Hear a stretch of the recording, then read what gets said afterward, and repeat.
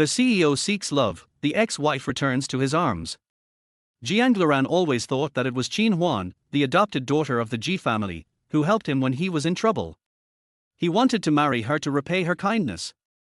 However, Ji Hanyor, the legitimate daughter of the Ji family who had always been infatuated with him, intervened and forced him to marry her. After the marriage, he was jealous of Qin Huan. He ignored the sisterly relationship and deliberately delayed the treatment time and refused to donate a kidney, which led to Qin Huan's death. Chapter 1: The Unforgettable Past. Bang Tilder. Ji Hannuo was thrown violently into the air, her back hitting the edge of the bed. The sharp pain immediately spread to the tips of her limbs, and her fingers instinctively curled back as she whimpered, muttering through her gritted teeth. It hurt so much. She lifted her head, tears blurring her vision. All she could see was the towering figure walking toward her, and the dark eyes filled with a strong, unmistakable disgust. She closed her eyes. "You're really good at pretending now, huh?" Jiang Luran sneered, slowly crouching down. His index finger paused in the air for a moment before gently wiping away the damp edge of Ji Hannuo's eye. Ji Hannuo trembled as she crawled back, shaking her head with wide eyes. "I didn't." Jiang Luran smirked, and suddenly, his fingers tightened. With a flick of his wrist, he grabbed her collar and tore it off. "Please don't." Ji Hannuo screamed, clutching at the torn fabric, trembling. I'm sorry." "Why didn't I hear a single sorry when you deliberately killed Qin Huan?" Jiang Luran said coldly. The past resurfaced, and Ji Hannuo was forced into a corner, covering her face in despair. "I didn't kill anyone. Qin Huan, her sister, had a terminal illness and needed a bone marrow transplant. But Ji Hannuo didn't make it in time on the transplant day, making a huge mistake, though it was not intentional. She was kidnapped right after she left, and even if she told the whole truth, Jiang Luran would never believe her. You did it, you caused it. And until now, you still want to wash your hands of it. Why should you feel wronged?" Jiang Luran's eyes narrowed slightly, and as they landed on the tears on her face, he immediately felt intense disgust. Tear tilde. Finally, all the remaining fabric was ripped apart. Ji Hannuo suddenly stood up, running toward the door with her weak legs, clutching tightly at the last piece of fabric across her chest. Her arm was grabbed firmly, and her body lost balance, flung toward the bed. "Ar!" She panicked and whispered, "Jiang Luran, I didn't want to see Qin Huan die, I was. Do you know how disgusting it is to hear her name come from your mouth?" He grabbed her chin and pushed her forward. The sobs erupted from her throat. "Jiang Luran," she said again, just a name, but all the grievances, insecurity, fear, pleading, and hope exploded at the end, scattering like stars in the air. Jiang Luran squinted, cursing inwardly. Damn. I was almost fooled by this woman's pitiful act. Save your energy, it won't work. Stop acting. He struck hard. Ji Hannuo's vision became blurry, her stomach churning, suddenly swelling, and her mouth filled with sourness. She had been kidnapped and locked up for 3 days. Apart from drinking water, she hadn't eaten anything, and now she was here, sharply questioned by Jiang Luran. All she felt now was the cramping pain in her stomach. Ji Hannuo, eyes closed, barely able to breathe, recoiled suddenly, her consciousness fading, and her vision turning black. Jiang Luran felt the person beneath him suddenly stop, loosening his grip. His brows furrowed. Ji Hannuo. He opened his mouth and coldly made a call. The person beneath him remained still, her delicate fingers lying beside her, completely limp, with only the tears at the corners of her eyes still flowing. Jiang Luran stared at her for a long time before he suddenly stopped, stood up, and turned to leave. But his footsteps paused again. Damn it, don't let me catch you lying again. He gritted his teeth and turned back. Bending down, he scooped Ji Hannuo up from the bed, tossed her back onto it, and pulled the blanket over her roughly before turning to leave. Get her some food. His low voice echoed in the hallway, followed by the sound of retreating footsteps. Yes, sir. The servant lowered his head, his eyes only daring to look timidly at the ground. Jiang Luran returned to his room, turned, and gently pressed the secret door button. The wall slowly split into two and moved backward. He entered, reaching for the iron box on the secret room table and gently tapping it. He rarely touched what was inside the belongings of Qin Huan. He could clearly sense how many items were in there, even with his eyes closed. Her favorite pendant, her diary, the earrings and necklace she often wore, and a bank card she had kept for a long time. But with her departure, these items had gradually lost their warmth, sealed inside the iron box. When touched, they were like a sharp knife in the heart of the living, always cutting deep and drawing blood. Jiang Luran's gaze darkened. He used his slender fingers to open the box and took out the diary. The diary was filled with many words. At first glance, it seemed like the mood of most people, a running account, but more, it was a name. Jiang Luran reached out and traced the words, Jiang Luran, in the diary. His heart stirred slightly. There shouldn't be anyone in the world more handsome than Jiang Luran, right? God, I just want to look at him for a lifetime. Luran gave me tickets for today's concert. I'm so nervous. Luran? Jiang Luran read line by line, lips pressed together until he reached the last page, when his lips finally parted. October 16th. The weather is nice today, so I'm going shopping with Han Nuo. This guy is so absorbed that I always feel like she's not going on the right path. She always manages to fool me, like a deeply hidden card. In the past, to skip class, this girl, Ji Han Nuo, always left me, pretending her legs hurt or making up excuses like a car accident. She really almost defeated me. A few days ago, at Uncle G's birthday party, she pretended her stomach hurt and escaped, har har har. Jiang Luran's fingers tightened around the edge of the diary, suddenly throwing it out and covering it. Bang. The sound shook the entire room. He squinted and turned toward the door. The flames of anger began to burn from his eyes, and Ji Han Nuo's unconscious face appeared in his mind, a cold sneer curling at the corner of his mouth. Very good. Ji Han Nuo, time and again deceiving me, time and again challenging my bottom line. I was wrong, and over again, a woman has tripped me up. Jiang Luran turned and quickly walked to Ji Han Nuo's door, kicking it open. The door slammed against the wall, shaking violently, causing a pair of hands holding a bowl of porridge to tremble. Ji Han Nuo looked up in a daze, fear starting to spread from her eyes. She had just woken up, and the servant had brought her porridge, but before she could take 2 sips, what was happening now? Jiang Luran's gaze swept down, watching Ji Han Nuo sitting on the bed, fury exploding from his eyes. Why didn't you faint when I left? As he approached, a storm was about to break. Ji Han Nuo's face turned pale, her lips moving uncontrollably. She was about to speak when suddenly, the bowl of porridge in front of her was thrown out with force. Crash! The shards scattered all over the floor. Chapter 2, The Divorce Agreement. Ji Hano looked up, not understanding his madness, but the questions always hovered between her lips and teeth, and she didn't dare speak them out loud. She knew her current position, she had no right to resist or question him. Some hot porridge splashed onto her hand, and Ji Hano silently picked up a piece of paper, gently wiping away the red, swollen skin that had been burned. Suddenly, Jiang Luran exploded, pressing her body onto the bed, lowering his head to kiss her lips. This kiss was hard to call a kiss, it was enough to bring both pain and a strange thrill. Why? She struggled to speak, but the words broke off mid-sentence, and she couldn't finish the thought. He kissed her deeply, forcefully pressing the back of her head, as if trying to push her down and devour her, his actions far from gentle. Ji Hano tugged at the bedsheet, kicked her legs, trembling with fear. She let out a scream from her throat, but it sounded more like a moan of allure. Jiang Luran, with his black eyes, suddenly pushed her away, stood up, and stared at her in the dark.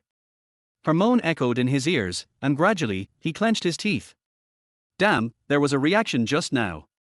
Tomorrow, I'll have my lawyer send you the divorce agreement. You better prepare yourself, because... He paused, a cold smile spreading across his face. This is just the beginning.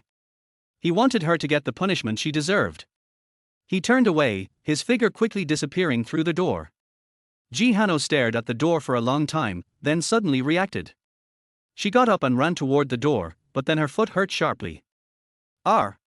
She looked down, glass shards were embedded in her flesh, and blood immediately flowed from the bottom of her foot to the floor. Ji Hano gritted her teeth, enduring the pain, standing up, stumbling, and shouting, Luran. Jiang Luran ignored her and walked straight ahead. Luran, believe me, I didn't mean it. I won't agree to the divorce. Luran? Ji Hano quickened her pace, getting closer to the stairs, but she accidentally missed a step, and her last words were cut off. Jiang Luran didn't turn around and walked out the door. "Miss Ji!"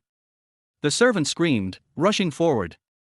Jiang Luran paused for a moment, frowned, closed his eyes, and lifted his leg, throwing everything behind him.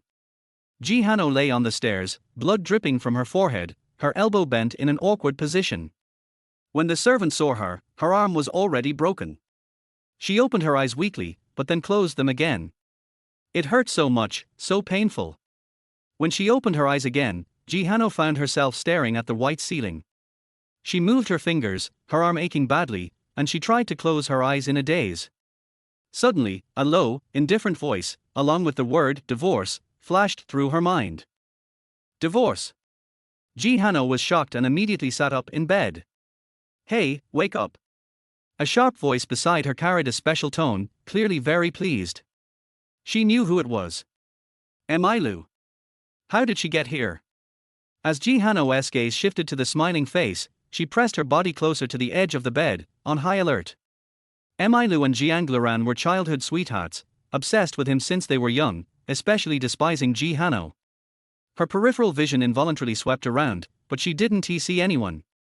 Still looking for someone. Emailu laughed. "You don't expect Luran to come see you, do you?" Ji Hano lowered her head and remained silent, trying to brush it off. Emailu narrowed her eyes, and her voice suddenly turned cold. "Some people should stop being so ignorant, obsessing over things that don't belong to them. A toad wanting to eat swan meat. Dream on, a pheasant can never turn into a phoenix."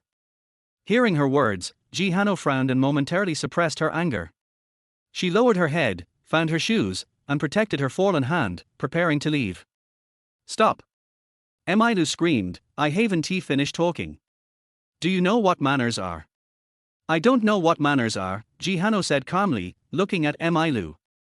"But I do know that slapping someone in their hospital room and then clinging to the owner of the room is extremely disgusting." "You?" Emailu was furious. Ji Hano looked up fearlessly at her. In this world, other than Jiang Luran, she feared no one else. At that moment, the door sounded with a few knocks before it opened, revealing a bespectacled face. "Hello, Miss Ji Tilder." Ji Hano looked at him coldly, suddenly recalling his identity, Jiang Luran's assistant. "Hello." She looked down at the paper he was holding, and her heart skipped a beat. No, this can't be. She was in the hospital. Jiang Luran shouldn't be this cruel. Ji Hano tried to force a smile, but she couldn't manage it. Her fingers gripped her clothes tightly, her eyes fixed on the assistant's face, afraid that he might say something she didn't want to hear. "Mr. Jiang asked me to give this to you."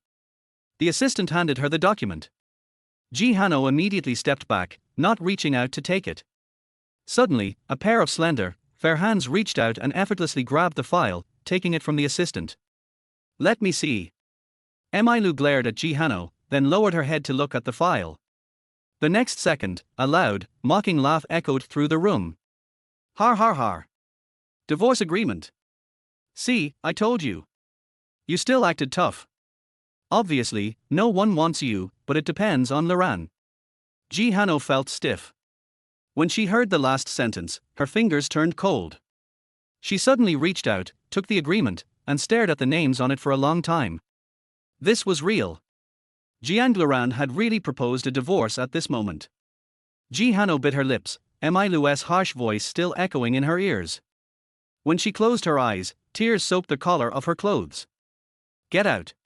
She spoke, her voice hoarse, but unexpectedly calm.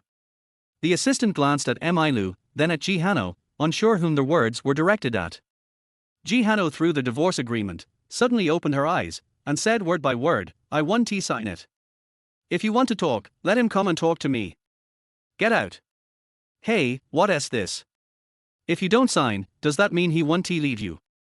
Emailu sneered, giving her a look of disdain, then walked toward the door. "Let us see what your identity will be in front of us, pathetic."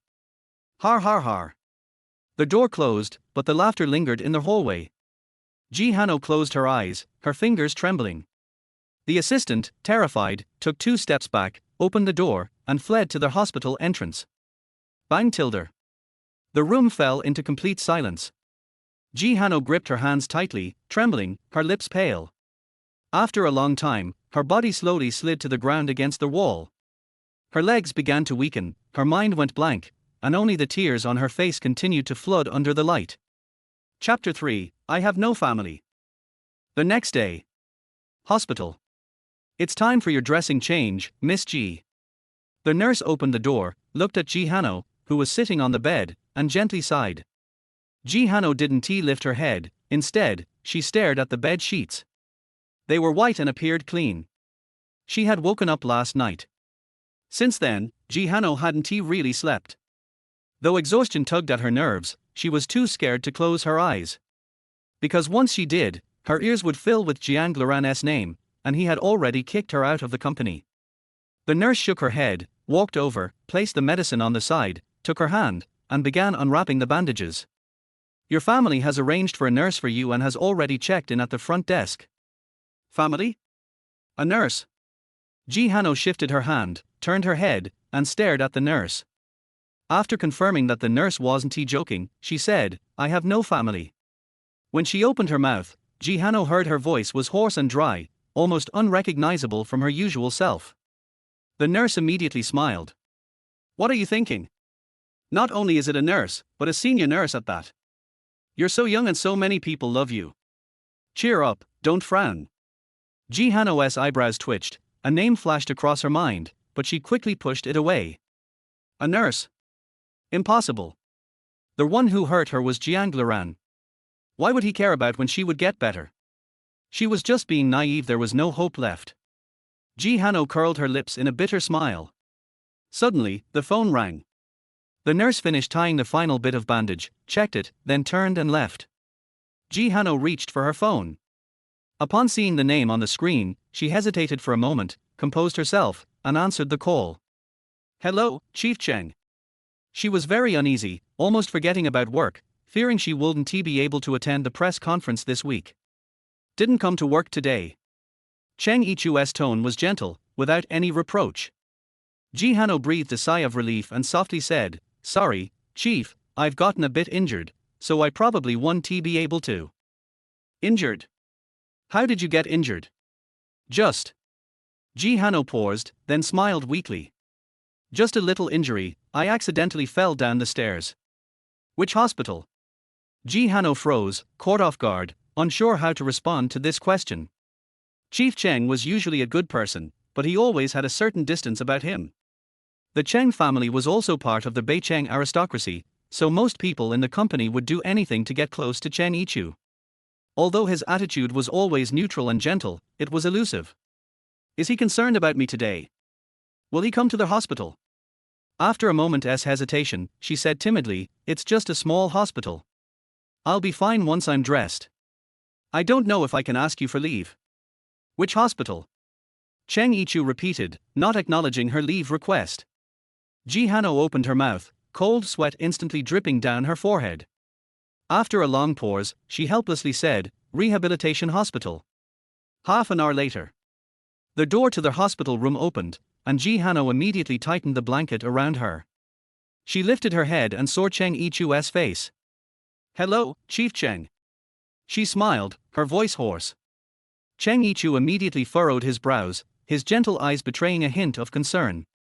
The lines of his facial features were unexpectedly soft, giving the feeling of a spring breeze when looking up at him.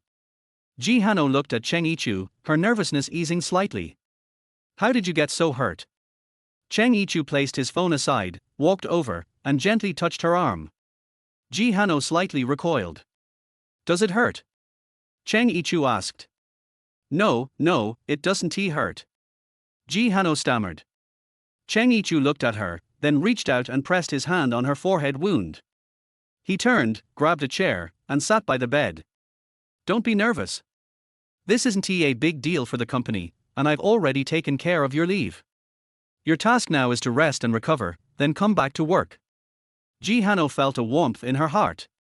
So this week? The press conference is fine, I'll send someone in your place. Ji Hano suddenly smiled, her brows curving. Thank you, Chief Cheng. Forget it, don't thank me. Aren't you going to tell me how much this arm hurts? Cheng Yichu's eyes subtly moved, fixing on her forehead. Ji Hano immediately instinctively reached out and pressed on the scar on her head. It was the scar she got when she fell down the stairs that day. The doctor said the wound would likely leave a scar. Seeing her actions, Cheng Yichu understood her reluctance, knowing it would be hard to ask any further questions. So, he stopped probing, watched her close her eyes, and casually pulled the blanket over her, saying, "I have a better scar cream, I'll send it to you tomorrow. Just focus on getting better, don't worry about anything else." As he spoke, he stood up. Ji Hano was stunned for a moment. She was so grateful, unsure of what to say, but suddenly her nose felt a little sour. She had been hurt and sent to the hospital, yet Jiang Luran didn't care, not even sending a secretary to check on her. The only person concerned about her injury was her boss. "I'll leave now." Cheng Yichu noticed the tears pooling at the corner of her eye and suddenly felt an emptiness in his chest. He pressed his lips together, turned, and left. In the following days, Cheng Yichu would take the time to come by, sometimes bringing bone soup, other times various supplements and medicines. Ji Hano slowly started to feel better, her mood lifting. 3 days later. "Hey." The door to the hospital room opened. "What did you bring me today, Chief Cheng?" Ji Hano lifted her head and smiled, joking in his tone. When she saw who it was, she suddenly stopped talking, trembling. Jiang Luran leaned against the door, his sharp features unchanged. His eyes darkly fixed on Ji Hano, watching her smile spread and fade, her expression completely changing within seconds. "What's wrong? Are you disappointed because you didn't see the person you wanted to see?" Jiang Luran kicked the door open, walked in, and spat out words through clenched teeth. Ji Hano stood frozen in place for a moment. Her eyes kept darting from his fine trousers to his pitch-black pupils, afraid she was imagining things, fearing it was an illusion born from her desperate longing. "Jiang Luran," she said slowly, holding back her emotions. "Why are you here? If I didn't come, how would I know how lonely and unloved you are, that you need to flirt in a hospital room? Who do you want to kill this time?" His voice was cold and sharp, each word dripping with indifference and mockery, piercing Ji Hano's ears and reaching into her heart. "Jiang Luran, do you have to crush me before giving up on me? Why?" Ji Hano suddenly looked up, clenched her teeth, and tears immediately streamed down her face, drop by drop. Chapter 4 He is kind. Jiang Luran's pupils shrank, and as he made eye contact with Ji Hanyor, the feeling of irritation in his heart suddenly became stronger. "I say, I don't want to be pitted." He walked closer to her, put her hands on the bed, and then pressed them on her legs. "In order to become Mrs. Jiang, you used all means and painstakingly killed Qin Huan. Then, knowing that this position was not guaranteed, you quickly found a good next employer. Aren't you too anxious? Let go." Ji Hanyor couldn't bear it anymore, so she kicked hard. Jiang Luran was caught off guard and was kicked. His eyes immediately burned with anger and he grabbed Ji Hanyor. "What are you doing?" Ji Hanyor screamed. "Wouldn't you like some fun stuff in the ward? Just in time, and I'll teach you how to be more exciting." "Jiang Luran, you're crazy." Ji Hanyor struggled, his legs trembling. Worried that Jiang Luran would really go crazy and do something, he warned in a low voice, "This is a hospital. What's wrong with the hospital? Don't you know what you did in the hospital?" At this time, the chaste heroine is no longer working. Jiang Luran reached out to pull her clothes, with a wicked smile on his face. "You crazy pervert! You're a psychopath!" Ji Hanyor roared and resisted with all his might. The wound suddenly tore apart, the pain was unbearable, and cold sweat oozed out instantly. Jiang Luran's eyes changed, he let go, and looked at her arm with a frown. Ji Hanyor was gasping for breath. The cold sweat on her face had gathered into tiny drops of water. Her entire face had lost its color. Her uninjured hand was trembling, and she was twitching on the bed sheets. "Jiang Luran." She raised her head and said through clenched teeth, "Why don't you just kill me?" Jiang Luran, with a gloomy face, immediately turned around and rang the doorbell. Ji Hanyor lay on the bed with her eyes closed. Her hands and feet were weak and she didn't intend to struggle anymore. She thought Jiang Luran would continue to do what he wanted to do indifferently, but after a while, she heard the footsteps of a nurse rushing in. When I opened my eyes, there were only a few nurses left in the room. "What's wrong?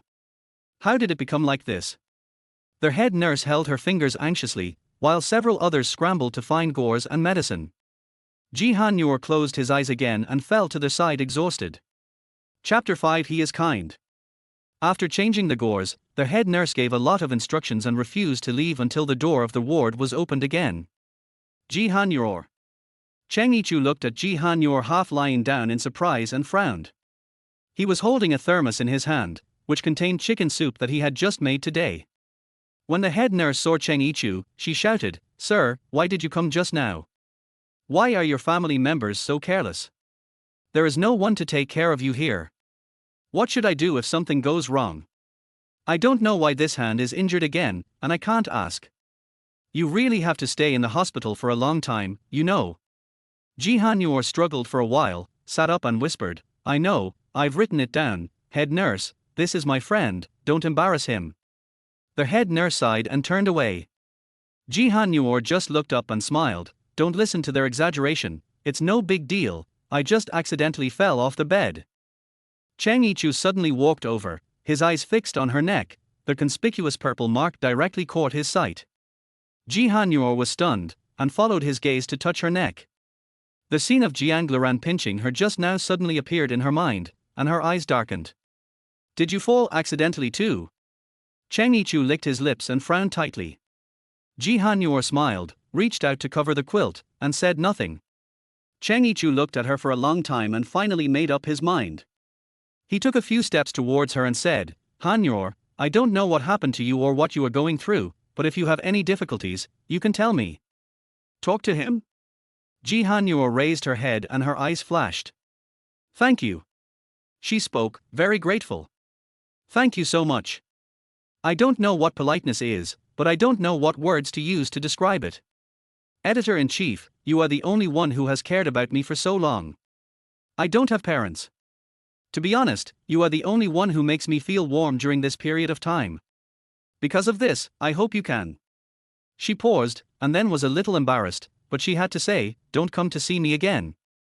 This injury will heal soon. As for other things, I can handle it myself. Don't worry." Cheng Yichu frowned, "This is just a friend's concern, isn't it?" Ji Han-yor was shocked by this and looked up at Cheng Yichu in confusion. Cheng Yichu immediately retracted his gaze and realized his gaffe. He spoke for a long time, "What I mean is that you don't have to worry about any negative impact on me.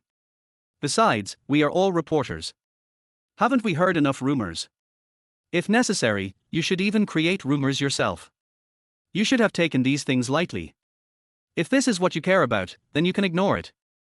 Ji Han-yor was speechless. Cheng Yichu guessed what she was thinking, he was very kind.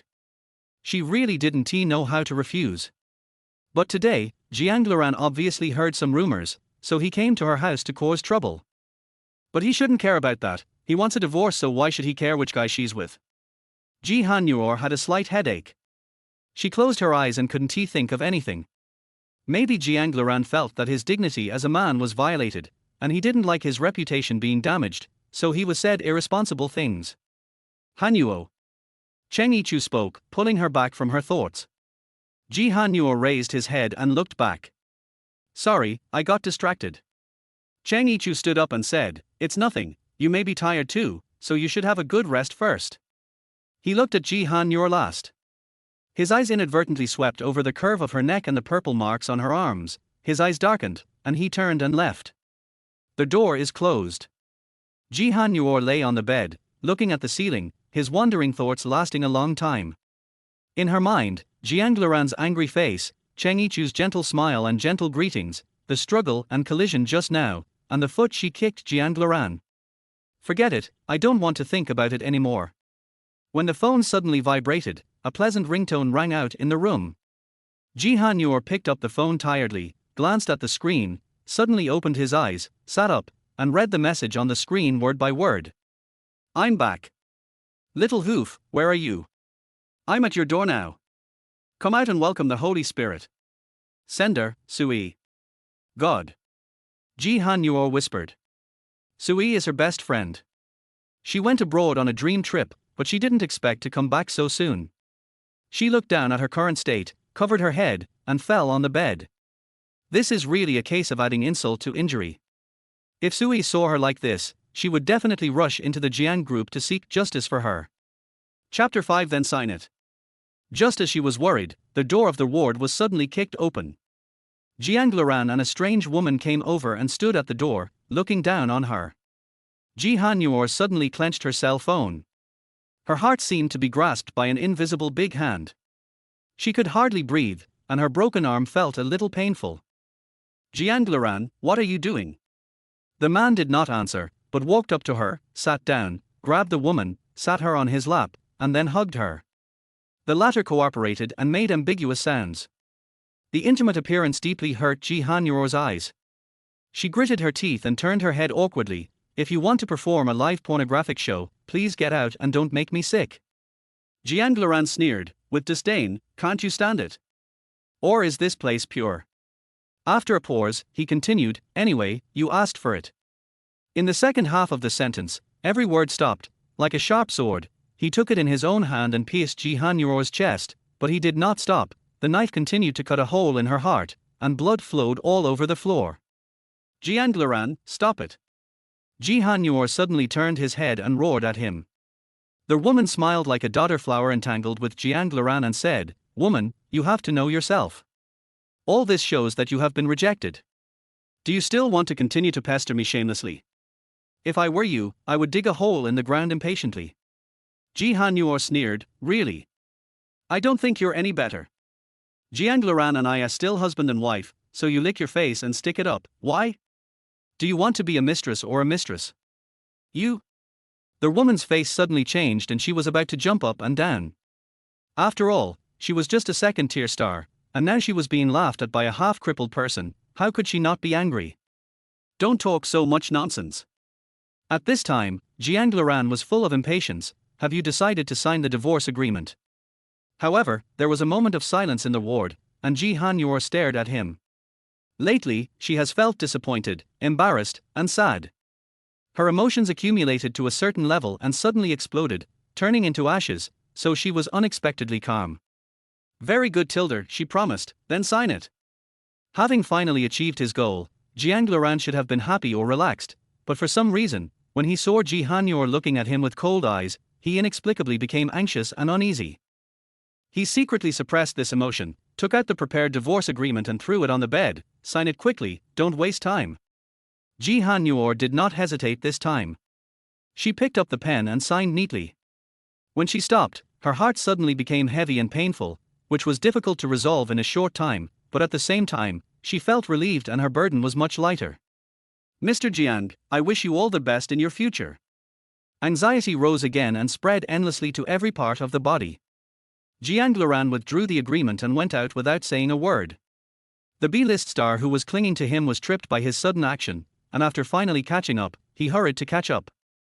Watching them leave, Ji Hanyor stared at the door for a long time, picked up his phone, clicked to open the message record and made a call.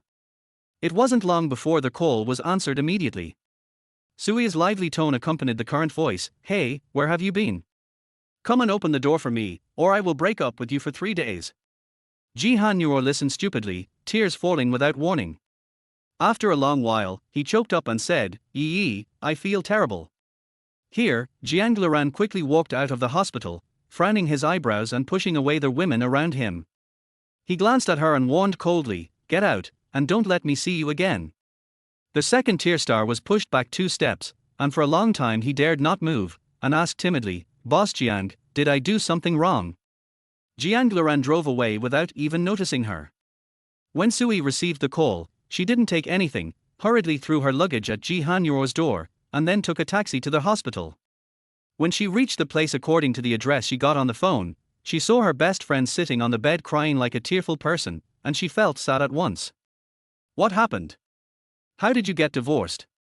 Sui said, walking over and holding the person in her arms, carefully so as not to hurt her arms.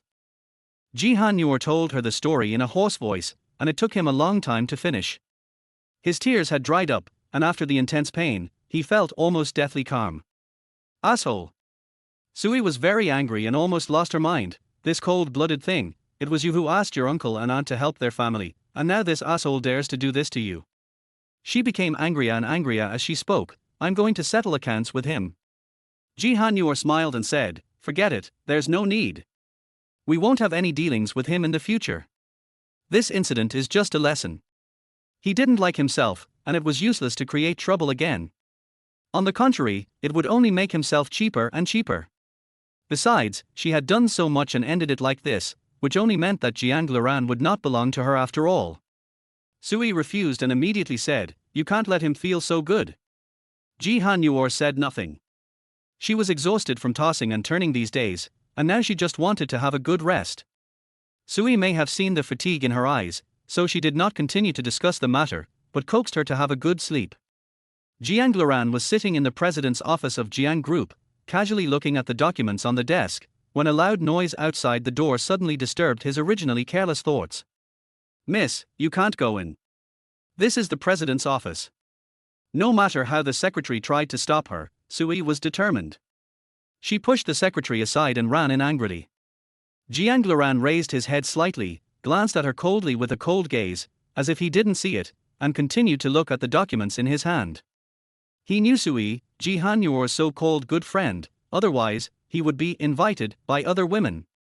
"Jiang Luran, you have made Hanyor like this, and you still have the heart to do your own thing here." Sui suddenly became very angry when she saw that he looked as if nothing had happened. "What do you think I should do?" Jiang Luran opened his lips slightly, and in Mo Yu's eyes, he was completely calm. "Should I accompany her to the hospital day and night? Cry for her for 3 days and 3 nights? Then kneel in front of her and confess, thanking her for killing her sister, right? You're going too far." Sui bit her lower lip and thought, why is this guy talking so harshly? Hanyor went to the hospital because of you. Don't you feel guilty at all? Chapter 6 I Never Want to See You Again. Jiang Luran was sitting in the president's office of Jiang Group, casually looking at the documents on the desk, when a loud noise outside the door suddenly disturbed his originally careless thoughts. "Miss, you can't go in. This is the president's office." No matter how the secretary tried to stop her, Sui was determined. She pushed the secretary aside and ran in angrily. Jiang Luran raised his head slightly, glanced at her coldly with a cold gaze, as if he didn't see it, and continued to look at the documents in his hand. He knew Sui, Ji Hanyor's so-called good friend, otherwise, he would be invited by other women. "Jiang Luran, you have made Hanyor like this, and you still have the heart to do your own thing here." Sui suddenly became very angry when she saw that he looked as if nothing had happened. "What do you think I should do?" Jiang Luran opened his lips slightly, and in Mo Yu's eyes, he was completely calm. "Should I accompany her to the hospital day and night? Cry for her for 3 days and 3 nights? Then kneel in front of her and confess, thanking her for killing her sister, right? You're going too far." Sui bit her lower lip and thought, why is this guy talking so harshly? "Hanyor went to the hospital because of you. Don't you feel guilty at all?" Jiang Luran didn't laugh, he just thought her words were ridiculous. The most guilty person is her. When she killed Qin Huan, she didn't feel guilty at all. "Enough, why are you dwelling on this issue?" Sui couldn't help but interrupt him. "You've known her for so long. You know very well what kind of person Hanyor is. With her character, she would never think of destroying others, let alone her sister. There must be other reasons. I'm sorry, I didn't know what kind of person she is, but now it seems a little clear." Jiang Luran's tone was cold as ice. Yes, although he and Ji Hanyor had known each other for a long time, he didn't know what Ji Hanyor liked, and he had never thought about getting to know this woman. Sui was quickly blown away by his words. "Jiang Luran, you are such an ungrateful bastard. You knelt down to ask Hanyor for help from her parents. If it weren't for Hanyor, do you think you would still be here today? What did you say?" Jiang Luran thought he had heard wrong. Did Ji Hanyor ask her parents for help? At that time, Jiang's group was on the verge of bankruptcy due to lack of funds. Later, Qin Huan asked Ji Hanyor's parents to provide him with funds, and then it continued and achieved today's achievements, which Qin Huan said himself. Qin Huan has lived in Ji Hanyor's home since she was a child and has a close relationship with Ji Hanyor's parents and family, so Jiang Luran believed her words without hesitation at the time. He never believed that Qin Huan would lie to him. "You don't know." Sui thought he was pretending and suddenly became even angrier. "Don't pretend here. It's a pity that she worked so hard in vain, but she saved such an ungrateful person." Jiang Luran snorted coldly, and he still didn't believe it from the tone, for your so-called best friend, you made up such a heartless lie, aren't you afraid of retribution? As expected, birds of a feather flock together. This woman is full of lies, just like Ji Han-yor. Do you think I'm crazy and would lie to you? Sui suppressed the urge to rush up and slap him, but when she thought about it carefully, Han-yor might not have told him at all.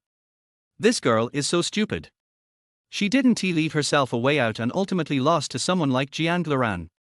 However, even though Jiang Luran said he didn't believe it, he still wanted to believe it in his heart. Qin Huan was too proud.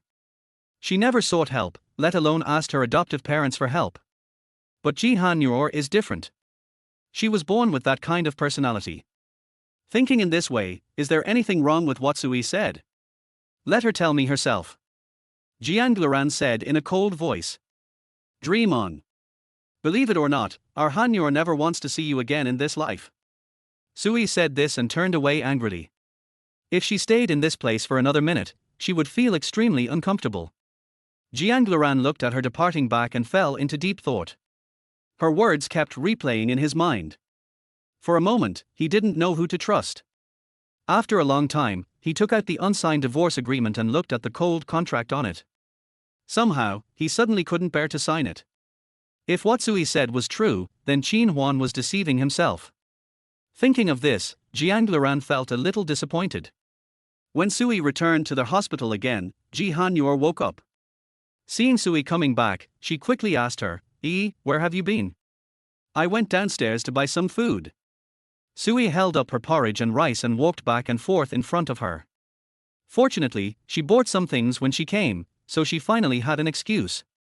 Before Ji Han-yor could speak, Sui brought her some hot porridge. Your favorite rice porridge, but I think it's too bland, so I bought some bone soup. You are so nice. Looking at so much food in front of him, Ji Han-yor couldn't help but feel a lump in his throat. She was still happy, at least his best friend and boss cared about him. Eat quickly. Sui smiled and felt a little uncomfortable watching her eat the porridge slowly. The reason she didn't mention Jiang Luran was because she was afraid that she would be sad. She could secretly teach this scumbag a lesson. Han-yor, I didn't expect you to eat today. It seems like I came here in vain. Just then, a very pleasant male voice slowly sounded outside the door. When I looked up, it was Cheng Yichu. Sui saw the sword-like eyebrows of the man in front of him, and also saw the thermal insulation box in his hand. Obviously, he came to bring food to Han-yor. So she couldn't help but deliberately ask, Han-yor, who is this handsome guy? Don't talk nonsense, this is my boss, Editor-in-Chief Cheng, Ji Han-yor quickly explained, and then introduced him to Cheng Yichu. This is my good friend, Sui. Boss. Sui felt that the way the boss looked at Han-yor was a little unusual. Hello, Miss Sui. Cheng Yichu's lips curled up slightly as he greeted Sui politely. Sui quickly giggled, oh, Mr. Cheng, it's so nice of you to personally deliver meals to the employees. If I had such a good boss, I would like to work 365 days a year. Ji Han-yor felt a little embarrassed when he heard this, and Cheng Yichu broke the joke in time. This is natural. Only when the injuries of the employees recover soon can they work better for me. Yes, Mr. Cheng is usually very friendly to his employees. Ji Han-yor quickly interrupted. Han-yor, since your good friend is here to take care of you, I will go back. Chapter 7, Work Hard. Cheng Yichu realized that he was a little embarrassed here and asked to leave. After that, she put the thermos bucket in his hand aside and said, this is the pork rib soup I made. If you can still eat more, drink some. If you can't eat more, don't drink it. Editor-in-Chief, I'm sorry to trouble you. Ji Han-yor felt too embarrassed. Don't say such polite words. I just like to care about my subordinates. Cheng Yichu's voice was gentle. Ji Han-yor looked up and smiled at him. Yi is back. Starting tomorrow, you don't have to come to the hospital every day. After all, he is the editor-in-chief and has a lot of things to do. How can he worry about me every day? Okay, don't rush to come to work. Take care of your health first. I'll leave first. After saying this, Cheng Yichu left reluctantly. When he walked to the door, he did not forget to look back with longing before leaving. Hey, Han-yor. After Cheng Yichu left, Sui began to ask Ji Han-yor, tell me honestly, what is your relationship with Mr. Cheng? Don't say anymore, it's just the relationship between a boss and subordinates. Ji Han Yuro's tone was very natural. Sui didn't believe a word of it. No, why do I feel like Mr. Cheng seems to care about you a lot? That's natural. If I don't get better soon, who will work for him? Ji Han Yor looked into Sui's eyes, which were full of disbelief. Ji Han Yor argued, I didn't lie to you. I really have nothing to do with him. Okay. Realizing that Ji Han Yor was unwilling to bring up this topic again, Sui stopped talking. But Mr. Cheng is a very nice and gentle person, and he looks very rich. What have you been thinking about all day? Ji Han Yor reached out and tapped her head. Sui spat at her playfully, and when she laughed, she was still very happy. No, I just think that if you really divorce the scumbag Jiang Luran, Mr. Cheng is a good choice. I think he seems to be interested in you. Even if I get divorced, I don't want to find anyone. Ji Han Yor lowered his head slightly, with a hint of loss in his eyes. Yes, in a relationship, the person who gets hurt is always the one who pays the price. Yes, she still can't forget Jiang Luran, but she will still try to forget him. Since we have such knowledge, why bother? It is best to live alone. Although she is a little lonely, she is always relaxed and doesn't need to cry for anyone. If you don't have any ideas, forget it, har. Sui is a considerate and good friend who knows how to protect other people's feelings. Once she finds that the atmosphere is not right, she will immediately change the subject. What you want now is to be prepared for discharge quickly, and then, move to my apartment. The more she spoke, the more she felt for Ji Han Yor. She was abandoned and misunderstood by Jiang Luran, which led to her divorce. Now she didn't even have a place to live. It was really rare for a wealthy lady from the upper class to fall to this point. Yeah. Ji Han Yor nodded. For her, as long as she had a place to live, she was already satisfied. She was originally the daughter of the Ji group, but not long after her marriage, her parents died in a car accident. The property of Ji group was transferred to Jiang Luran. Now that she is divorced, Jiang Luran did not mention returning the property of Ji group to Ji Han Yor. However, Ji Han Yor didn't care much about it. Sometimes, having a large amount of wealth is not a good thing. Besides, she doesn't know much about doing business. Maybe it would be a better choice to give it to Jiang Luran. In the following days, under Sui's careful care, Ji Han Yor's health gradually improved and she moved into Sui's home. When she went out, she didn't bring anything with her, but Sui was very intimate and bought her daily necessities, pajamas, etc. On this day, Ji Han Yor stood at the door of Cheng Group, looking at this place that was once full of fighting spirit, and suddenly felt the hope of rebirth. She secretly swore in her heart that since her marriage had failed, she must make a name for herself in her career. So, she went in. As soon as I arrived at the editorial office, I started to greet my colleagues. Good morning, everyone. Oh, isn't this Mrs. Jiang? Long time no see. At this time, a sharp female voice sounded in her ears. The voice sounded strange and obviously hostile. Ji Han Yor ignored her and started cleaning her desk. Who knew that several female colleagues would immediately surround her as if they were watching a good show? What are you talking about? She's not Mrs. Jiang anymore. Don't flatter her, okay? Oh, I forgot, she has been abandoned by President Jiang. Don't say that. People are always unhappy because they have just been abandoned by President Jiang. You are the only one who is honest and likes to poke at other people's pain points. Bang! Ji Han Yor dropped the bag in her hand onto the table, and seemed to be unable to listen. What's your tone? President Jiang and I broke up peacefully. Please don't talk about who abandoned who casually. Who would believe you if you said that? A woman who looked sarcastic was still holding her back. Do you think you are still the eldest daughter of Ji's group? That's ridiculous. You are not even qualified to pour tea for CEO Jiang in your current position. So what? Jiang Luran and I are separated now. Please don't compare me with him. We have no relationship. Ji Han Yor tried her best to suppress the anger in her chest. She was afraid that if this woman continued to talk, she would not be able to help but want to beat her. The woman crossed her arms, squinted at her, and swayed beside her. If you were not unfaithful to your husband, why would Mr. Jiang abandon you for no reason? Unfaithful to one's husband. Oh, these for words again. These were the 4 words Jiang Luran said to her the most before the divorce. Apparently, she was already immune to them. I don't want to argue with you. Ji Han-yor sat down and tried to calm herself down. She didn't want to argue with a fool. I have to work now, please go back to your post. Besides, if you maliciously pry into and slander others' private lives, your own private life may not be much better. The woman was so angry that her face turned red. Maybe because she had no place to vent her anger, she pulled Ji Han-yor off the chair and said, Ji Han-yor, you shameless and vulgar woman, what qualifications do you have to criticize me? Let me go. She grabbed her hair, and Ji Han-yor couldn't get rid of it no matter what, so he had to yell at her to let go. This woman was so arrogant that she actually dared to do this to herself in public. It seemed that after she was no longer Mrs. Jiang, she could only become a small reporter who could be bullied by others. What can you do if I don't let go? This woman didn't want to let go. Let go. At this time, a cold but nice male voice came from behind them. Chapter 8, The Editor-in-Chief's Support Caused Trouble. The woman looked back and found that it was Cheng Yichu. She immediately panicked, quickly let go of her hand, and smiled awkwardly, Mr. Cheng, why are you here? Inspection work. Cheng Yichu glanced at her coldly. In fact, he had already seen the whole process of what had just happened.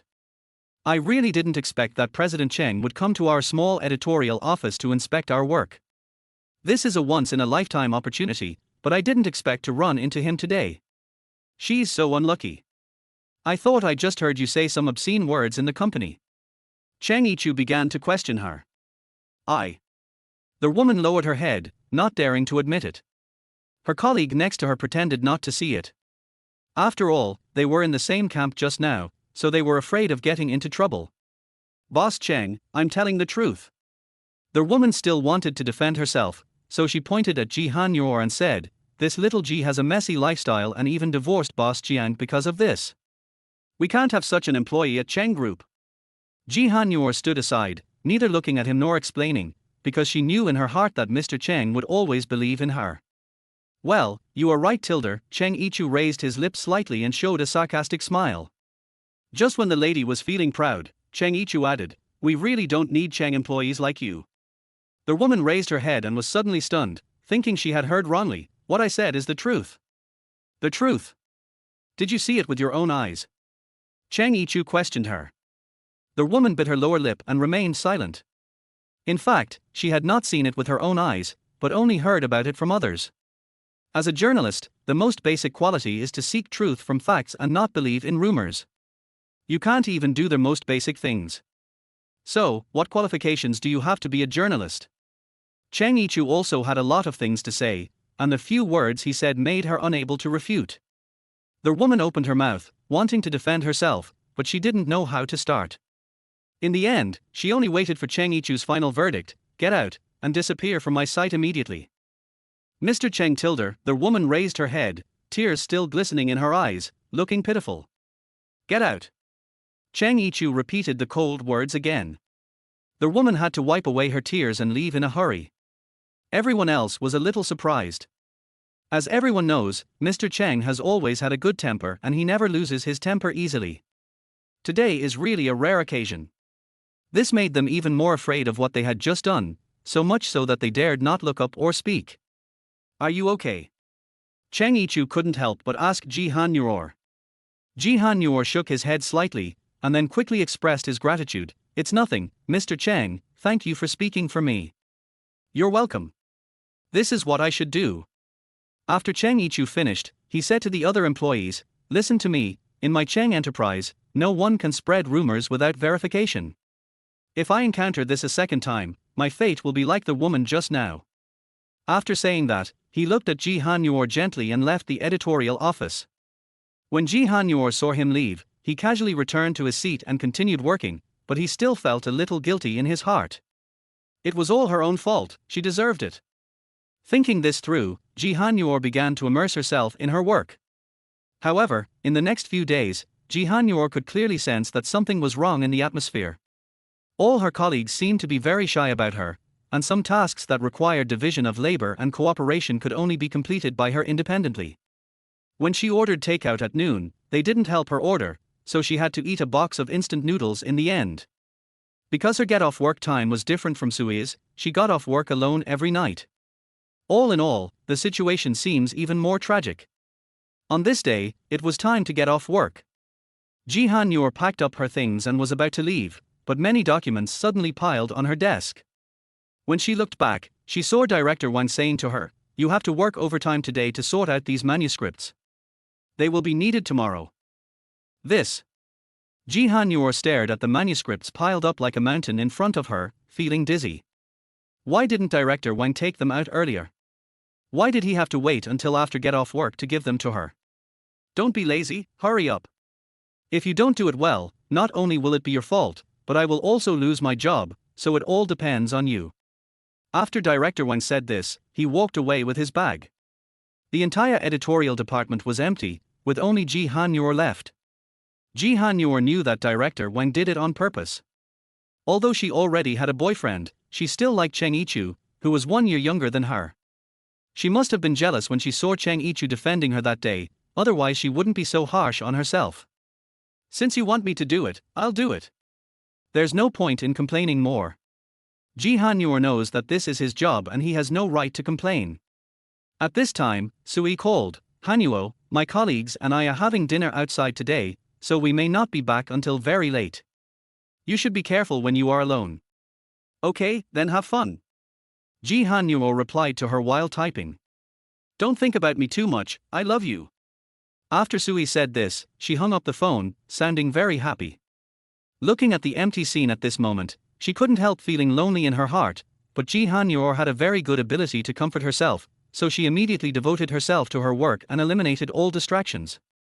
The clock on the wall kept ticking, and I didn't know how long it took, but all the manuscripts piled on the desk were finally finished. Ji Han-yor rubbed his dry eyes gently and looked at the time. It was almost 11 o'clock. Let's get off work. I packed my things, turned off the lights, and walked out of the empty company alone. It's pitch dark outside. Suddenly, she saw Cheng Yichu chatting and laughing with a few bosses not far away, and finally sent them to the car. It turns out that the editor-in-chief also works overtime until so late. When Ji Han-yor was thinking this in her heart, Cheng Yichu was already standing in front of her. "Han-yor, why haven't you come home yet so late?" "Oh, I worked overtime for a while, so I got home a little late." Ji Han-yor answered casually. "Are you hungry? Do you want me to take you to eat something?" "No, I'm not hungry." "Thank you, Editor-in-Chief." Ji Han-yor refused immediately. It was very embarrassing to be invited to dinner by the boss alone, and it always made people think about it. Cheng Yichu no longer insisted and asked, "Then I will take you back." Ji Han-yor shook his head and smiled at him. "No, I can get home quickly by taxi, so there is no need to trouble you." Chapter 9: Accepting another person. How can this be possible? Cheng Yichu was still worried about her going back alone. After all, it was so late and she was a woman. That would really trouble Editor-in-Chief Cheng. Ji Han-yor knew he couldn't refuse, so he could only agree with a smile. She followed Cheng Yichu timidly to a black Lamborghini.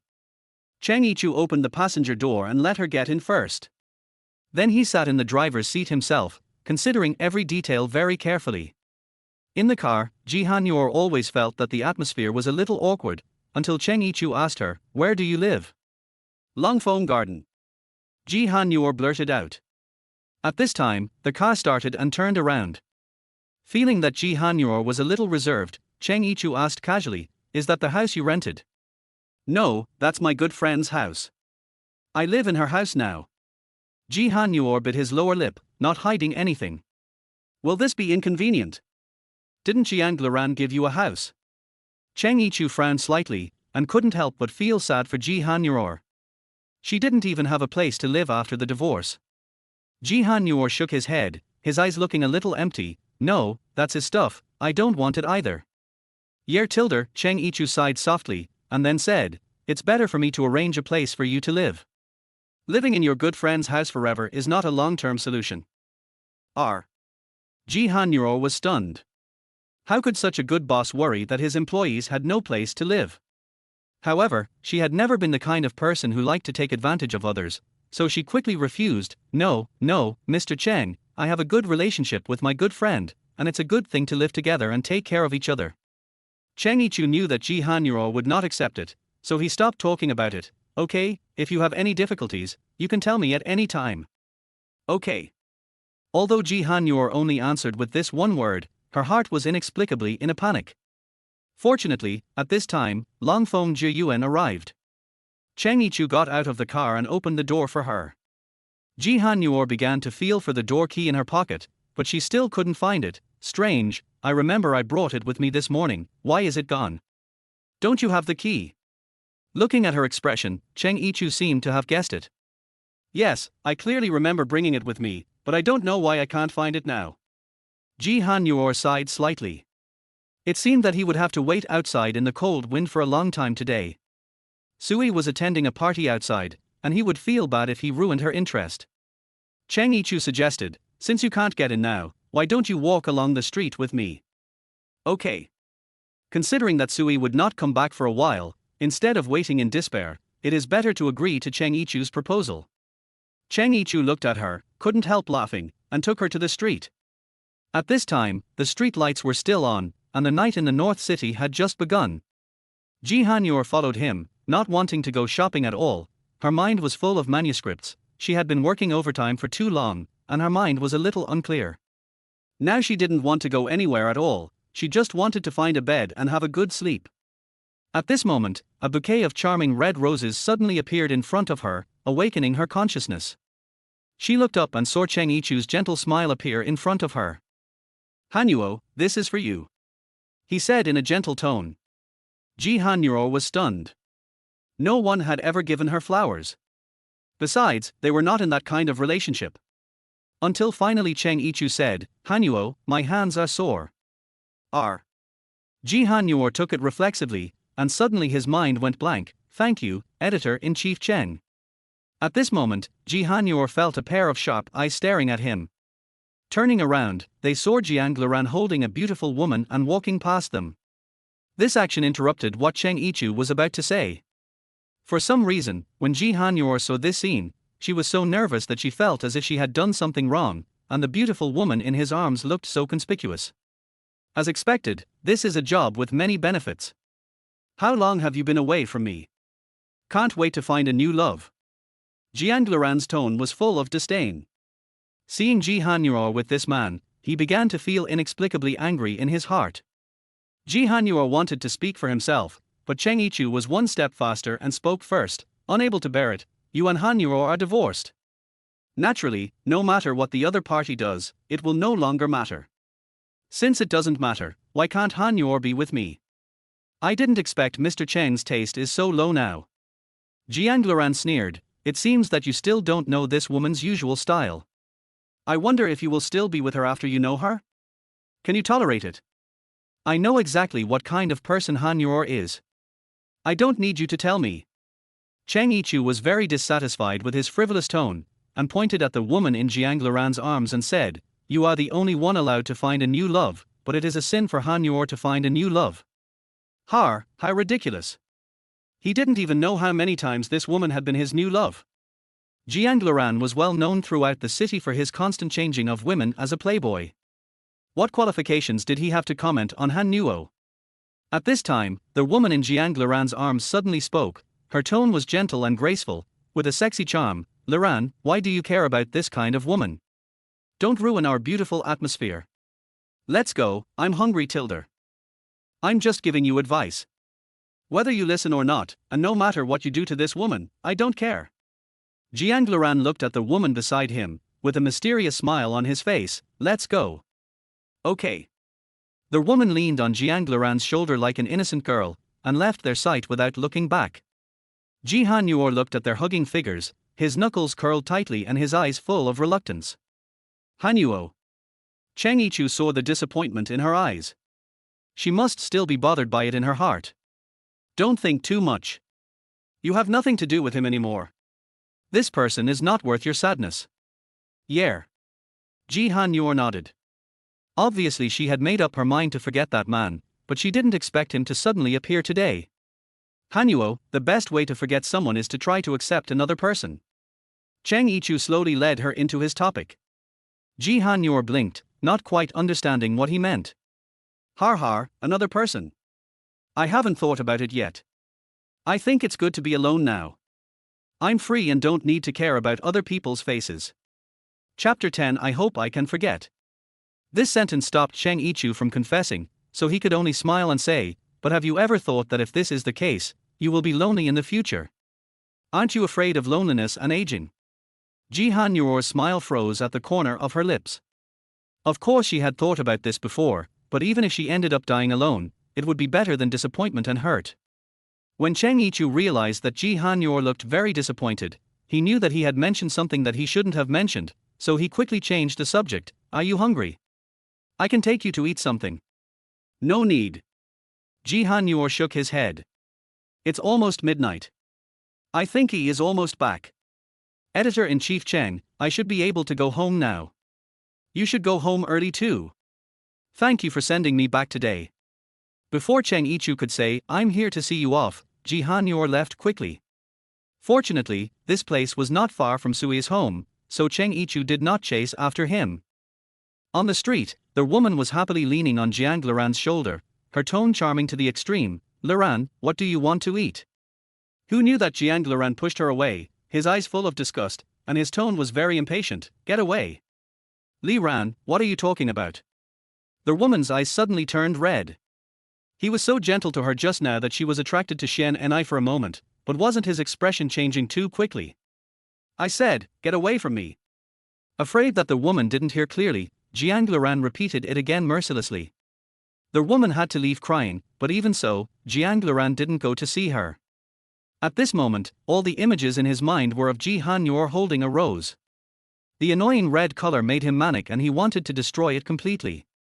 However, when he realized that the image could not be erased from his mind no matter what, it made him even more sad. Damn it! He really didn't expect Ji Han Yuor to have a new lover so soon, and it was his mortal enemy Cheng Group. She obviously wanted to let go of him, right?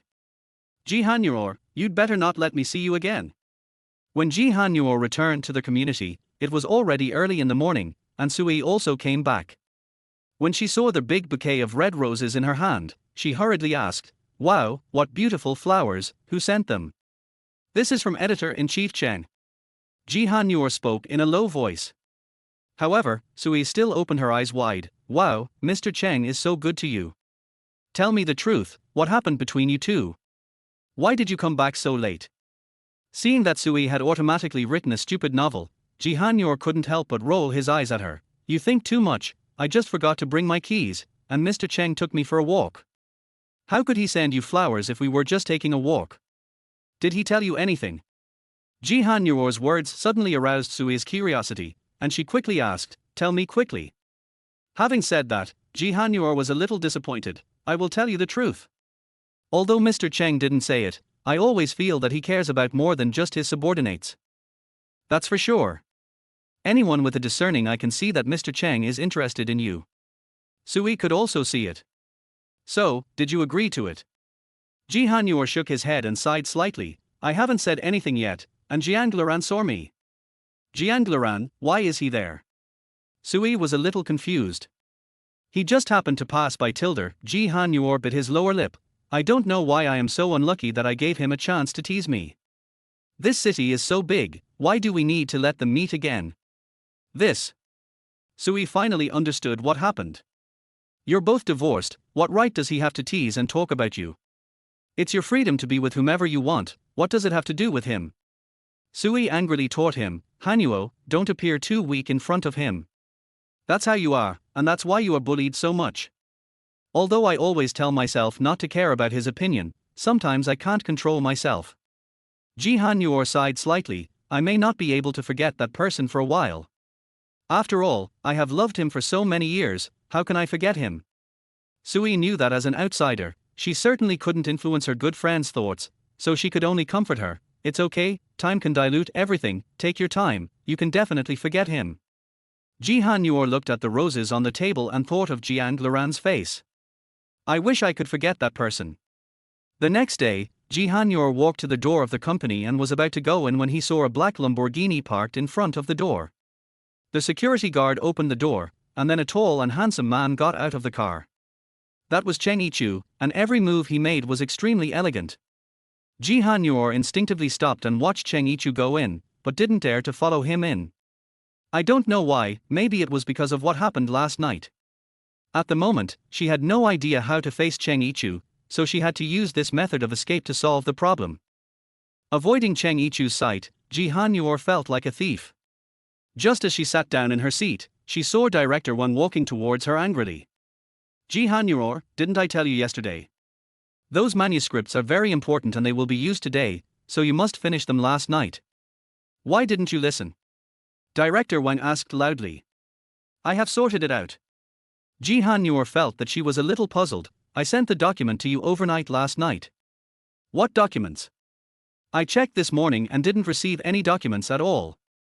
Director Wang stood in front of her with his arms folded across his chest, looking confused. How is this possible? I remember sending it at that time. Ji Han Yor looked incredulous. Was it because he worked too late yesterday and his mind was a little confused?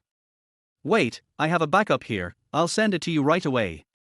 After that, she quickly turned on the computer and found her folder. But when she opened the folder, there was nothing inside, and Ji Han Yor suddenly paused. Where is my file? I clearly remember putting it on my desk yesterday. How come I can't find it? Ji Han Yor panicked. She quickly searched for the file but found nothing. Finally, she could only conclude that her computer had been emptied and the other party must have done it on purpose. Ji Han Yor. Director Wang couldn't help but speak. If you didn't do it, just admit it boldly. You're deceiving me now will only make me hate you even more. No, I finished it. Ji Han Yor quickly defended himself. I clearly finished it last night and saved it on the desktop. I don't know why there is nothing today. You have to believe me. Chapter 11 Jiang Liran, the Madman. How could there be nothing left? Can't you find a better excuse? Director Wang's face was full of doubt, but she was actually secretly happy in her heart, because it was she who cleared Ji Han Yor's computer and she just wanted to teach her a lesson. I'm telling the truth. Ji Han Yor clenched her fingers tightly. It didn't matter if she wasted her efforts, but the director still didn't believe her, which was disrespectful to her. Look at what you said. We are all colleagues. How could anyone touch your computer casually? Yang Sushi said with a sarcastic smile, instead of wasting time and energy on this kind of explanation, it is better to spend time thinking about how to remedy the situation more appropriately. Yes, this manuscript will be used today. I will take a close look at what you do next. A woman next to her also poured cold water on her and looked at Ji Han Yor triumphantly. At this moment, they were very happy, so even if they knew who did it, they would never say it. Ji Han Yor's fingers were tense. She knew that saying more now would only be a pale and powerless explanation. It was useless and could not erase her own mistakes. It is indeed my responsibility to lose these documents. Don't worry, Director, I will definitely hand in the manuscript before today. Are you sure? Director Yang Su still didn't believe it. That's a lot of manuscripts. Don't brag.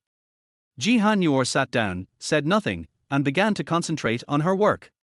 In fact, she knew very well that this must be Director Wang's conspiracy, but she had no evidence at all, so she could only bear it silently and swallow the grievance.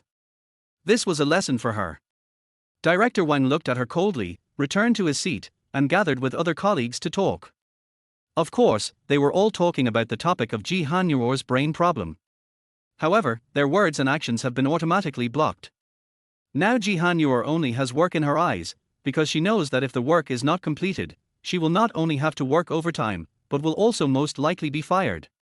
Ji Han Yor didn't even have time to eat lunch the whole day. She was busy with her work. Her colleagues left one after another, and she kept staring at the computer screen.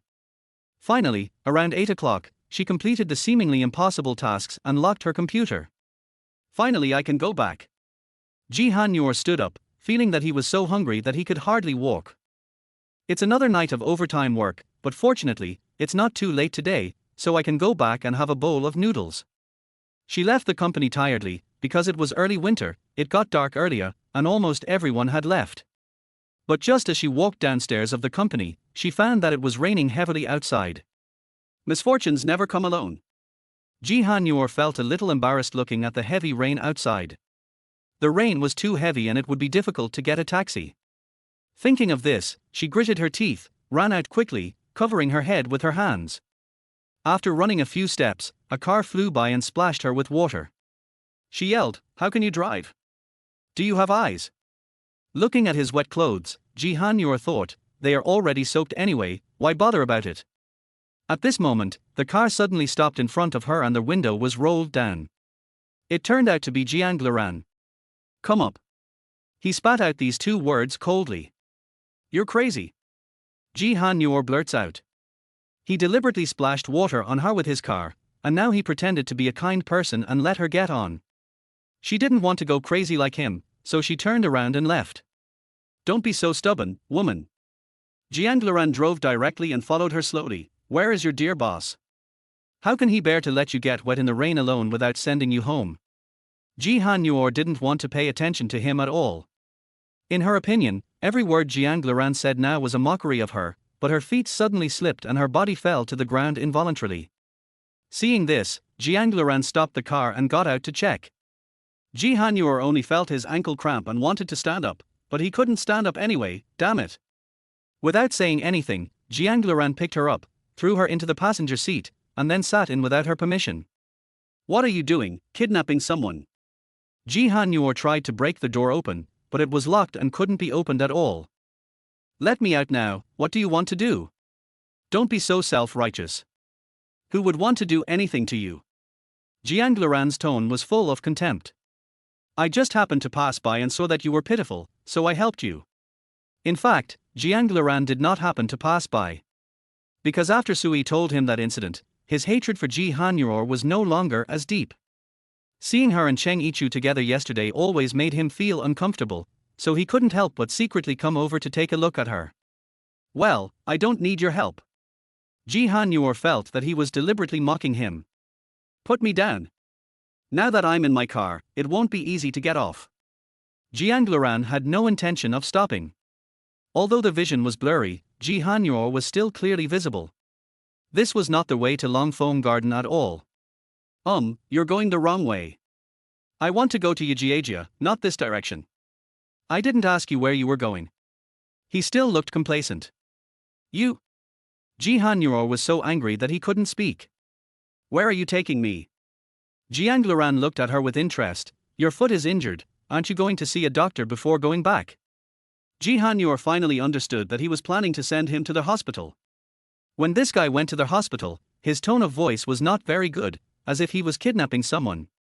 The two of them said nothing along their way until they arrived at a small hospital that didn't look too big but was beautifully decorated. Ji Han-yor looked up at the sign, Hope Hospital. This name sounds good. Jiang Luran didn't say anything. He picked her up and took her directly to the orthopedics department without caring whether she agreed or not. Then he threw her heavily onto the side of the bed, making a loud noise. "Artilder!" Ji Han-yor screamed in shock, then looked at him angrily. "Jiang Luran, don't go too far. This guy, why is he still so rude?" Jiang Luran said directly to the doctor beside him, "Her foot seems to be sprained, please take a look at her." He spoke in an imperious and commanding tone. The doctor came forward to check her ankle and said to Ji Han-yor, "Well, it is true that the ligament was strained, but fortunately the injury is not serious. Just rest well for a few days and there shouldn't be any major problems." That tilder, Ji Han-yor glanced at Jiang Luran and felt uncomfortable. "You go back first. I'll call Yi and ask her to pick me up, so I don't have to disturb Mr. Jiang." My initial thought was that Jiang Luran would definitely find an excuse to stay, but he actually nodded and agreed immediately. "Okay, I'll go first, so I don't have to be upset to see you." After saying that, he left without looking back. "Who told you to see it?" Ji Han-yor couldn't help but scold him from behind as he left. "This guy is too much. It was obviously he who was so shameless as to send me to their hospital, and now he is disgusted with me and annoys him." "Miss, calm down. Anger is not conducive to the recovery of your wound." When the doctor saw that she was so angry, he couldn't help but kindly remind her. "Oh, thank you, doctor."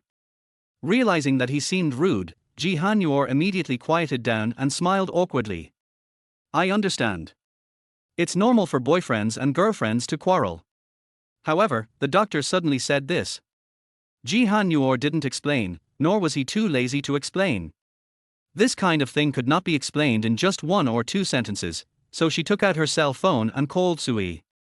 Sui's slightly worried voice came from the other end of the phone. Hanuo, it's raining too hard outside, can you come back?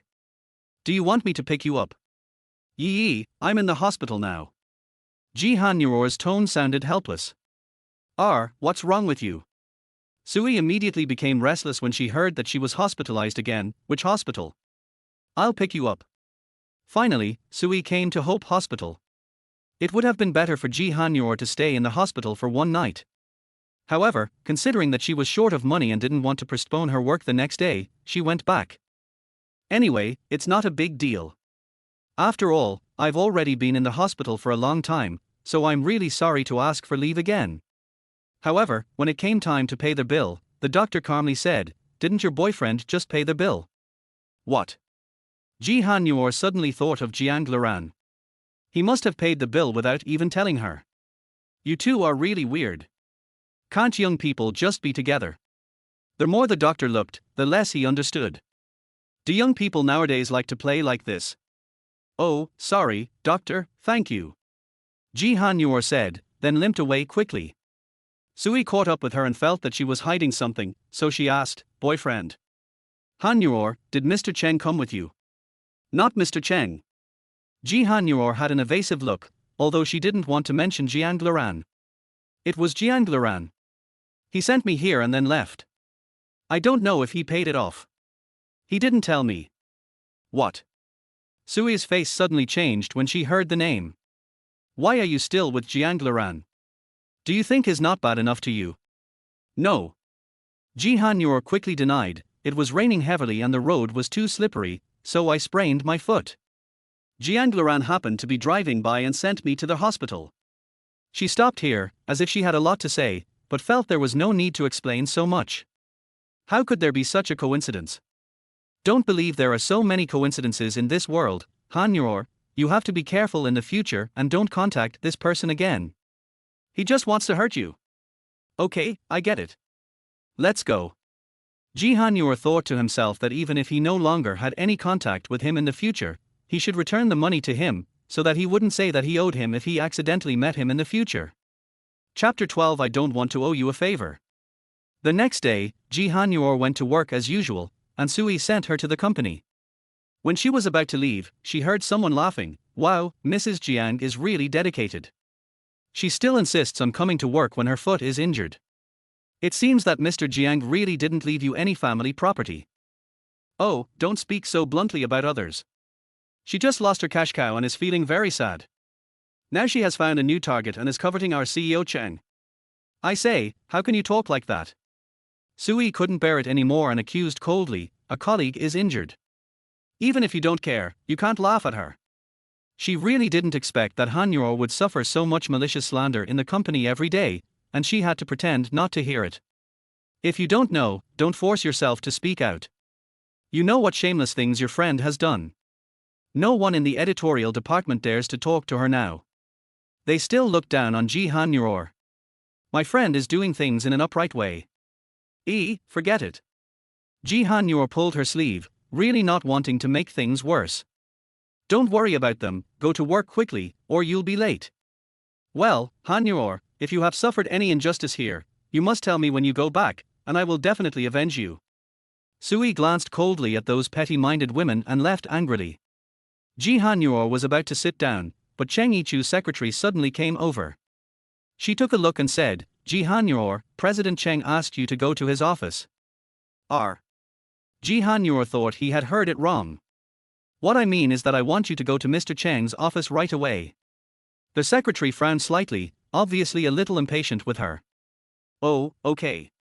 Ji Hanyor had to drag his injured foot out, slowly got on the elevator, went to the 22nd floor, which was Cheng Yichu's office, and knocked on the door gently. Please come in. A very pleasant male voice sounded. After getting his permission, Ji Hanyor limped in. Cheng Yichu immediately noticed her walking posture. Hanuo, what's wrong with you? It's nothing, I just fell accidentally. Ji Hanyor was afraid that he would notice something. Really? Why do you always fall down? This excuse has been used many times. Cheng Yichu didn't believe it at all, so he went forward to check. Since you are injured, why don't you go to the hospital? Let me see if you have broken any bones first. Ji Han Yor took a step back, a little nervous. It's not serious, I went to the hospital last night. The doctor said it was a minor injury, so I came to work as usual today. How can this be possible? Your health is the most important thing. Cheng Yichu shook his head. Worried about her injuries, he walked up to her and hugged her. I'll take you to see a doctor. You must have only had a quick checkup last night. This. Ji Han Yor knew that she couldn't refuse, so she could only compromise. If she wanted to go to the hospital, she could go. She had to get better as soon as possible so that she could resume her normal work as soon as possible. Mr. Cheng, I can go by myself. You should put me down first. If people outside saw it, she would become everyone's enemy again. Ji Han Yor didn't want to be the focus again. However, Cheng Yichu didn't care and still held her all the way, attracting countless people's attention. Outside the Cheng Group building, Jiang Luran was sitting in a black Rolls-Royce, trying to secretly glance at Ji Han Yor again, but found that Cheng Yichu carried her out and put her in the car himself. These actions were very intimate, and Ji Han Yor had no intention of refusing at all. He clenched his fists, anger completely taking over his heart. This woman really has some tricks. It's my fault. I was simply blind. After Cheng Yichu took Ji Han Yor to the car, he asked her, do you know where the nearest hospital is? Because he had never been to such a place, he was not very familiar with it. I don't know either, but the one I went to last night seemed to be called Hope Hospital. It was pretty good. Hope Hospital tilde, Cheng Yichu repeated these 4 words. Obviously, this is a private hospital for the nobility. Based on his understanding of Han Yor, how could he go there alone? So he suddenly had a question in his mind, did you go there alone? Ji Han Yor thought about it and decided that it would be better not to tell him about Jiang Luran, so he nodded, yes, what's wrong? Oh, nothing. That hospital is indeed good, but it's too far away. I'll take you to another one. Cheng Yichu kept all his thoughts in his heart, didn't ask any more questions, started the car and drove away. Cheng Yichu took her to an ordinary large hospital, where the medical conditions were also quite good. Of course, this was based on Ji Han Yor's economic level. If she knew the cost of the noble hospital she had visited before, she would be stunned. After a few days, Ji Han Yor's foot was almost healed. Of course, the care of Sui and Cheng Yichu was indispensable. That day, Ji Han Yor came to the building of Lu's group, plucked up her courage, and finally walked in.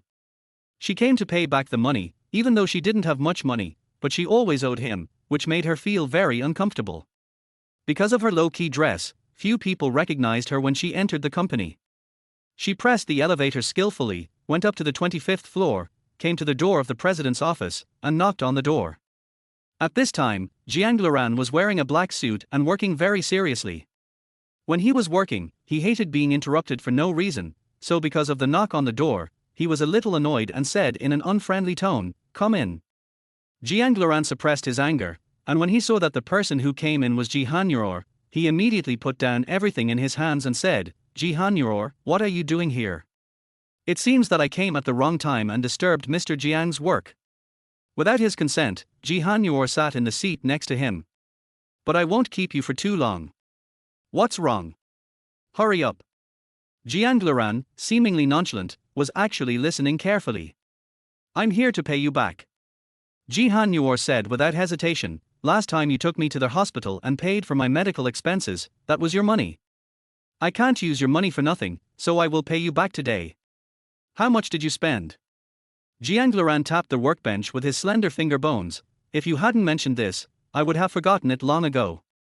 It's just a small amount of money, I don't care about it. It's nothing to you, but I don't want to owe you a favor." Ji Han Yor's tone was very serious.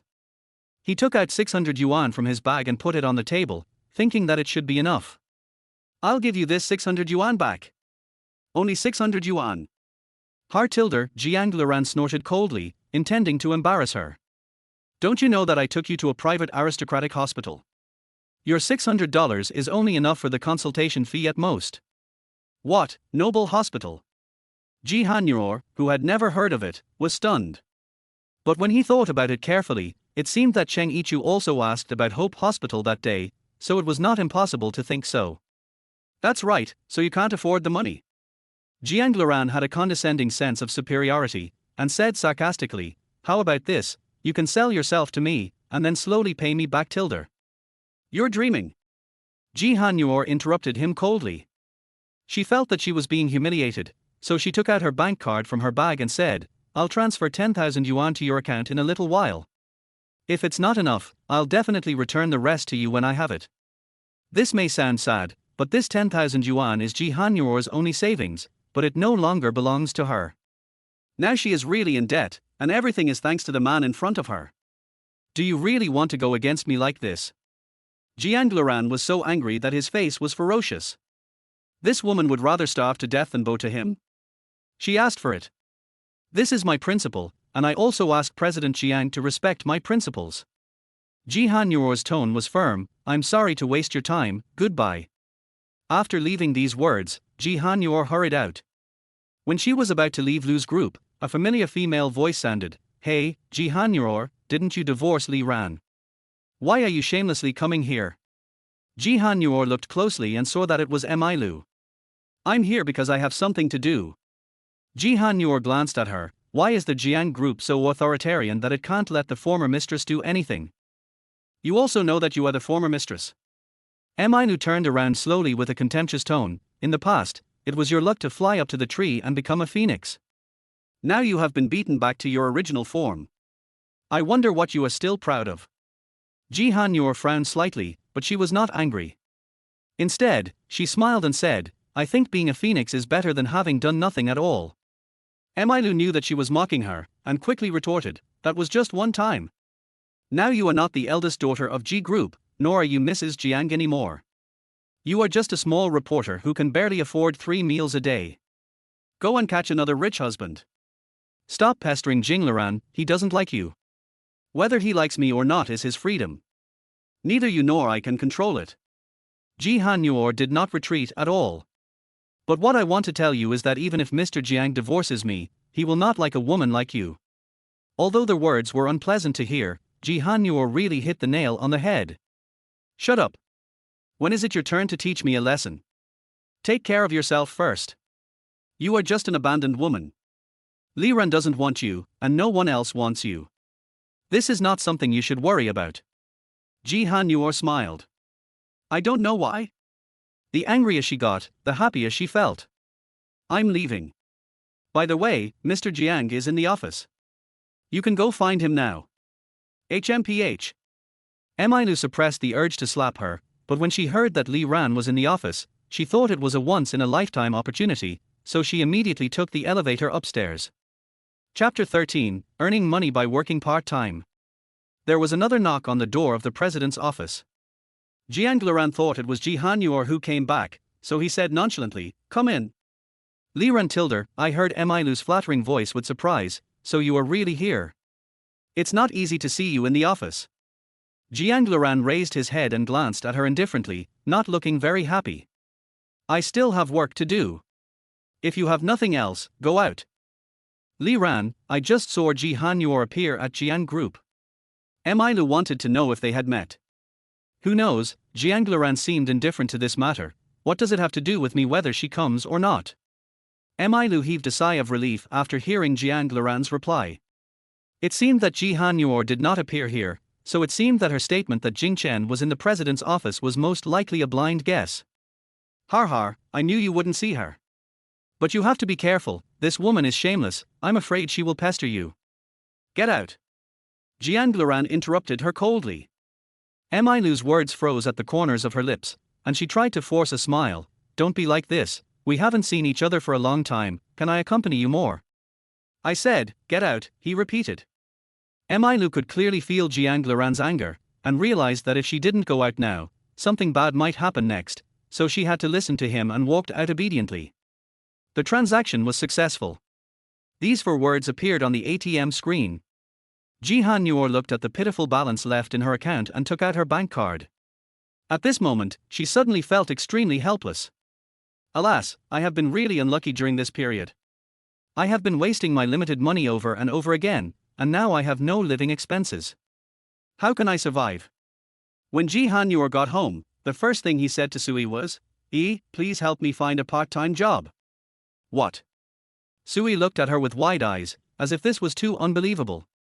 Why do you work part-time? Are you short of money? Ji Han Yor smiled helplessly. I'm a little tight on money lately, so I want to make more money. If you are short of money, just tell me. Sui was quite generous and directly took out a bank card and handed it to her. Although my salary is not too much, I can't spend it all by myself. Ji Han Yor shook his head and pushed the bank card back. It is not easy to live and work alone. No, it is not easy to support yourself with your savings. Besides, even if you lend it to me, what's the point if I can't pay it back? You should take it back. I just think that you are often out and about and must know a lot of people, so please help me pay attention and find a part-time job so that I can spend this period of time in peace. Sui knew Ji Han Yor's temper. Seeing that she was so stubborn, he no longer insisted and thought about it carefully. It seems that there is such a place. I have been there before.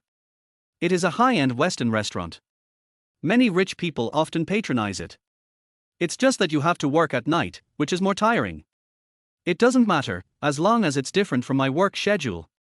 Ji Han Yor agreed without hesitation. Sui shook her head. It seemed that Ji Han Yor was really going crazy due to lack of money. Corner Western Restaurant. With Sui's introduction, Ji Han Yor began his part-time career in this elegantly decorated Western restaurant. The working environment here is good. After all, those who can come here are all from the upper class, and most of them are well educated. At least, they don't have to worry about things like drinking and making trouble. On this day, Emailu walked in gracefully wearing a pure white fur coat, high heels, and exquisite makeup. This way, A waiter immediately came forward to bring her in and arranged a seat for her. Emailu sat down naturally. She looked like a regular customer of this Western restaurant. Then, a waitress poured her some water. When she looked up and saw this face, she was startled. Why are you here, Ji Han Yor? Ji Han Yor didn't notice her until she heard the voice. When she saw Emailu, she was like 1,000 alpaca chasing after her. How could she meet her in this place? She was damn lucky. Hetilder, Emailu immediately realized that she should be working here, so she smiled proudly. After leaving Li Ran, you have become so poor that you have to work to earn money by yourself. Ji Han Yor, I feel so sorry for you. Thank you for your concern. I make money with my own blood and sweat, and I don't need anyone's sympathy. Ji Han Yor thought to himself, what does it have to do with you? Do I need you to feel sad for me? You're still very stubborn. Emailu nodded, knowing that she was just being stubborn. I am your guest now. How can you treat your guests like this? Ji Han Yor tried to calm himself down and forced a smile. Madam, what can I do for you? Why hasn't the dish I ordered arrived yet? Go and rush for it. If it delays my business, I won't want it. Emailu said in a commanding tone. How could she give up such a once-in-a-lifetime opportunity? Okay, please wait a moment. Ji Han Yor said and turned to go to the kitchen. After a while, she brought all the dishes over and put them on the table. Everything is ready. Please enjoy. Emailu gave her a cold look, and when she saw she was about to leave, she quickly stopped her. Wait, don't leave. Do you know the rules? Don't you know that when guests are eating, you should stand by and be ready to be ordered at any time? I'm new here and I don't know the rules yet. Please forgive me. Ji Han Yor said with a blank expression and stood aside. She knew in her heart that Emailu just wanted to embarrass her, so she would see what tricks she could play. That makes sense. Emailu picked up the fork and was about to eat the pasta in front of her, but suddenly, her brows frowned. Hey, look, there are hairs in this pasta. What's going on? How can it be so disgusting? I have never encountered such a situation before. Ji Han Yor took a closer look and found that there was indeed a hair inside. It was most likely put there by Emailu secretly, but she certainly couldn't say that, so she could only say, then I'll help you get another one. What kind of work attitude is this? If you change it, you can cover up the fact that there is hair. Emailu suddenly got furious. Call your manager over, I want to argue with him. Our manager is very busy. I said I would change it for you, and of course this pasta is free. When she said this, her heart was bleeding. This is a high-end Western restaurant. A serving of pasta might cost her more than 10 days' salary, but in order to avoid losing her job and arguing with her, she had to compromise. Okay, don't make me wait too long. Emailu could only choose to accept it at this time. After all, if the manager was called over for such a small matter, people would say she was unreasonable. After a while, fresh pasta came out, and Emailu saw an opportunity. She raised her foot and tripped Jihanur. The next second, Jihanur lost her balance and fell to the ground. The hot pasta splashed all over her, the plate broke all over the floor, and her hand was scratched. Emailu, what do you mean?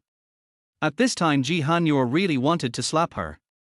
Emailu immediately reacted even more exaggeratedly than her. Oh, how could you be so reckless? You can't even hold a plate properly.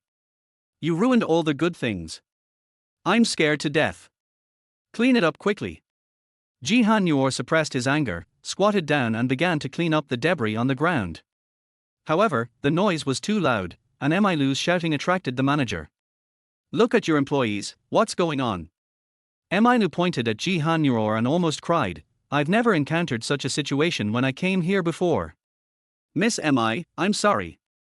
Knowing Emailu's identity, the manager spoke politely, this is a new employee who just arrived a few days ago. I'm really sorry if I offended you. I will definitely teach her a lesson in the future. Educate. Emailu seemed very dissatisfied with these two words. What's the point of educating an employee like this? She has no rules and no manners. Leaving her here will only ruin the image of your Western restaurant. Emailu's intention was clear, fire her. Since Jihanur wanted to find a job to make money, she had to ruin her plan. Manager, I know I was wrong. When he heard that he was going to lose his job, Jihanur quickly explained, it was an unintentional mistake to offend this lady, but I will definitely pay attention to it in the future. Don't fire me, okay? It was not easy to find a part-time job in the evenings, and the environment was good, so she didn't want to give up.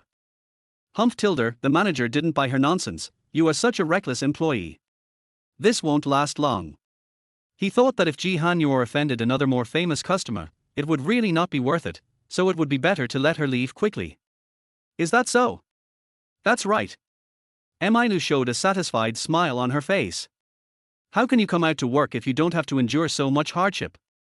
After all, you are no longer a rich girl. Don't lose your temper like before. The manager was a little confused when he heard her say this, Miss Emai, do you know her? I don't know her, I was just talking casually. Emailu didn't want to admit that she knew this woman. It would be too degrading. The manager turned around and gave Jihanur a cold look. Okay, let's go, why are you still here? Manager. Jihanur lowered his head, curled his finger bones tightly, and tried to fight for himself one last time. Needless to say, the plates you broke and the things you damaged today are enough to pay for most of your half-month's salary. I didn't ask you for compensation. It's already the greatest favor I can give you. If you don't leave, I'll have someone ask you to leave. The manager did not show any respect because he realized that Emailu's anger was uncontrollable. Chapter 14 Helping the Drunk Ex-Husband. Jihanur sighed slightly. What else could she say since the words had been spoken so bluntly? She turned around and walked out without saying another word. Looking at Jihanur leaving sadly, Emailu didn't know how proud she was in her heart. Humph, this is just the beginning. From the day you took Lee ran away from me, I swore that I would never let you live a good life again. Jihanur walked alone on the street, watching the night lights turned on. It was very lively around her, but no lights were lit for her. The cold wind blew on her face, and she felt like a complete loser. She didn't want to go anywhere and just wanted to be alone. Her life had been a mess since her divorce and it had never stopped, but now, she was really a little tired.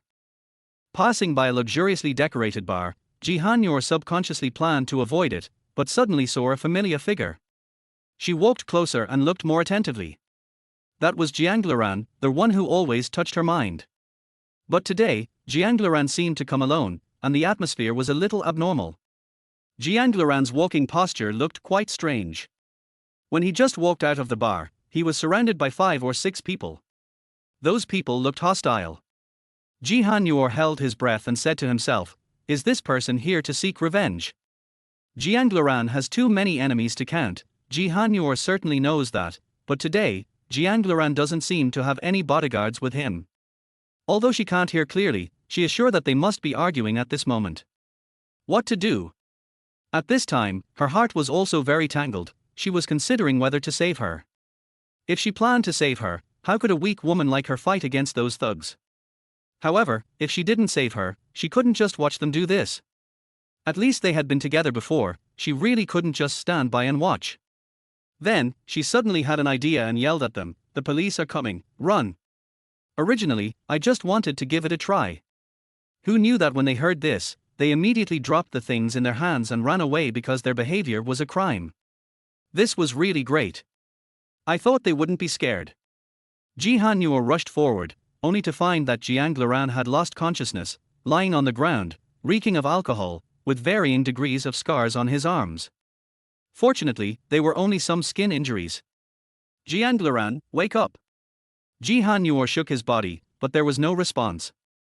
Jihannur used all his strength to lift him up, slowly walked to the side of the road, and waved for a taxi.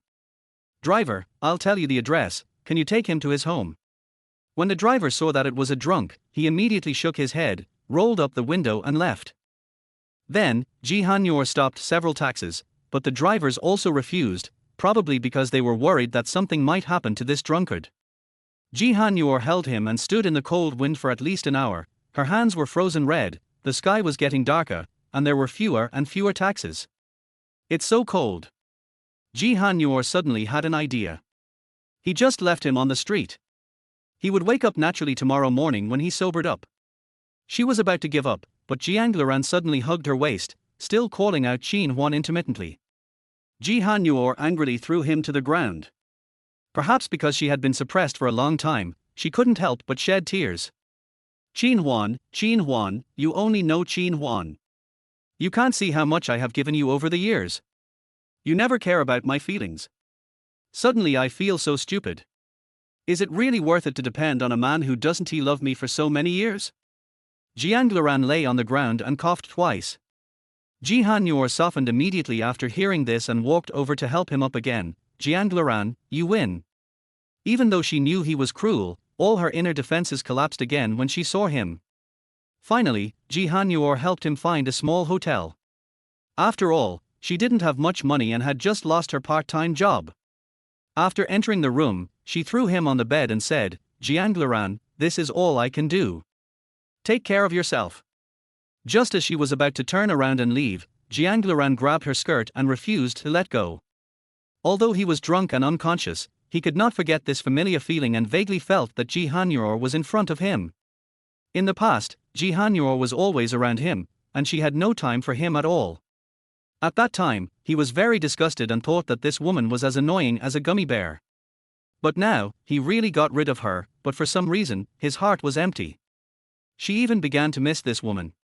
Although he didn't dare to admit it, this feeling became stronger and stronger, and he even hoped that Qin Huan would stop blaming her. "Let go." Jihannur pulled his hand and tried to break free, but at this moment, he grabbed her little hand. At this moment, Jihannur felt like she was about to lose her mind. No, she told herself in her heart that she would never do this again. She shook her head and immediately pulled her hand back.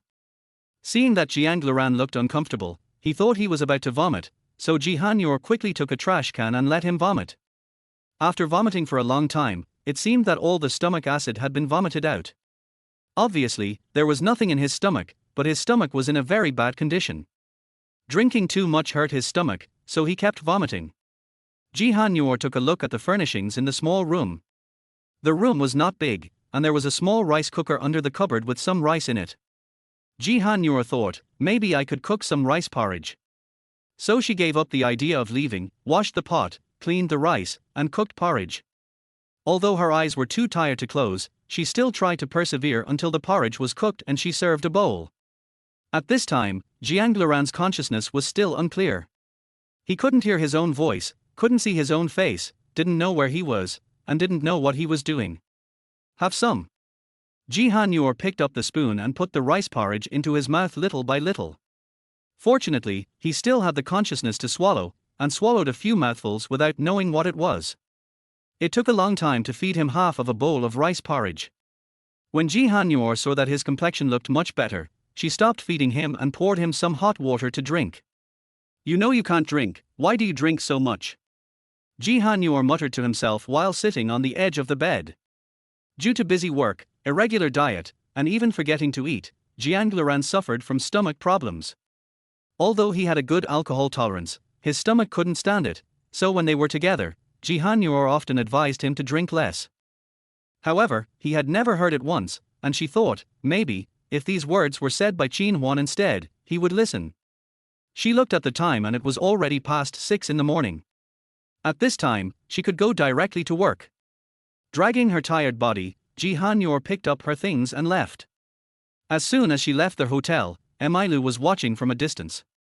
She sent someone to follow Ji Han-yor and saw Ji Han-yor and Jiang Luran enter the hotel together. At that time, she wanted to go in and drive them away directly, but when she arrived, she found that Ji Han-yor had already left the hotel, but she did not see Jiang Luran. So, after Ji Han-yor left, Emailu entered the hotel and asked the front desk receptionist directly, "Last night, a woman and a man checked into a room. Tell me, which room were they in?" "Miss, I'm sorry, this is the guest's privacy, we can't disclose it to you." Emailu immediately became impatient. "That's my husband. My husband is with his lover. If anything really happens, I will make your entire store uneasy." The receptionist looked at the woman in front of her, even more reluctant to reveal, "Miss, calm down, why don't you call your husband and ask him to come out to pick you up? I don't want to waste my time talking to you." Emailu was so angry that she took away the check-in record book. This crazy move was outrageous. The receptionist was frightened by her and dared not say a word.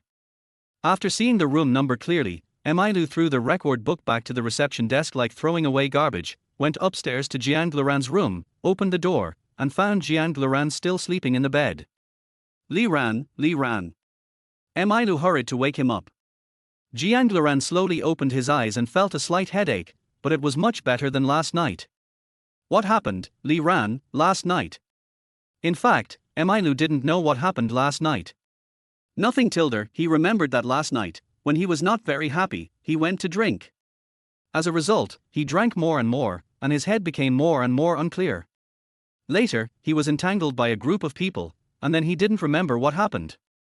But he remembered that there was a hand holding him all the time. He glanced and suddenly fell on the bowl on the table.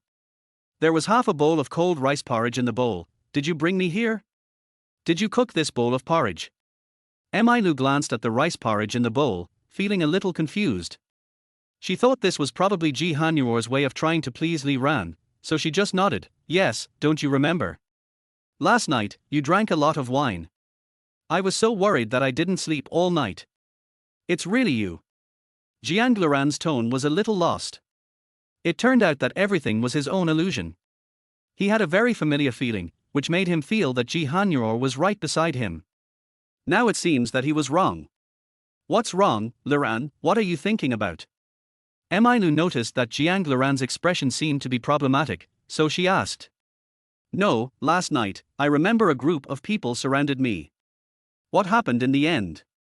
Jiang Luran couldn't figure it out. Could it be that he remembered it wrong? Well. Emailu rolled her eyes and began to edit. "It was really dangerous last night, but fortunately, my bodyguards were there, so they scared them away. Then, I took you to the nearest small hotel nearby. I was worried that you would be poisoned by alcohol. I'm glad to see that you are okay now."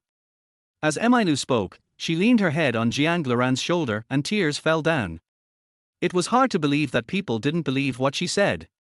Chapter 15, 1 month's salary in advance. Unexpectedly, Jiang Luran did not refuse, or he did not have the heart to refuse now. He just said casually, "In this case, let's start dating." Li Ran, what did you say?" Emailu thought she had misheard. "Do you want to date me?" "Yeah." Jiang Luran nodded slightly and hugged Emailu directly into his arms, without any emotion in his words. "Or do you not want to?" He didn't love this woman, that was for sure. He agreed to be together just to show Ji Han-yor that he could live well even if she left. "Yes." She nodded like a chick pecking at rice. This was a wish she had begged for thousands of times in her heart. "I have waited for this day for too long. Li Ran, do you really want to date me?" Jiang Luran couldn't help but smile. This woman was actually talking to herself to express her sincerity. Whether this is true or not, you can figure it out for yourself. Emailu felt a little disappointed after getting an ambiguous answer, but the feeling disappeared immediately. Anyway, Li Ran was paying attention to her now, which was at least a good start. I believe you. Emailu leaned in his arms, her lips slightly raised. He seemed to have no feelings for Ji Hanyor anymore, so he spoke without hesitation. Today, I met Ji Hanyor.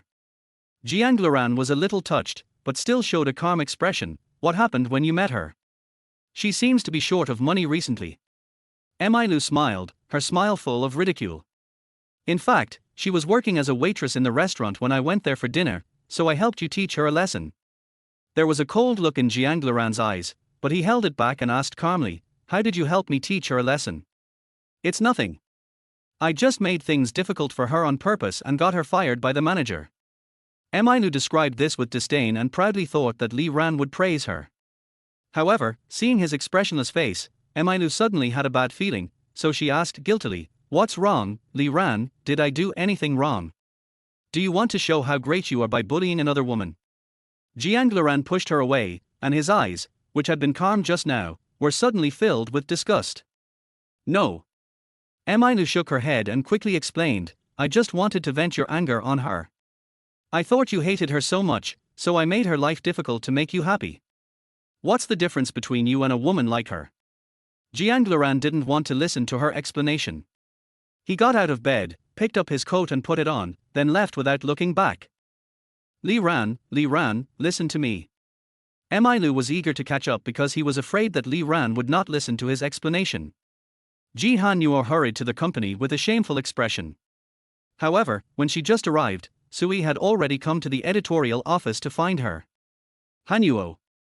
Sui hugged Ji Hanyor, you damn girl, you didn't come back all night and didn't even bother to call me. Don't you know that I'm almost scared to death by you? I forgot. I was too busy yesterday and didn't have time.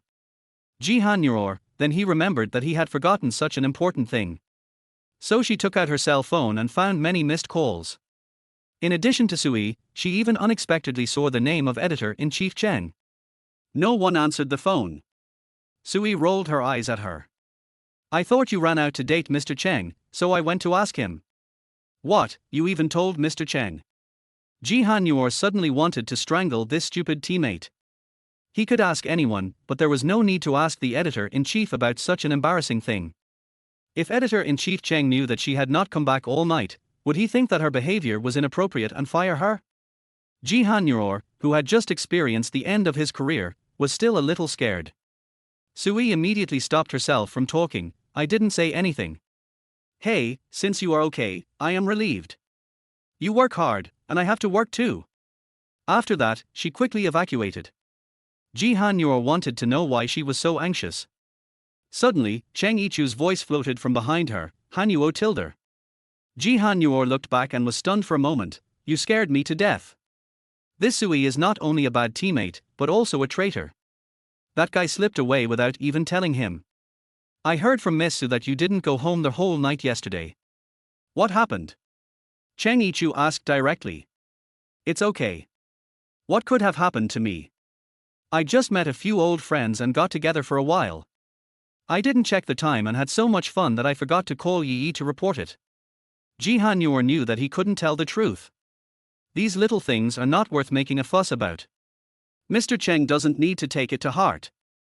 Is that so? Cheng Yichu did not trust her explanation. Of course it's true. Ji Hanyor nodded. Okay. Seeing that she refused to tell the truth, Cheng Yichu stopped asking questions and said, go to work. Wait, Mr. Cheng Tilder, Ji Hanyor suddenly stopped him. Well, can I discuss something with you? This was the first time that Hanyor took the initiative to find him. He felt that this was unprecedented, so he was naturally happy to help. If there is anything, just tell me. As long as I can help you, I will definitely help you. It's just. Ji Hanyor looked around to make sure no one was listening, then whispered, I don't know, can you give me a month's salary in advance? Hanyo, are you short of money? Cheng Yichu immediately saw through her intention. Last night, Sui told him that Xuanning went out to work at night. That's why he thought just now that it was impossible for her to be with her friends. Not at all. Ji Hanyor bit her lower lip, but she couldn't make it up anymore. Hey, Mr. Cheng, I'm telling you the truth, because I still owe someone money and I can't pay it back for the time being, but I don't want to owe him, and I don't want to have anything to do with him." Without her saying anything, Cheng Yichu had already roughly guessed who it was. "You should have told me earlier, then you wouldn't have to go out and look for a part-time job." Ji Hanyor knew that it must be Sui and Cheng Yichu. She had enough of this guy. She had to smile awkwardly. "In fact, I lost my job last night." "What happened?" Cheng Yichu asked with concern. "Well, it's all over, so I don't want to say anything more." Ji Hanyor couldn't feel good whenever he thought of Milu. "So I'd like to ask you to advance me 1 month's salary. I'll pay you back soon with the money I earn from my part-time job. Since you said you lost your part-time job, why don't you ask me to find you a new part-time job?" Cheng Yichu smiled at her, as if he had a good idea. How embarrassing. Ji Hanyor was a little embarrassed. How could he bother such a good boss to find a part-time job for him? "It's not difficult," Cheng Yichu said in a serious tone, "because I don't like too many people. There is only a nanny and a housekeeper at home. I usually clean my own room, but now my work is getting busier and busier, and I may not be able to continue to do so. If possible, you can come to my house on weekends to help me clean the house, and I will pay you according to the usual standard salary. How about it?" Ji Hanyor blinked, not quite reacting. She had found a good job effortlessly, and she would definitely not refuse such a good thing, as long as Mr. Cheng doesn't hate my clumsiness. After she married Jiang Luran, she usually helped Jiang Luran clean his room and cook for him on weekends. However, he never appreciated her and even hated her coming in and out of his room. Although they were husband and wife in name only, Jiang Luran had never had any real feelings for her. "Why do I feel like you're always absent-minded? Is it because you didn't sleep all night and are too tired?" Cheng Yichu saw that her eyes were a little erratic and was very worried.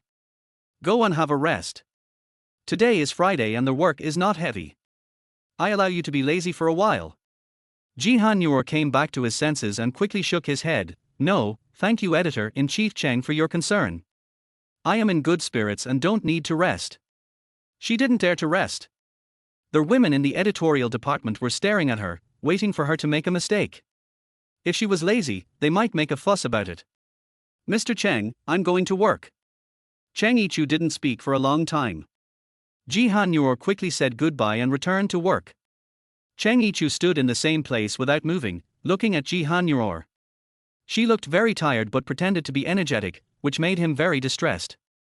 According to the agreement, Ji Hanyor came to Cheng Yichu's house early in the morning on weekends. Cheng Yichu's house was separate from his family's, so there was no need to worry about the embarrassment of getting along with his parents. When the doorbell rang, it was Cheng Yichu who opened the door. "Hanyo, so early." Ji Hanyor saw that he was wearing casual clothes. Although he was casual, he still looked very neat and elegant, so she smiled and deliberately teased, "Didn't Mr. Cheng also start working so early? As your employee, I should follow your example." "Oh, you are good at talking." Cheng Yichu opened the door and let her in. "I brought you some breakfast. It's too early, so I bought it directly on the street. Do you mind?"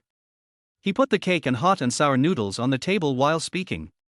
Looking at the breakfast on the table, he couldn't help but laugh. "Hanyo, do you eat these in the morning?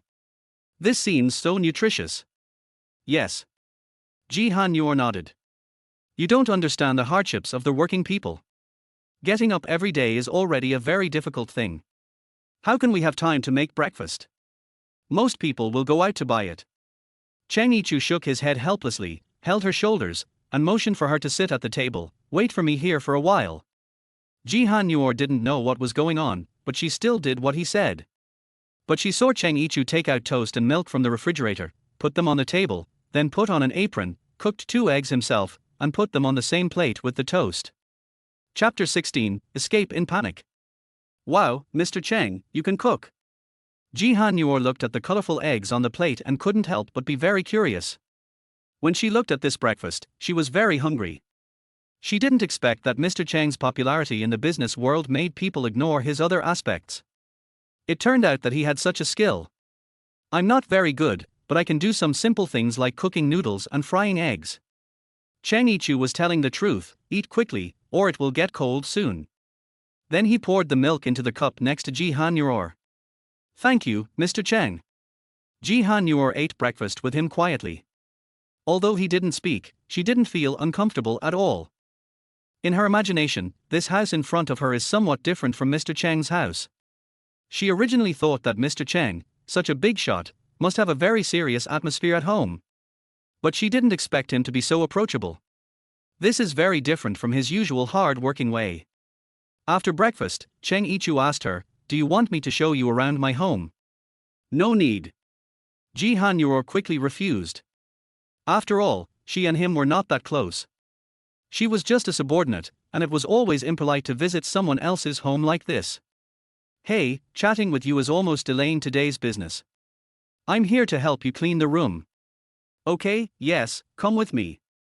Cheng Yichu took her into his room. However, the next second, Ji Han Yor was shocked. The main color of the room was gray, and it looked spotless. Only the books on the bookshelf were messy, the clothes were hung neatly, and even the quilt was folded neatly. Even a girl like her felt very inferior in this situation. "Mr. Cheng, your house is so clean, do you still need someone to clean it? Are you deliberately looking for a part-time job for me?" "No." Cheng Yichu denied it hastily.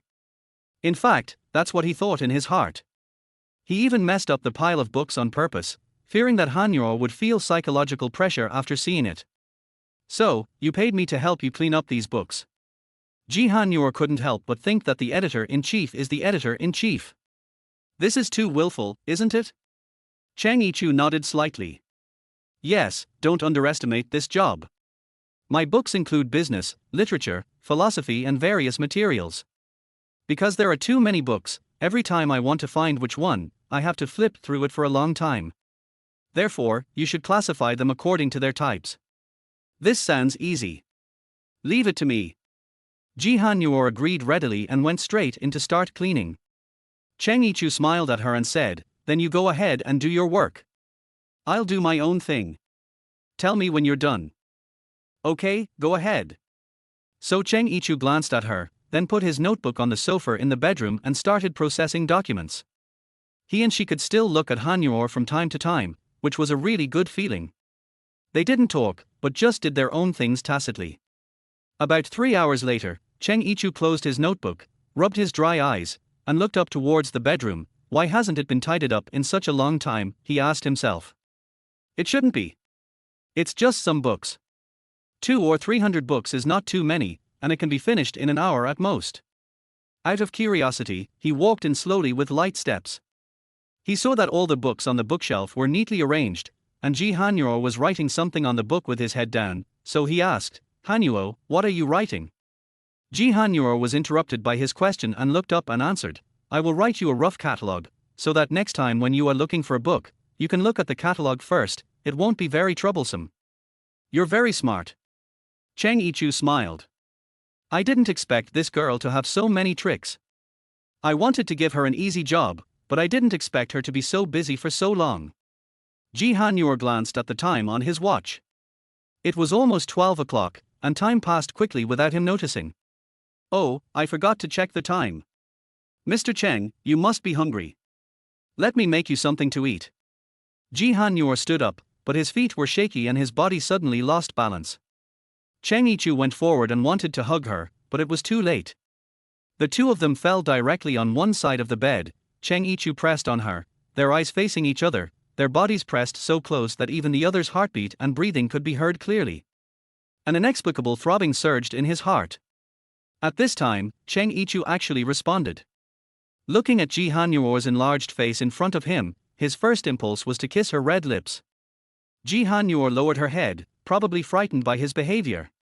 So she quickly separated them with her hands and shouted, "Mr. Cheng, you are holding me down. I can't breathe, can you get up?" This sentence cleverly resolved the awkwardness, and Cheng Yichu quickly got up from the bed. "I'm sorry, didn't I see you almost fall just now?" "Nothing, thank you for hugging me."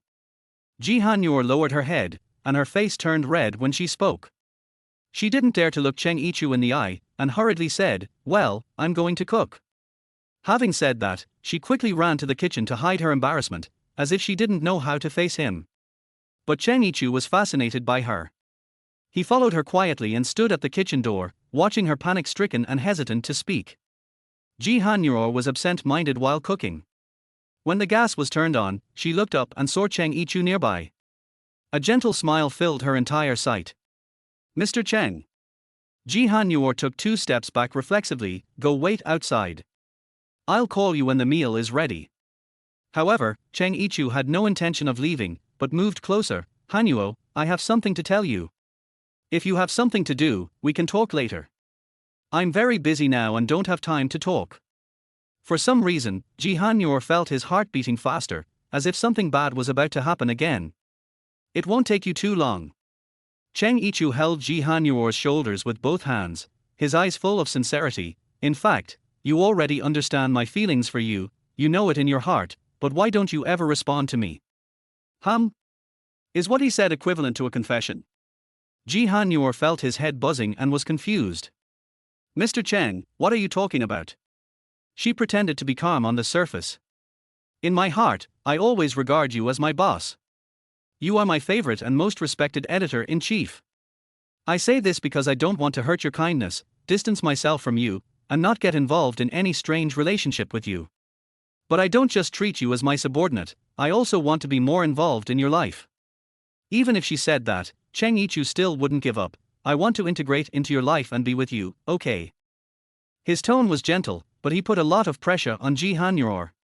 She took a step back, smiled awkwardly, and said, Mr. Cheng, don't be like this.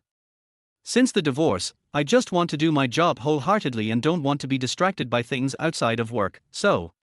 Since you've already divorced Jiang, why can't you be with me? Cheng Yichu didn't understand, or are you still clinging to the past? Shouldn't life go on? This sentence hit the nail on the head for Ji Han, but her self-esteem prevented her from showing it. The reason I don't want to start another relationship is not because of him, but because of myself, because I want to create better conditions for myself with my own hands. But this does not conflict with feelings. Cheng Yichu was still unwilling to give up. Be with me, I will still support your work, and I will support anything you want. Ji Han shook his head slightly. Mr. Cheng, I feel very upset right now, can you calm me down? Cheng Yichu then slowly let go of his hand. His gentle voice filled with a sense of loss and loneliness. Okay, I can wait for you. When you figure it out, you can come back and answer me. No matter how long it takes, I can wait for you. Seeing that he let go, Ji Han seized the right opportunity, quickly ran out of the kitchen, and then ran out of Cheng Yichu's house. Cheng Yichu turned around and looked at the empty room in a daze. It seemed that Han had always refused to accept her. Maybe in her heart, she always habitually kept a place for Jiang. Ji Han ran down quickly, and even after getting on the car, she was still shocked. When she thought about her experience, she was a little overwhelmed, and felt like she was dreaming. At this time, the phone rang. Ji Han picked it up, so that it was Cheng Yichu, so he didn't answer it. After a while, the phone rang one after another. Ji Han simply pressed the power button and threw the phone in his bag. Out of sight, out of mind, that's the best approach. After taking the bus for more than an hour and walking for a long time, she returned to her community.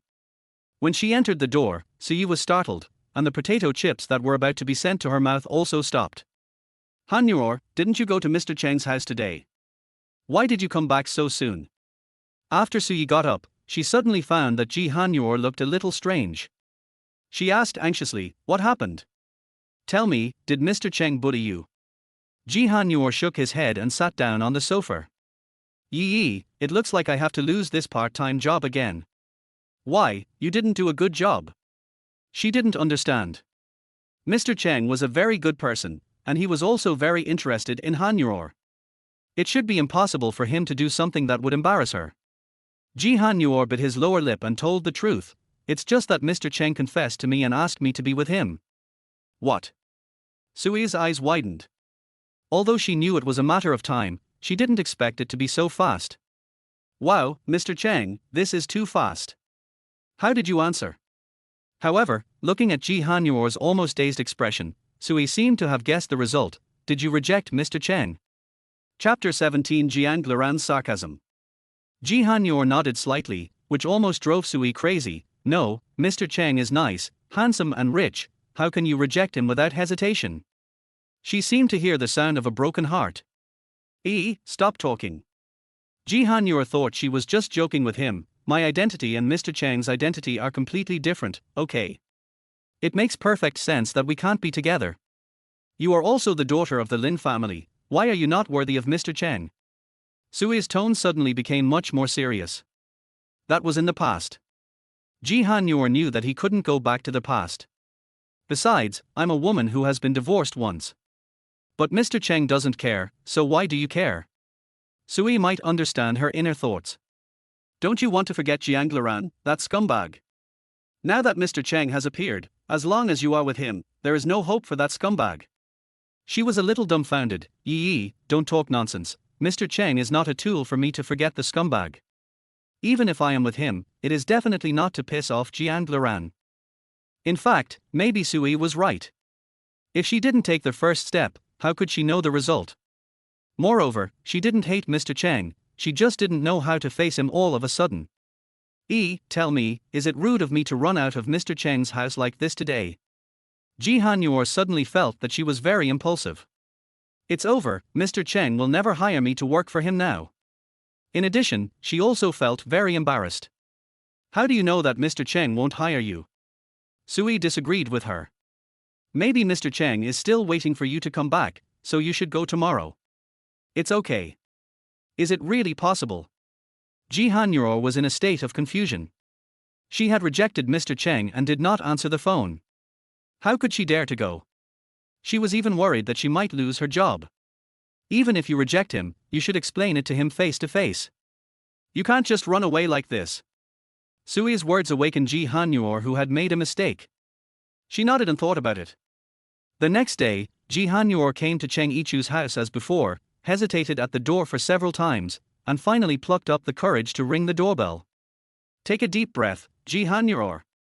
Don't be a coward. It's just a confession. You didn't steal anything. Why do you feel so guilty? The doorbell rang, and Cheng Yichu opened the door himself. When he saw that it was Ji Hanyor, the cup in his hand dropped to the ground in excitement. He quickly bent down to pick it up, fearing that he would hurt Ji Hanyor, but the sharp fragments cut his hand, and enchanting blood suddenly flowed out. Mr. Cheng, don't do this, let me do it. Ji Hanyor quickly pushed him away, picked up the broom beside him, and swept away the debris.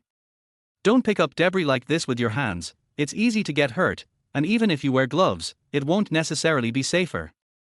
Cheng Yichu's eyes always fell on Ji Hanyor. He was really surprised that she came back today. Even his hand was bleeding, but he didn't care at all. Hanyo, why are you here? Of course I'm here to work. Looking at the wound on his hand, Ji Hanyor frowned slightly. Do you have a medicine box at home? Yes, it's in the cupboard. Cheng Yichu pointed to a cupboard on one side. Ji Hanyor found the medicine box in the cabinet, took out alcohol and gauze, and simply disinfected and bandaged him. Mr. Cheng, you are too careless. I was surprised to see you coming, so I was careless. Cheng Yichu smiled. As long as Hanyor was willing to come, getting hurt didn't matter. You didn't answer the phone yesterday, I thought. Ji Hanyor quickly interrupted him, I was wrong yesterday. I left before the work was finished. However, you can deduct my salary. I agree. I'm asking you, what do you think? Cheng Yichu didn't care about the salary or not, he only cared about this. Ji Hanyor originally wanted to explain her inner thoughts to him, but seeing that his hand was still bleeding, and she was not a professional, she had no idea what method would be better to stop the bleeding, so she said, Mr. Cheng, let's go to the hospital to treat the wound first. If it really gets infected with tetanus, it will not be easy to deal with. By the way, I have something to tell you. She wanted to talk to Cheng Yichu about her inner thoughts. Su Arian and Cheng Yichu are both editors-in-chief, but this family doesn't even have a family doctor. Although it seems a bit shabby, it is also in line with Cheng Yichu's low-key personality. Cheng Yichu thought Ji Hanyor was deliberately avoiding the question. He sighed softly and nodded, okay. When the two walked out and came to the steps outside the yard, Cheng Yichu subconsciously helped Ji Hanyor to watch the steps. Ji Hanyor noticed that there was still a step under his feet, so he smiled at him politely and said, thank you. Just then, a black Rolls-Royce stopped in front of the yard, the door opened, and Jiang Luran faced Ji Hanyor with a gloomy look. Just now, their series of actions were too eye-catching. He was just passing by here to do something, but he didn't expect to see Ji Hanyor walking out of Cheng Yichu's house. Ji Hanyor, you are really capable. His tone was ironic. How long has it been since you divorced me? And you can already go home with your boss, Zhang Bian. Ji Hanyor looked up and stared at him coldly, not wanting to explain. Because she knew that even if she explained more, he would not believe it. What I am like now has nothing to do with you. Cheng Yichu tilde, Jiang Luran shifted his gaze to Cheng Yichu. You actually want this kind of woman? I really didn't expect that Editor-in-Chief Cheng has such a peculiar taste that he can accept a face full of my leftovers. Jiang Luran, shut up. Cheng Yichu was completely enraged by his words. You and Hanyor are divorced. You don't need to judge how she is now. The reason she appeared in my house was not to live with me, but for work. When Jiang Luran heard the news, he was even more unconvinced. Oh, work. I guess I was working for you in bed. Ji Hanyor, it hasn't been long, you can't hold back your true nature, right? Ji Hanyor's finger bones were tightly curled. Although she didn't want to care about him, she didn't know why she felt very sad when she heard him humiliating her like this. She had always known clearly that Jiang Luran's hatred for her was deep in his bones, and a few words could not change anything. No matter what Hanyor is like, I like her. Cheng Yichu, who was always gentle, became strong at this time and blocked Ji Hanyor behind him. You have already divorced Hanyor. How is she doing now? You don't need to give orders here. You are not qualified. Hanyor is my girlfriend now. I have the obligation to protect her. Girlfriend, these three words shocked Jiang Luran and Ji Hanyor. Is this too direct? Har har. Jiang Luran looked at Ji Hanyor again. This woman didn't even argue, so she must have acquiesced. Very good, Ji Hanyor. Now you have found a better position and your status is much higher than before, isn't it? Don't let me see you again. After saying that, he turned around, got into the car, closed the door and drove away. It was obvious that he got off the car just to cause trouble. What on earth does that mean, don't let me see you again? It's really confusing. Ji Hanyor's finger bones curled tightly. She didn't know why Jiang Luran always humiliated her like this, but she had to admit that this man was really the only one who could touch her heart. Hanyor, don't worry about what he says. Cheng Yichu wanted to comfort her, but when he turned around, he saw that Ji Hanyor's eyes were a little red, as if tears would fall in the next second, so he asked nervously, what's wrong? She seemed to still care about Jiang Luran's every word and action. Ji Hanyor shook his head, nothing. You just said you had something to say to me upstairs. Can you tell me now? Cheng Yichu was afraid that if he didn't ask, she would choose not to speak.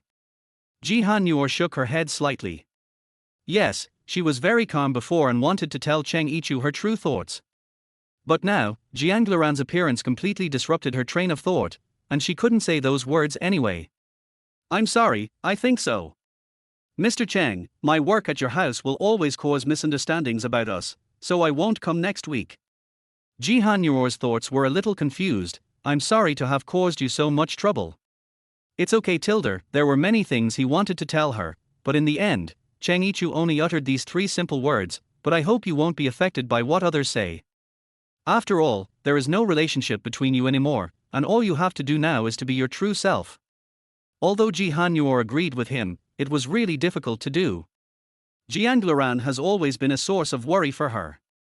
Ji Hanyor calmly followed Cheng Yichu to the hospital. Cheng Yichu said that when he invited her to dinner, he declined the invitation by saying he was not hungry.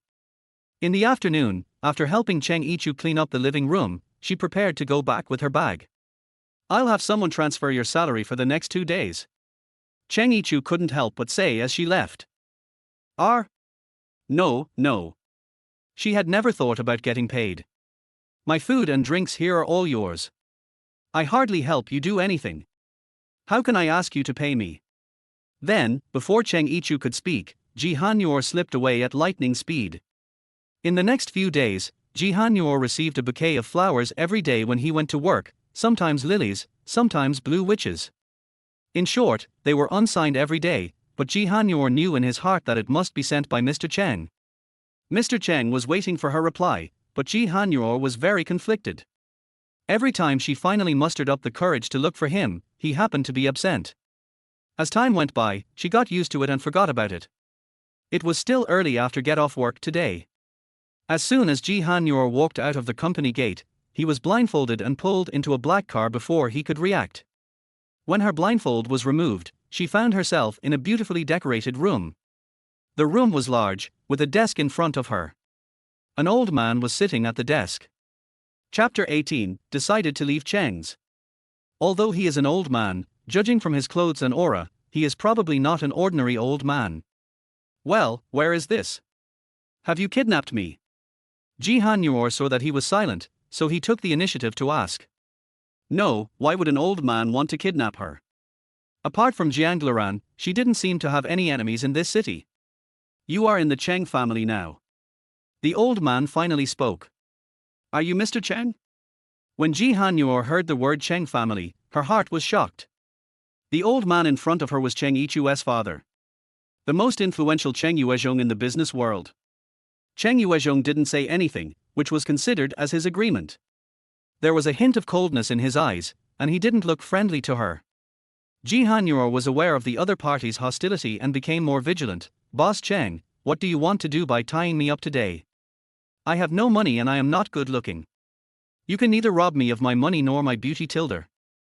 Cheng Yuezhong snorted, Humph, since you are so self-aware, why do you still want to pester Yichu? It turned out that she was kidnapped because of Cheng Yichu. Ji Han-yor explained, I am not pestering Mr. Cheng. We are just a kind of relationship between my boss and his subordinate. At most, we are friends, but it is definitely not what you think. Will your friends send you flowers every day? Cheng Yuezhong didn't believe a word of her words. Will your friend let you go to his house? This. Ji Han-yor bit his lower lip, not knowing how to explain, I used to work at Mr. Cheng's house, but I never went there again. As for the flowers, I will return them all to Mr. Cheng. Cheng Yuezhong glanced at her coldly, I knew you as the daughter of the former G Group, but now, you are just a small reporter. You were born in a wealthy family, you should know that wealthy families are the most picky. This sentence was a living humiliation. Ji Han-yor naturally had self-esteem. When she heard this, she felt a little uncomfortable. Are you saying that I am not worthy of your son? That's right. Cheng Yuezhong was also very simple and rude, if you don't deserve it, you shouldn't deceive yourself. Besides, you are a divorced woman. Who knows what your past was like? Har, I am a second-hand product that has been abandoned, and my family's wealth is gone, so everyone will say so. Ji Han-yor laughed at himself, what my past was like, you are not qualified to judge. Mr. Cheng, but I want to tell you that Mr. Cheng and I have no relationship, not before, not now, and not in the future. Don't emphasize again and again that I am the one who pesters your son. Obviously, it was Mr. Cheng who pursued her first. Now she was glad that she didn't agree. Otherwise, Mr. Cheng might have killed her directly. If she entered such a family, she would have no good life in the future. You really don't know what you're talking about. When Cheng Yuezhong heard the contempt in her words, he became even angrier. Don't talk so nicely. If you really don't covet our Cheng family's property, then you must leave the Cheng group now. Don't let me fire you. It would be more decent to leave by yourself. Ji Han-yor's finger bones curled tightly. It was ridiculous for the old man in front of her to talk about respectability. If he really gave her respect, he wouldn't be so direct and sarcastic. Although she has always cherished this job, after all, she has been doing it for a long time. But now, even for her own dignity, she had to leave even if she didn't want to. Don't worry, Mr. Cheng, I will hand in my resignation immediately. I don't want to have anything to do with Chengs like this anymore. After that, she turned and left, pausing at the door, and did not forget to add, oh, I forgot to tell you that not everyone wants your family's property. You think you are doing this for your own son. Very good, but your son may always hate you in his heart. After saying this, he turned around and left in a casual manner, as if he was not affected at all. Mr. Cheng hit the table hard with his fist. Death struggle. What is the point of saying so much? In the end, won't you still be fired? The next day, in the editor-in-chief's office. After submitting his resignation, Cheng Yichu looked up and saw Ji Han-yor standing in front of him with an expressionless face. What's wrong?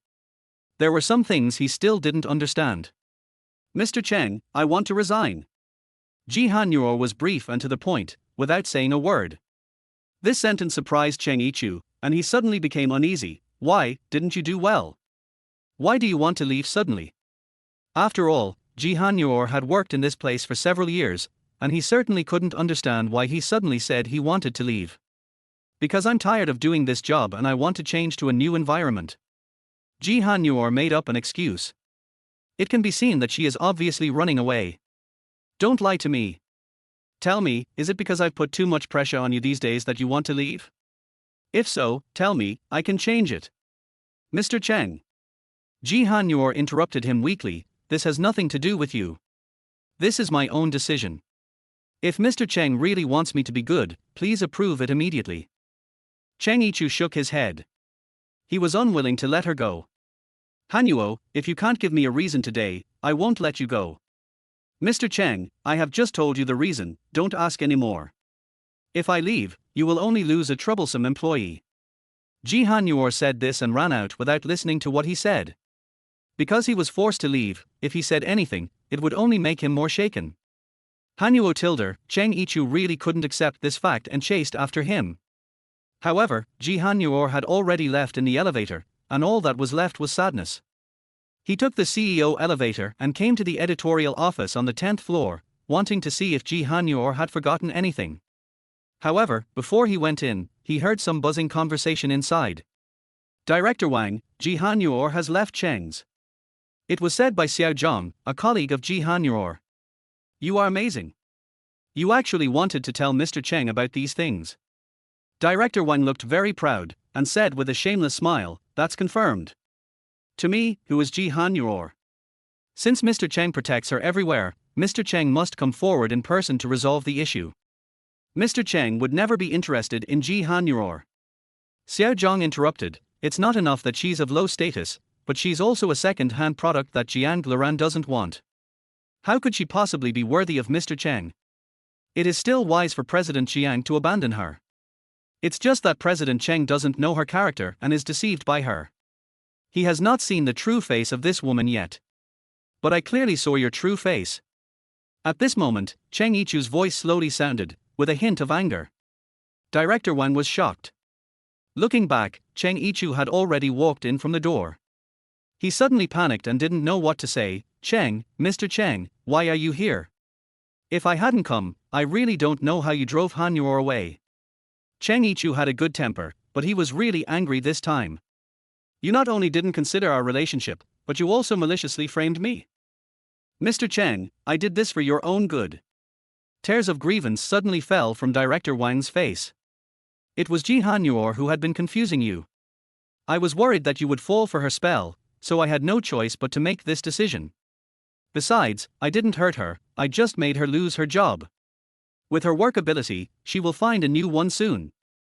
Her goal was to make Ji Han-yor disappear from her sight and from Mr. Cheng's sight. Oh, that's so easy. Cheng Yichu smiled coldly, you are very capable at work anyway. Why don't you leave together? I believe you will find a new job soon. Boss Cheng. Director Wang looked up, as if he had not expected that Boss Cheng would fire him.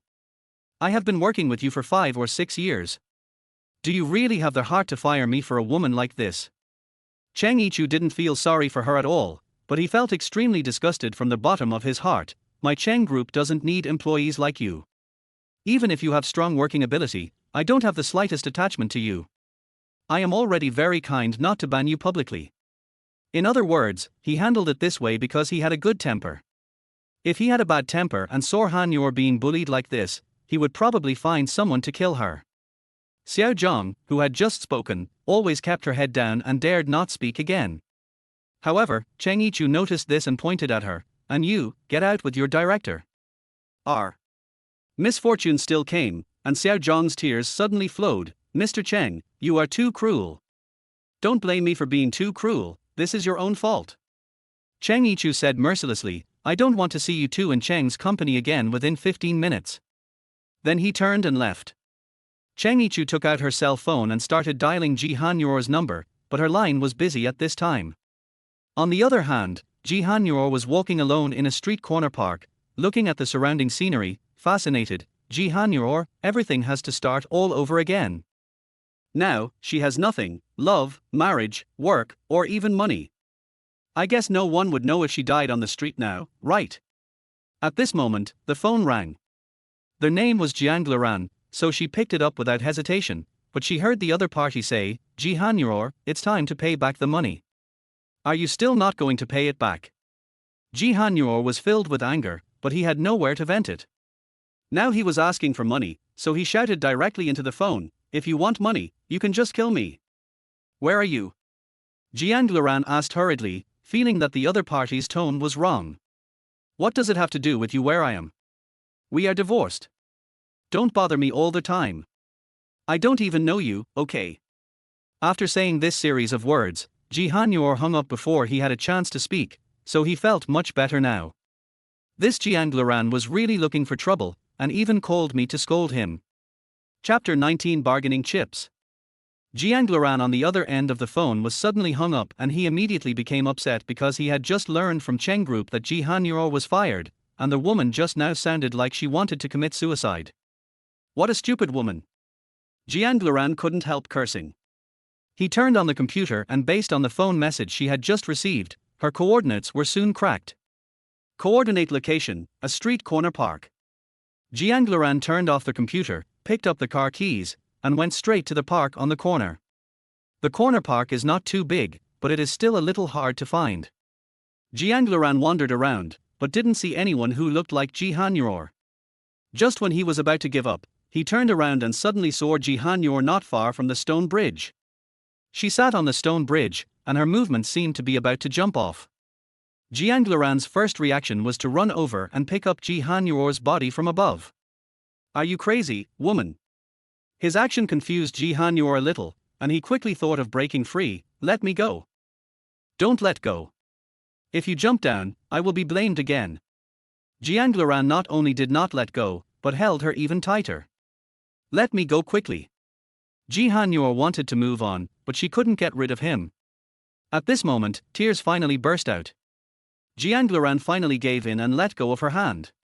When he saw her crying, he felt very sad. Can't you say something? Why are you crying? You bastard, my phone fell. Ji Hanyor cried even harder. She just dropped her phone accidentally and wanted to see if she could try to get it out, but he just picked her up, which was simply puzzling. Behind him, Jiang Luran's face twitched. So, are you crying for your phone? Need I even say this? I spent thousands of dollars to buy a phone, and it's gone in an instant. Ji Hanyor cried even harder when he asked, you bastard, if you hadn't called me for nothing, my phone wouldn't have fallen. Jiang Luran's forehead was full of black lines. Why was this woman's train of thought so different? Now that you're unemployed, do you still care about your cell phone? How did you know I lost my job? Ji Hanyor asked him hurriedly, did you send someone to monitor me? Who would be so bored as to spy on you? Jiang Luran laughed contemptuously, someone told me. I told you a long time ago that Cheng Yichu is unreliable. You insisted on staying in his company. An unclean woman like you should be fired. His words almost irritated Ji Hanyor. I don't need you to deal with it anyway. You lunatic, this is my own business. It's my freedom to deal with it however I want. Who knew that Jiang Luran was even more unreasonable than her, an ungrateful and stupid woman? It's up to you who you want to deal with it for, but don't involve me. Giving him a cold look, she became even angrier. We're divorced.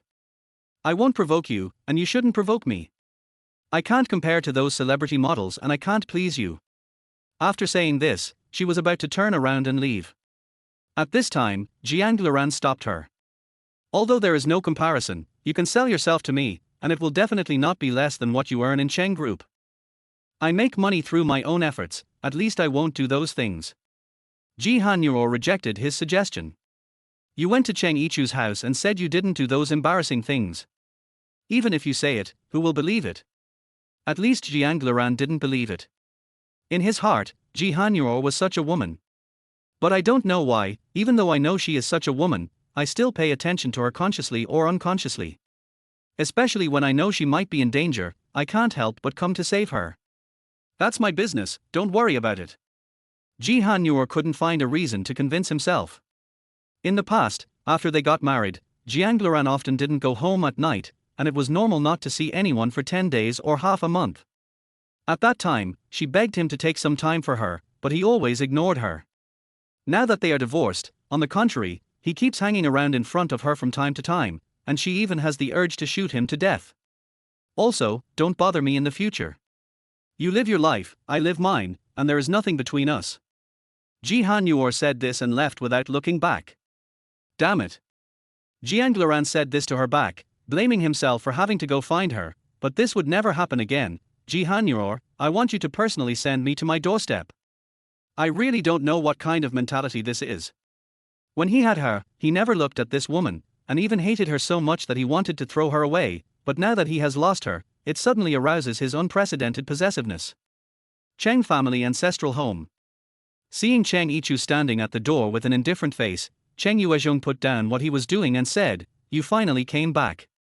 I thought you had forgotten about this family. I'm very busy at work, so it's my fault that I don't come back often." Cheng Yichu immediately admitted his mistake. "It's just that, father, Xiao Ji.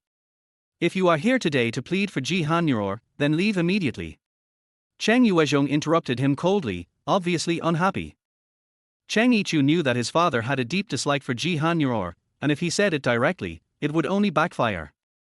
Therefore, Cheng Yichu changed his tone. "Father, don't be angry. Listen to me, you know that her external identity is Jiang Luran's ex-wife. You know that she is a woman that no one wants, yet you still praise her like this.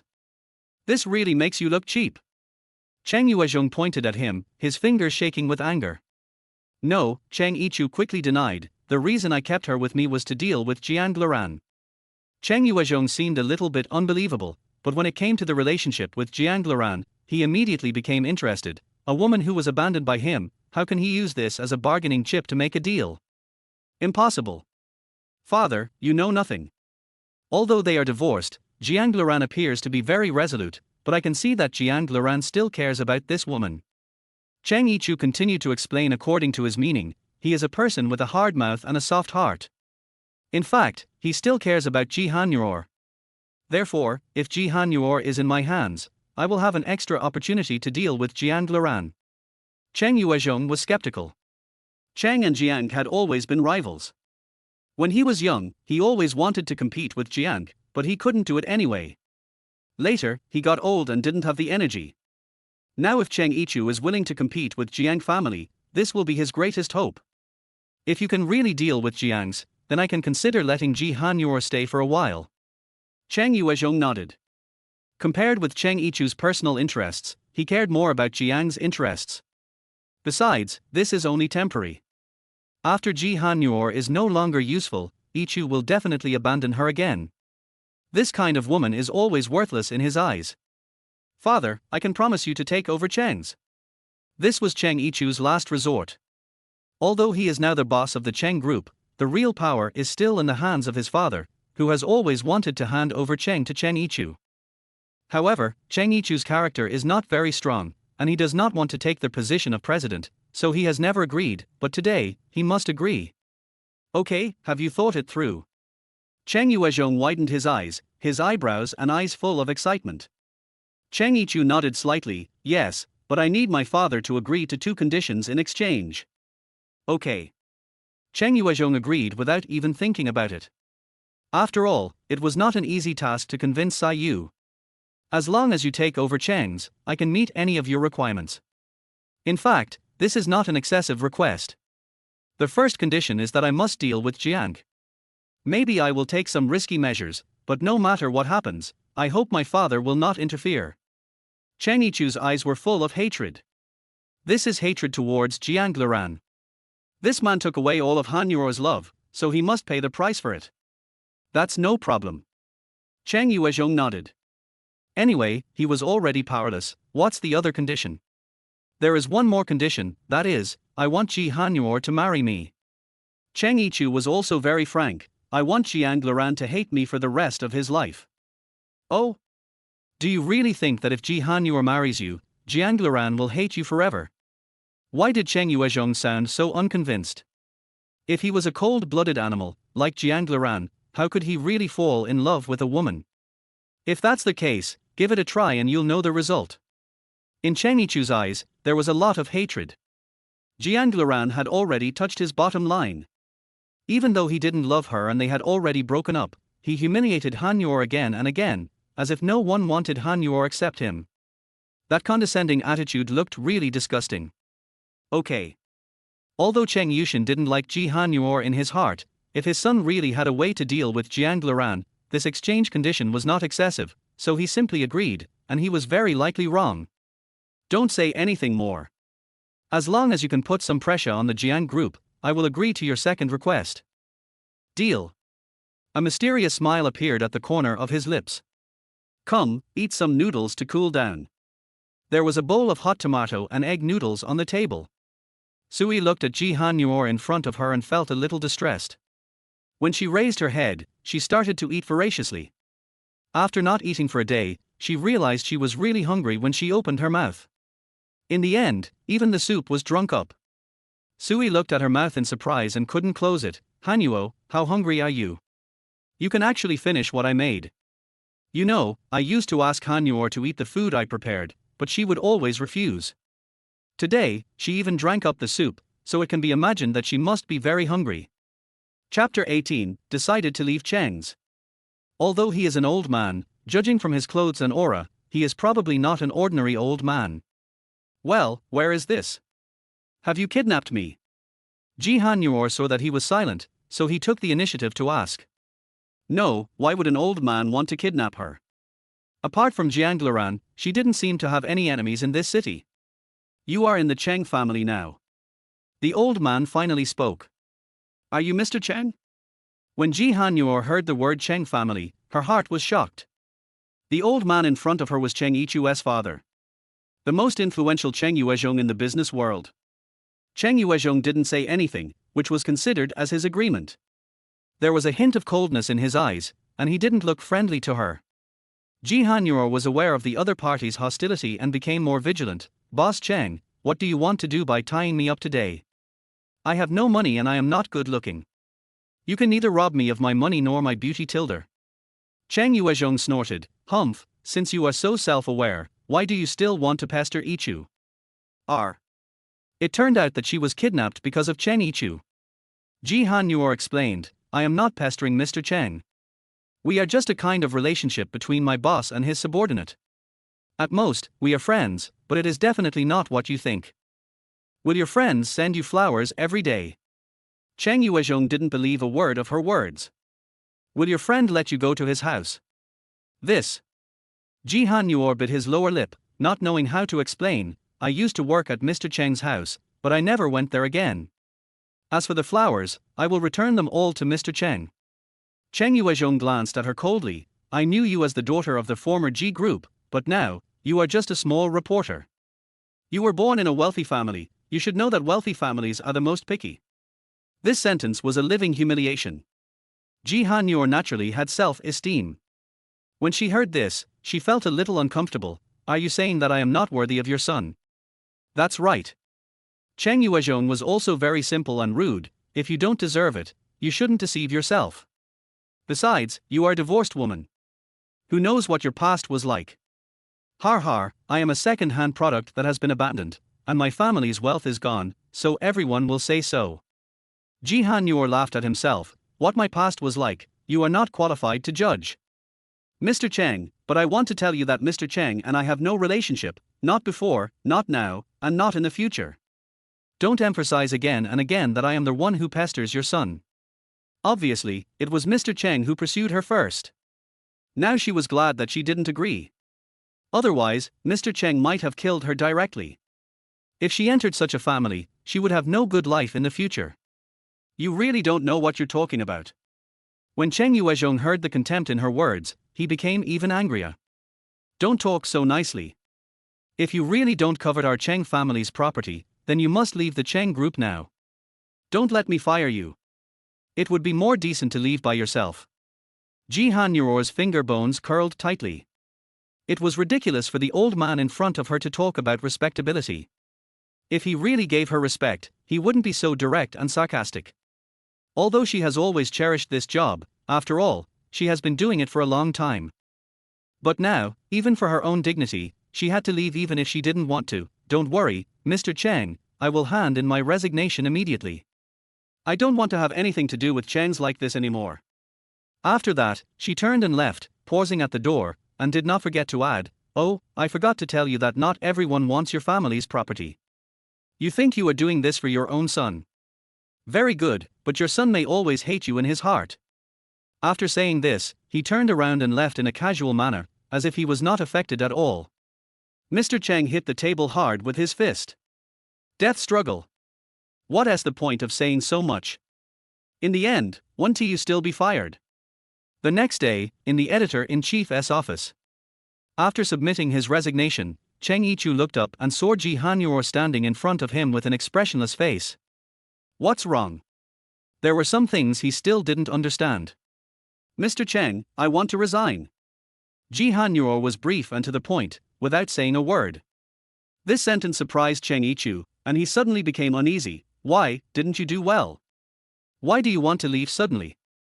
After all, Ji Hanyor had worked in this place for several years, and he certainly couldn't understand why he suddenly said he wanted to leave. Because I'm tired of doing this job and I want to change to a new environment. Ji Hanyor made up an excuse. It can be seen that she is obviously running away. Don't lie to me. Tell me, is it because I've put too much pressure on you these days that you want to leave? If so, tell me, I can change it. Mr. Cheng. Ji Hanyor interrupted him weakly, this has nothing to do with you. This is my own decision. If Mr. Cheng really wants me to be good, please approve it immediately. Cheng Yichu shook his head. He was unwilling to let her go. Hanyo, if you can't give me a reason today, I won't let you go. Mr. Cheng, I have just told you the reason, don't ask any more. If I leave, you will only lose a troublesome employee. Ji Hanyor said this and ran out without listening to what he said.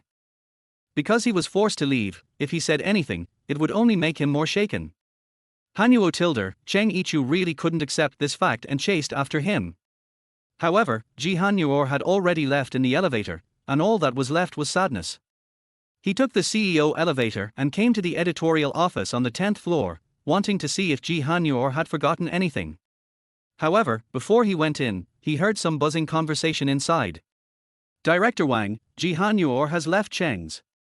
It was said by Xiao Zhang, a colleague of Ji Hanyor. You are amazing. You actually wanted to tell Mr. Cheng about these things. Director Wang looked very proud, and said with a shameless smile, that's confirmed. To me, who is Ji Hanyor?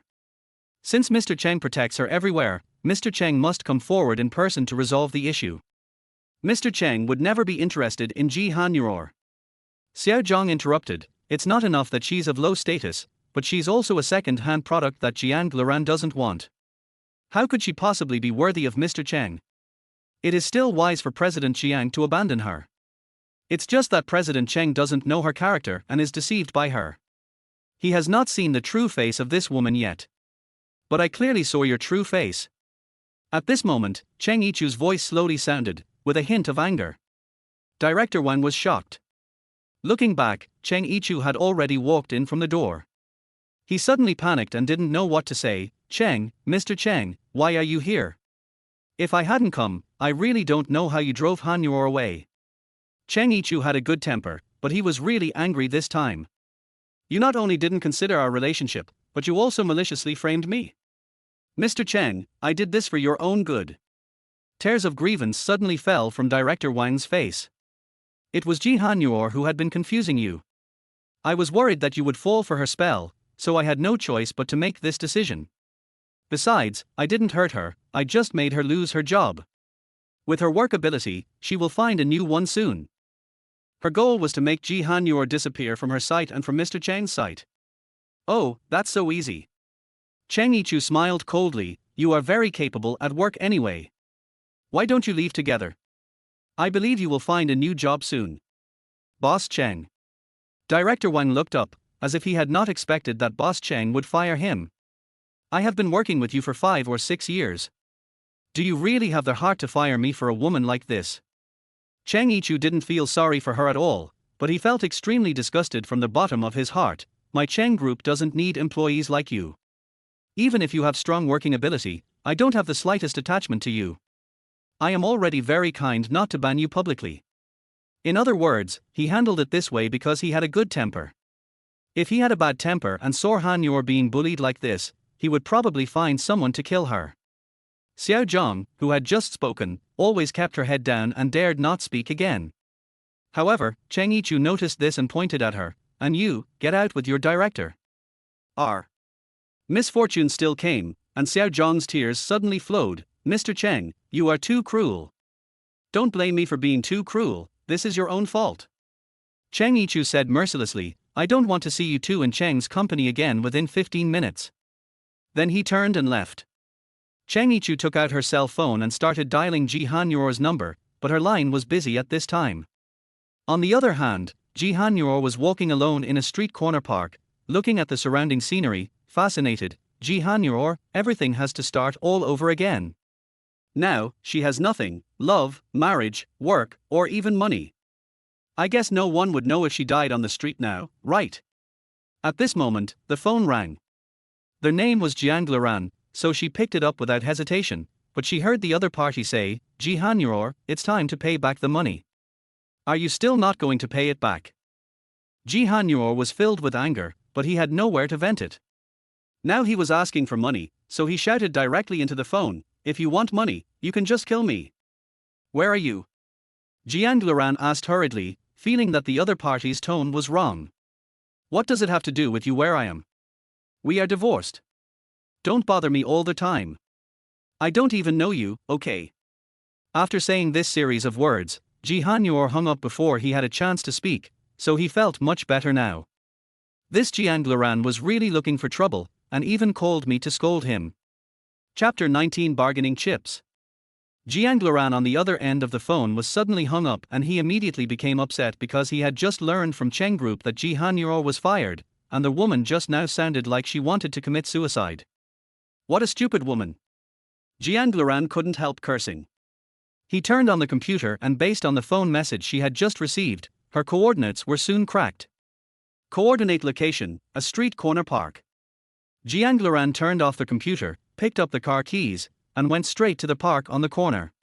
The corner park is not too big, but it is still a little hard to find. Jiang Luran wandered around, but didn't see anyone who looked like Ji Hanyuor. Just when he was about to give up, he turned around and suddenly saw Ji Hanyuor not far from the stone bridge. She sat on the stone bridge, and her movements seemed to indicate that she was about to jump off. Jiang Luran's first reaction was to run over and pick up Ji Hanyuor's body from above. "Are you crazy, woman?" His action confused Ji Hanyuor a little, and he quickly thought of breaking free. "Let me go." "Don't let go. If you jump down, I will be blamed again." Jiang Luran not only did not let go, but held her even tighter. "Let me go quickly." Ji Hanyuor wanted to move on, but she couldn't get rid of him. At this moment, tears finally burst out. Jiang Luran finally gave in and let go of her hand. When he saw her crying, he felt very sad. "Can't you say something? Why are you crying?" "You bastard, my phone fell." Ji Hanyuor cried even harder. She just dropped her phone accidentally and wanted to see if she could try to get it out, but he just picked her up, which was simply puzzling. Behind him, Jiang Luran's face twitched. "So, are you crying for your phone? Need I even say this? I spent thousands of dollars to buy a phone, and it's gone in an instant." Ji Hanyuor cried even harder when he asked, "You bastard, if you hadn't called me for nothing, my phone wouldn't have fallen."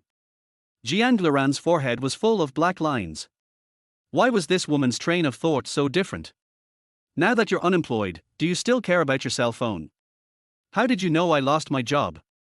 Ji Hanyuor asked him hurriedly, "Did you send someone to monitor me? Who would be so bored as to spy on you?" Jiang Luran laughed contemptuously. "Someone told me. I told you a long time ago that Cheng Yichu is unreliable. You insisted on staying in his company. An unclean woman like you should be fired." His words almost irritated Ji Hanyuor. "I don't need you to deal with it anyway. You lunatic, this is my own business. It's my freedom to deal with it however I want." Who knew that Jiang Luran was even more unreasonable than her, an ungrateful and stupid woman? "It's up to you who you want to deal with it for, but don't involve me." Giving him a cold look, she became even angrier. "We're divorced. I won't provoke you, and you shouldn't provoke me. I can't compare to those celebrity models and I can't please you." After saying this, she was about to turn around and leave. At this time, Jiang Luran stopped her. Although there is no comparison, you can sell yourself to me, and it will definitely not be less than what you earn in Cheng Group. I make money through my own efforts, at least I won't do those things. Ji Hanuro rejected his suggestion. You went to Cheng Ichu's house and said you didn't do those embarrassing things. Even if you say it, who will believe it? At least Jiang Glaran didn't believe it. In his heart, Ji Hanuro was such a woman. But I don't know why, even though I know she is such a woman, I still pay attention to her consciously or unconsciously. Especially when I know she might be in danger, I can't help but come to save her. That's my business, don't worry about it. Ji Hanuro couldn't find a reason to convince himself. In the past, after they got married, Jiang Glaran often didn't go home at night, and it was normal not to see anyone for 10 days or half a month. At that time, she begged him to take some time for her, but he always ignored her. Now that they are divorced, on the contrary, he keeps hanging around in front of her from time to time, and she even has the urge to shoot him to death. Also, don't bother me in the future. You live your life, I live mine, and there is nothing between us. Ji Hanuro said this and left without looking back. Damn it. Jiang Glaran said this to her back, blaming himself for having to go find her, but this would never happen again. Ji Hanuro, I want you to personally send me to my doorstep. I really don't know what kind of mentality this is. When he had her, he never looked at this woman, and even hated her so much that he wanted to throw her away, but now that he has lost her, it suddenly arouses his unprecedented possessiveness. Cheng family ancestral home. Seeing Cheng Ichu standing at the door with an indifferent face, Cheng Yuezhong put down what he was doing and said, "You finally came back. I thought you had forgotten about this family. I'm very busy at work, so it's my fault that I don't come back often." Cheng Ichu immediately admitted his mistake. It's just that father, Xiao Ji. If you are here today to plead for Ji Hanuro, then leave immediately. Cheng Yuezhong interrupted him coldly, obviously unhappy. Cheng Ichu knew that his father had a deep dislike for Ji Hanuro, and if he said it directly, it would only backfire. Therefore, Cheng Ichu changed his tone. "Father, don't be angry. Listen to me, you know that her external identity is Jiang Glaran's ex-wife. You know that she is a woman that no one wants, yet you still praise her like this. This really makes you look cheap." Cheng Yuezhong pointed at him, his fingers shaking with anger. "No," Cheng Ichu quickly denied, "the reason I kept her with me was to deal with Jiang Glaran." Cheng Yuezhong seemed a little bit unbelievable, but when it came to the relationship with Jiang Glaran, he immediately became interested. A woman who was abandoned by him, how can he use this as a bargaining chip to make a deal? Impossible. "Father, you know nothing. Although they are divorced, Jiang Glaran appears to be very resolute, but I can see that Jiang Glaran still cares about this woman." Cheng Ichu continued to explain according to his meaning. He is a person with a hard mouth and a soft heart. In fact, he still cares about Ji Hanuro. Therefore, if Ji Hanuro is in my hands, I will have an extra opportunity to deal with Jiang Glaran. Cheng Yuezhong was skeptical. Cheng and Jiang had always been rivals. When he was young, he always wanted to compete with Jiang, but he couldn't do it anyway. Later, he got old and didn't have the energy. Now if Cheng Ichu is willing to compete with Jiang family, this will be his greatest hope. If you can really deal with Jiang's, then I can consider letting Ji Hanuro stay for a while. Cheng Yuezhong nodded. Compared with Cheng Ichu's personal interests, he cared more about Jiang's interests. Besides, this is only temporary. After Ji Hanuro is no longer useful, Ichu will definitely abandon her again. This kind of woman is always worthless in his eyes. "Father, I can promise you to take over Cheng's." This was Cheng Ichu's last resort. Although he is now the boss of the Cheng Group, the real power is still in the hands of his father, who has always wanted to hand over Cheng to Cheng Ichu. However, Cheng Ichu's character is not very strong, and he does not want to take the position of president, so he has never agreed, but today, he must agree. "Okay, have you thought it through?" Cheng Yuezhong widened his eyebrows and eyes full of excitement. Cheng Ichu nodded slightly. "Yes, but I need my father to agree to 2 conditions in exchange." "Okay." Cheng Yuezhong agreed without even thinking about it. After all, it was not an easy task to convince Sai Yu. "As long as you take over Cheng's, I can meet any of your requirements. In fact, this is not an excessive request. The first condition is that I must deal with Jiang. Maybe I will take some risky measures, but no matter what happens, I hope my father will not interfere." Cheng Yichu's eyes were full of hatred. This is hatred towards Jiang Liran. This man took away all of Han Yuo's love, so he must pay the price for it. That's no problem. Cheng Yuezhong nodded. Anyway, he was already powerless. What's the other condition? There is one more condition, that is, I want Ji Hanyuor to marry me.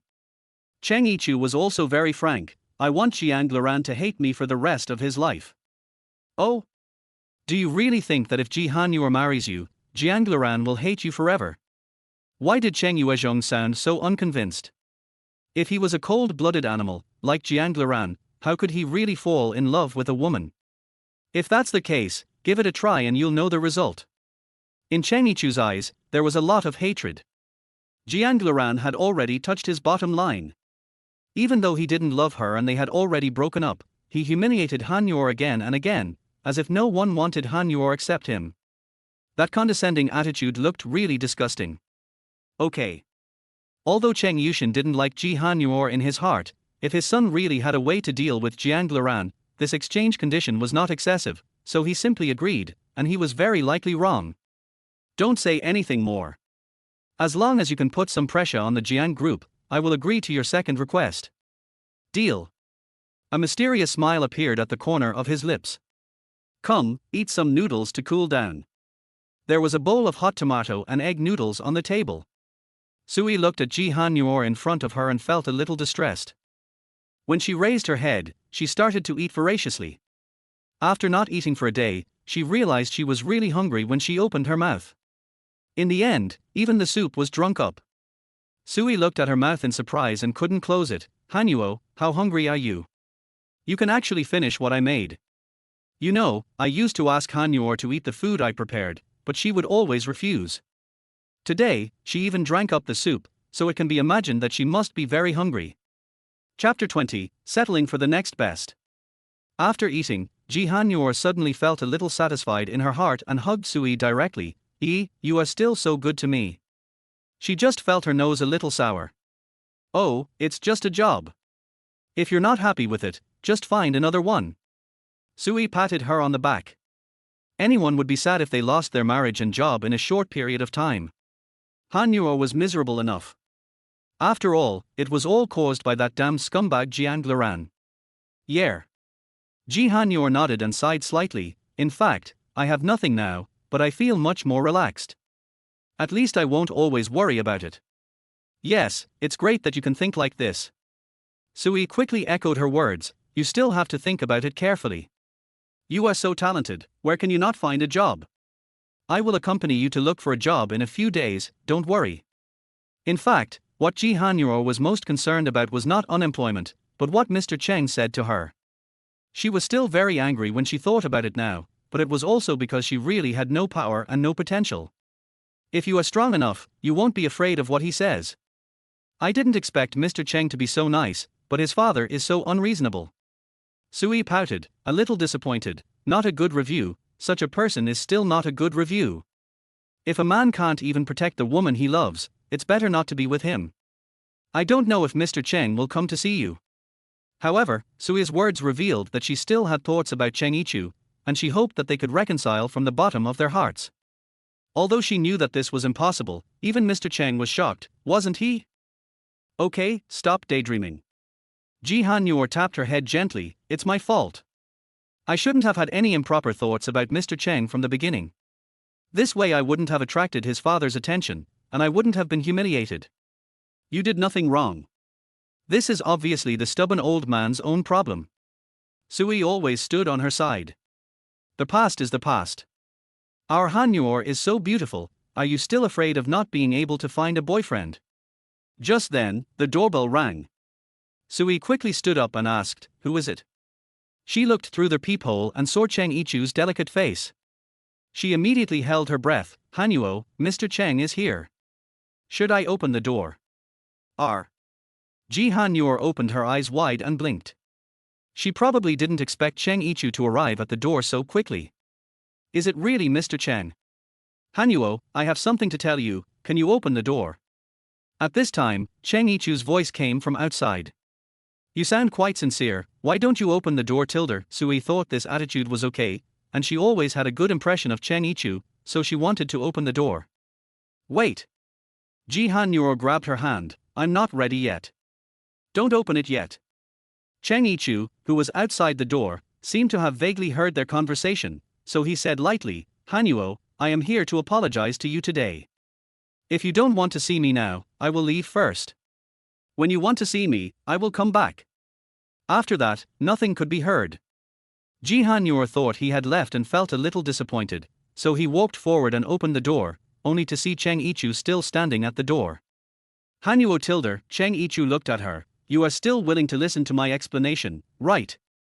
Biting her lower lip, she deliberately avoided his gaze. If you have anything, you can tell me as soon as possible.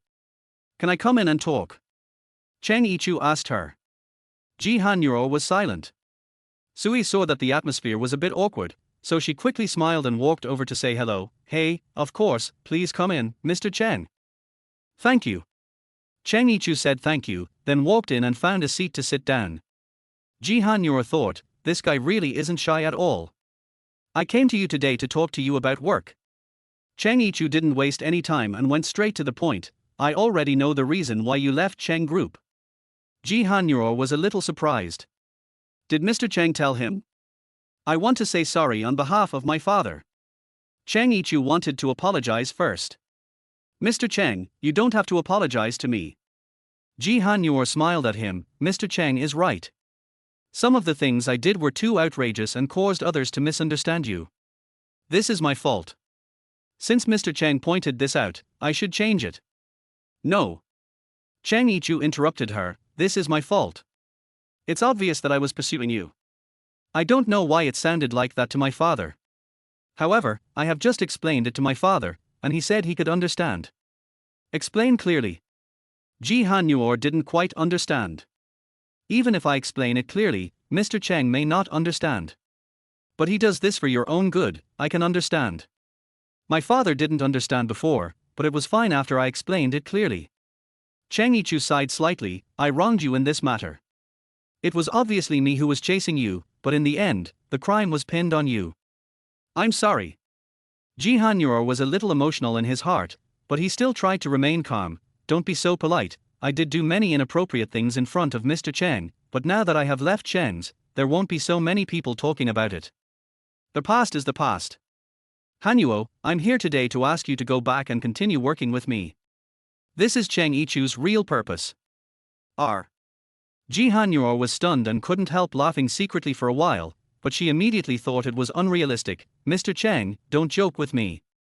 Since I have left Cheng Group, I will naturally not go back. She has dignity.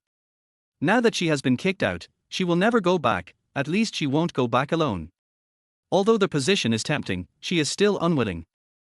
You don't even give me face. Cheng Yichu couldn't help but laugh at himself. It seems that my face is really worthless. No. Ji Han-yeol quickly denied, this is not a matter of face. A person must have backbone. If Mr. Cheng really respects me, please let me leave. She didn't want to be judged, so she would rather starve than go back. I didn't expect that you looked gentle and harmless, but you are still very stubborn in your heart.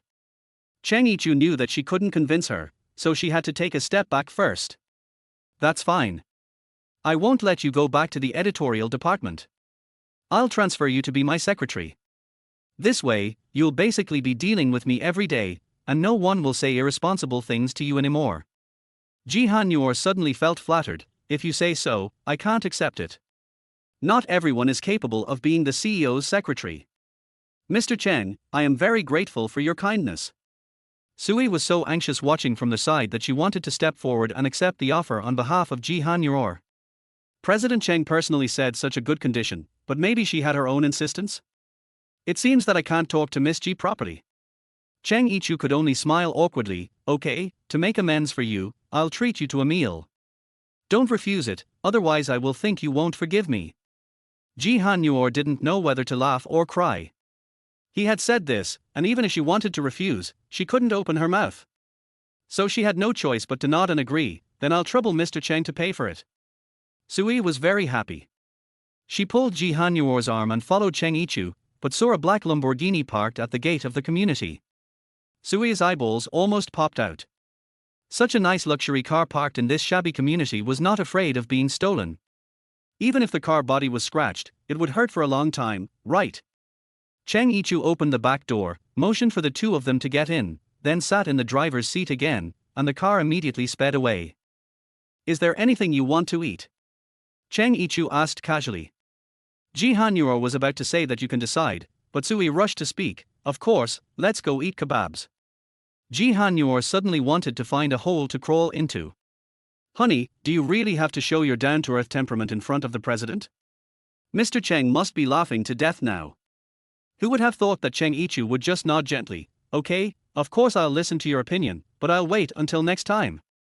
Today is also the first time I invite you, so I'll make the decision. Their words deftly resolved the awkwardness, and they had to make an appointment to go a second time.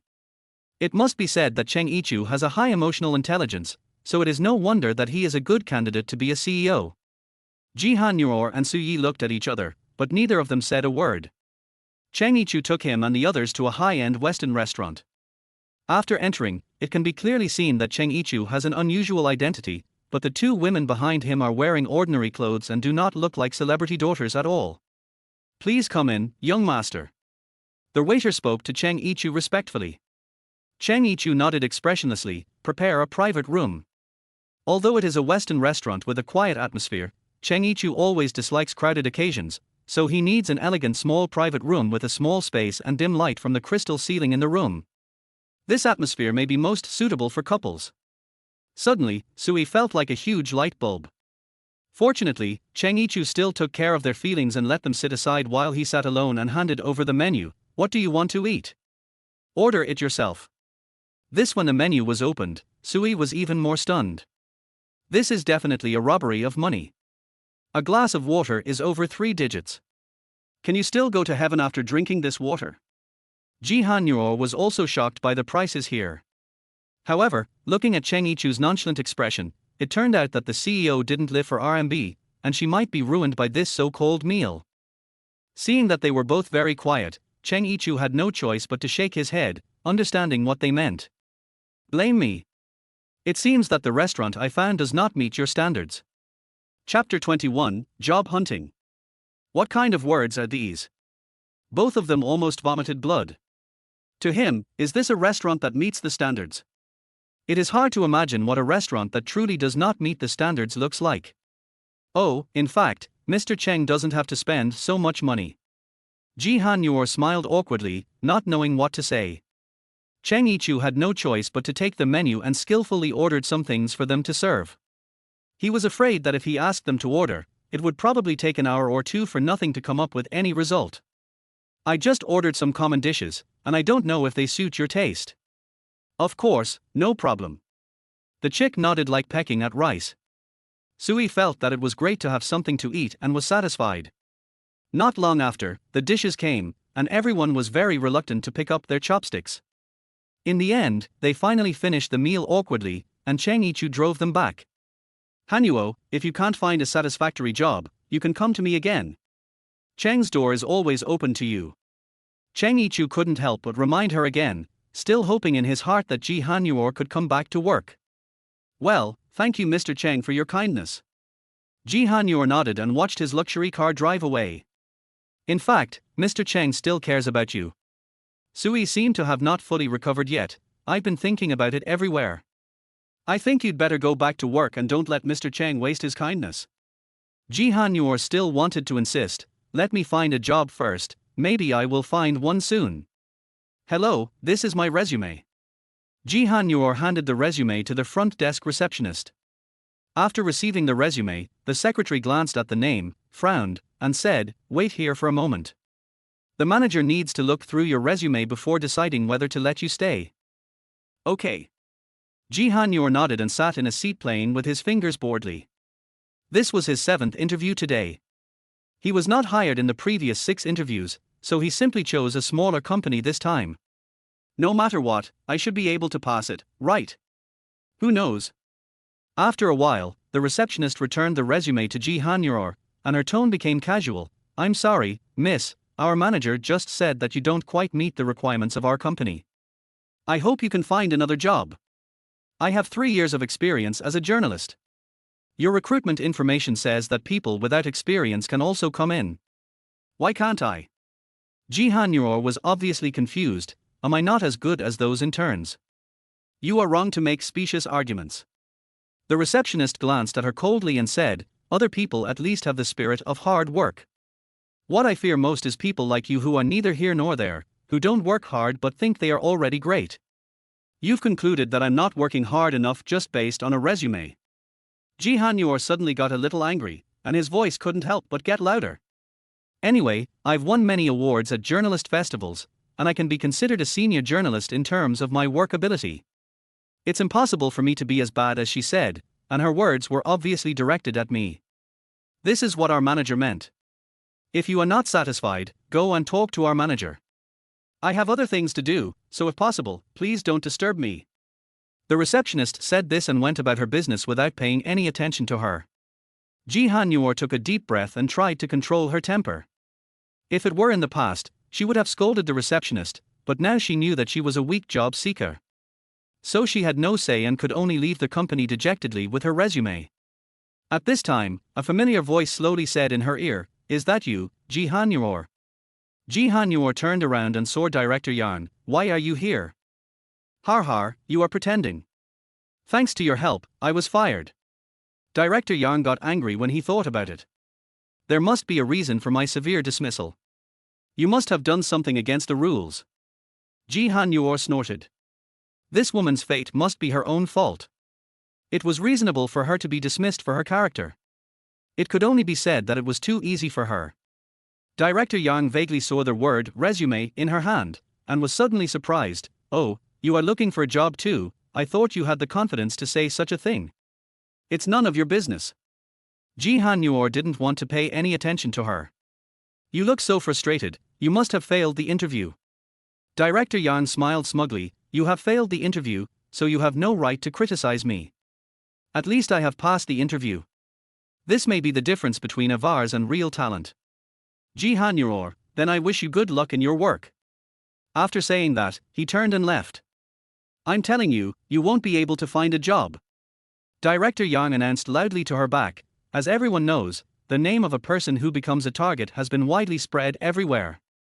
It's a miracle that you can find a job.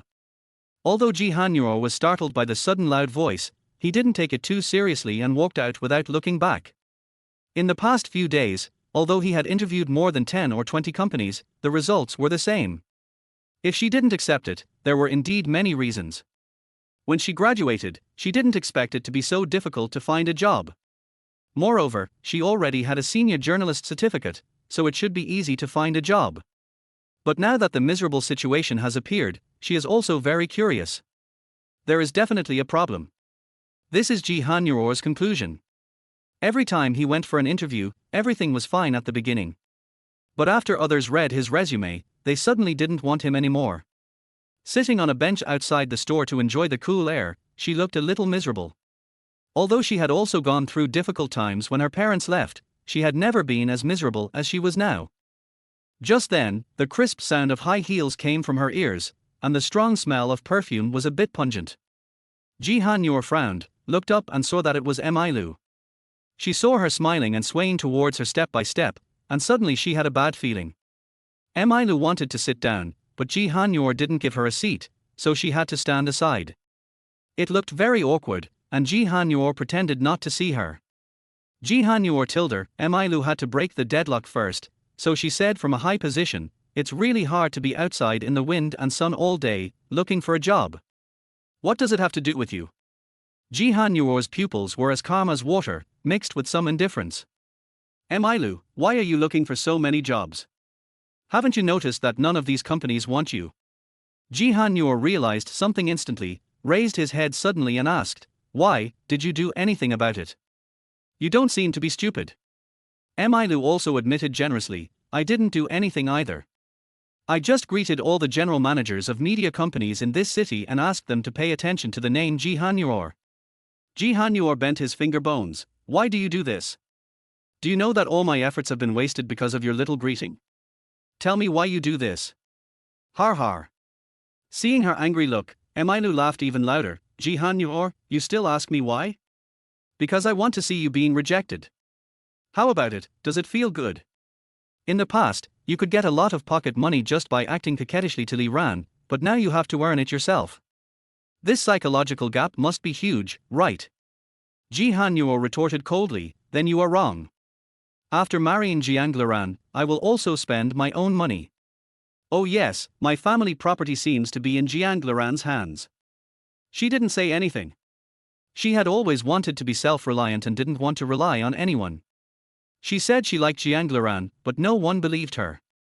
Most people thought she just admired Jiang Liran's money and power. That was given to Li Ran by your parents. What does it have to do with you? Emailu laughed contemptuously. Thanks to your intelligence, even if Mr. G's group is handed over to you, it will be destroyed in your hands sooner or later. Even if it is destroyed, I am only destroying my own property. You seem to be meddling too much. Ji Hanyo reminded her with a cold face that there was no need to worry unnecessarily. Har har, it's true to say that you are an ignorant woman. You seem hopeless. Emailu smiled. She really thought what she said was funny. In today's society, which woman needs to make money on her own? Isn't it all about pleasing men and sticking to them? She doesn't think it's shameful. If a man likes her, it's natural for him to spend money on her, isn't it? It's just that she can't get the man she wants most no matter what. Thank you for your kindness. Ji Hanyo mocked coldly, but a woman who can't even see the man she likes shouldn't even think about teaching others. When Ji Hanyo finished speaking and stood up to leave with her ponytail, Emailu said to her from behind, in my opinion, you'd better leave this city as soon as possible. There is no place for you here anymore, and there won't be any in the future. As long as Emailu was around, she would never let Ji Hanyo find a job. She didn't believe that Ji Hanyo would not leave even at this point. Ji Hanyo quickened his pace of departure, obviously still paying attention to her words. Now he really couldn't fight Emailu without power and influence. She had a wide social circle in City A and could easily block him.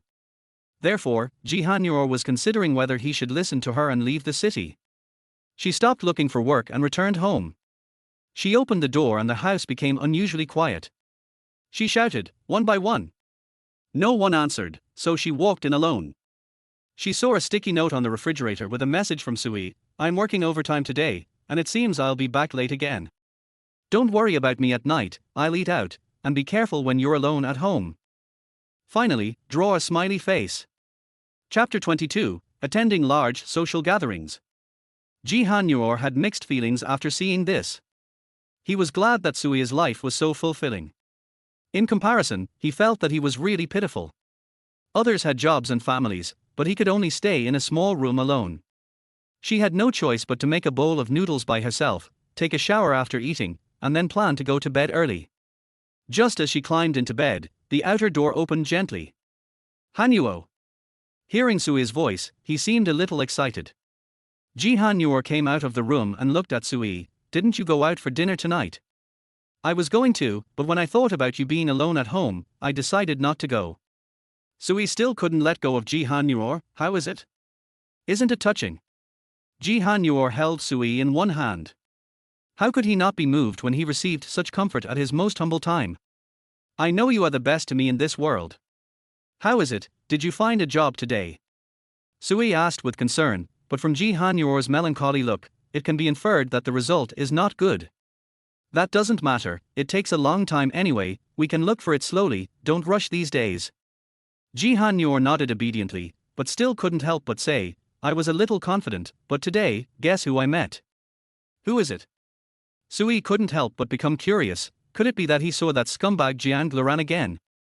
No, I met Emailu, Jiang Liran's childhood sweetheart. When Ji Hanyo mentioned this name, he suddenly felt unhappy. She has always liked Jiang Liran. When she married Jiang Li, she was very unhappy and often came to disturb us. But now you're divorced, can she still embarrass you? Sui couldn't understand it at all. Isn't it all irrelevant? Why is she still finding fault? Ji Hanyo shook his head slightly. Maybe it's because I happened to meet Jiang Liran a few times, and she found out. She thought we were in love again, so she was resentful and even wanted to drive me out of the city. What? She dares. After hearing her words, Sui suddenly became uneasy. No matter what, this city does not belong to her family. It is not her turn to ask you to leave. We will listen to her and see what she can do. But she has bought off all the media companies in this city. Ji Han-yor said, she told all the media companies not to accept me. That's why I can't find a job. And I didn't realize until today that this wasn't my problem. Sui was stunned for a while. She didn't expect the situation to be so serious, but she still said to Ji Han-yor in her heart, what should we do now? We can't survive in this city at all. How could this damn woman come up with such a vicious idea? Ji Han-yor shook her head. Obviously there was nothing she could do, there is no other way. I have nothing now, I am no match for her at all. If I can't confront her head on, I can only avoid it. In other words, she might have to consider leaving the city. If you leave here, I will go with you. Sui would definitely not let her go alone. Ji Han-yor has been smart and sensible since he was a child, and has never been to places too far away. Now he has to live alone in a foreign place and is rejected by evil women everywhere. It is really pitiful. Your job has finally stabilized, so don't let me drag you down. Ji Han-yor lowered her head, a trace of disappointment flashing across her pupils, but despite this, she still hoped that everything would go well for Sui. At least she hoped that she would not be like she is now. Don't say such discouraging words. I am your only best friend, and you are my only one. What will you do if I don't help you? Sui patted her shoulder lightly, and the words coming out of her mouth were particularly warm. Let's wait and see. I'm in a complicated mood right now, and it will take a few more days to consider going to another city. Ji Han-yor knew that what he needed to adjust most now was his mentality. Only by slowly relaxing his mentality could he do better. You haven't eaten yet. I'll go make you a bowl of noodles. Okay, then I'll trouble Chef Ji. Sui smiled at her and said jokingly. Ji Han-yor was suddenly amused by her and went into the kitchen, but less than a moment later, Sui's scream came from outside, which quickly startled her. What's wrong? She immediately ran out to see. When Sui fell on the sofa, looking at the computer screen with a pale face, she almost cried. Ji Han-yor was frightened by her behavior and quickly crawled forward. What's wrong? What happened? Sui's tears suddenly fell. It's all over.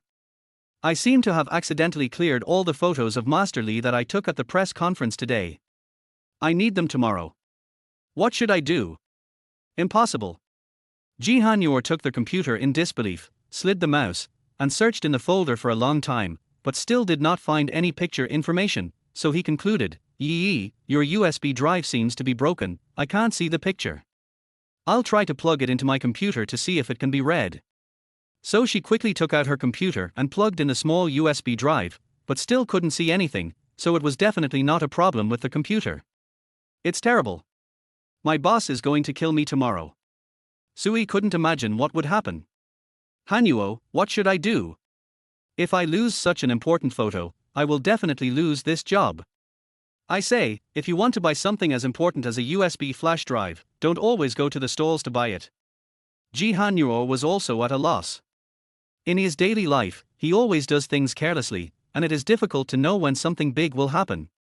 Sui pouted, I know, but don't be so petty next time. But I'll be finished soon. My boss doesn't like me very much. It seems that the result is doomed. I think I have to leave this city with you and find another job. Don't talk nonsense. This is a job you have worked hard to find. Are you giving up so easily? Ji Han-yor didn't want her to give up. Okay, then we can interview Master Lee again and take some more photos. Can't we make up for it this way? It's better to resign directly. Sui shook her head. It's easy to say, but Li Shuxing is the only legal heir to Li's enterprise and the son of the city's real estate king. He will become the future ace president of the real estate industry. How can ordinary people like them meet him whenever they want? Let me think about it, maybe there is another way. Ji Han-yor bit his lower lip and thought carefully. Suddenly he remembered that he had memoized the schedules of some important people before he was fired. It seems that there will be a large social gathering in this city tomorrow night, so I think Master Lee will definitely attend such an important occasion. Sui's eyes suddenly lit up. Really? Then we can sneak in. Anyway, you have a press card and I'm a photographer, so it should be no problem for us to get in. Yes, that's right. Ji Han-yor nodded. It's not difficult to get in, but it's a bit difficult to get an exclusive interview with Master Lee. However, although it was difficult, it was possible to use their brains to solve it. The most important thing now was that they had no decent clothes to enter the party. One by one, let's go find some clothes for the occasion. It would be very shameful if we were to dress too poorly. Very good. Sui nodded, and then went to the bedroom together, and dug out all the clothes in the closet, but never saw a satisfactory one. In the end, they had to reluctantly find 2 daily clothes. A white coat and a green coat, although not formal dress, at least look relatively decent. Hanuo, but our boss wants this photo tomorrow. How should I explain it to them when I go there tomorrow? Sui suddenly thought of this problem. Ji Hanuo was stunned and immediately agreed. You said you were sorting it out and would give a better exclusive information soon. Don't worry, there are too many media at the press conference, and it is never very valuable. But if it is exclusive, it will be different. Just tell your boss so, there will be absolutely no problem. Ji Hanuor has encountered similar things many times, so naturally he has some experience. Sui blinked, a little unconvinced. Really? Please believe me this time. No matter how bad it is, you messed up and got fired, we are still together. Ji Hanuor smiled. Anyway, there was no better way now, so he decided to give it a try. Sui nodded slightly. Now she could only believe her. The next day, Sui came back early after get off work. After all, there was still one problem that had not been solved. They took a taxi directly to a 7-star hotel where the social gathering was held. They were well equipped, with cameras hanging around their necks. Every now and then, a luxury car would stop outside, and inside each car was a big shot. A specially dressed receptionist would greet them at the door, with great courtesy. After entering the hall, you will find that the ceiling of the hall is as high as 3 floors, and the whole room is shrouded in a luxurious atmosphere. Fortunately, the 2 of them often go to this place and are used to it, so there are not too many surprises. After all, neither of them could ever imagine the world of the rich. Wow, so many people are here. Hanuor, do you think Mr. Cheng will come today? Sui was a little excited, but he immediately realized that he seemed to have mentioned someone he shouldn't have mentioned, so he closed his mouth and coughed twice to cover it up. Ahem. Maybe. However, Ji Hanuor did not avoid this name too much. But for some reason, the words Jiang Luran suddenly flashed through her mind, thinking that he should come today. The next second, when she looked up, she saw Jiang Luran coming in. His physical temperament was perfectly set off by the black suit. Emilu, who was standing next to him, was wearing heavy makeup today, a long black slim dress, long curly hair, sexy red lips and squeaking high heels. Chapter 23, Public Insults. Wow, Jiang Luran, this scumbag is here. When Sui saw Jiang Luran, her first reaction was to pull Ji Hanuor away. Let's go, we don't want to play with him. As soon as Jiang Luran came in, many people greeted him. However, Emilu, who was beside him, noticed Ji Hanuor not far away and signaled to him with her eyes, "Your ex-wife is here today too, it's so lively." Jiang Luran immediately raised his head and searched for Ji Hanuor's back. As expected, he saw Ji Hanuor in the corner holding a camera and taking pictures, as if he was deliberately covering up something. It seems like she has only been away for a short time. How did Ji Hanuor become so shabby? Emilu looked at the ordinary clothes she was wearing and couldn't help but sneered. It seems that she can't live without a man's love. Once she leaves a man, she can't live. Jiang Luran didn't say anything and looked indifferent. Emilu continued, "You don't know that a few days ago, Ji Hanuor was not only abandoned by Cheng, but also fired. Now she has nowhere to go. What does this have to do with me?" Jiang Luran answered calmly, with a hint of anger, "In the future, don't mention this disappointing woman in front of me." Okay. Emilu smiled and immediately shut up. It seemed that Li Ran had already forgotten Ji Hanuor, so the previous words should have been just the initial discomfort after the divorce. Jiang Luran didn't care too much, just thought that Ji Hanuor was deliberately avoiding him. But he just couldn't figure out why she came to this place. Was it because she didn't have Cheng Yichu as a backer, and wanted to make friends with other rich people to support her life? Thinking of this, Jiang Luran couldn't help but sneer.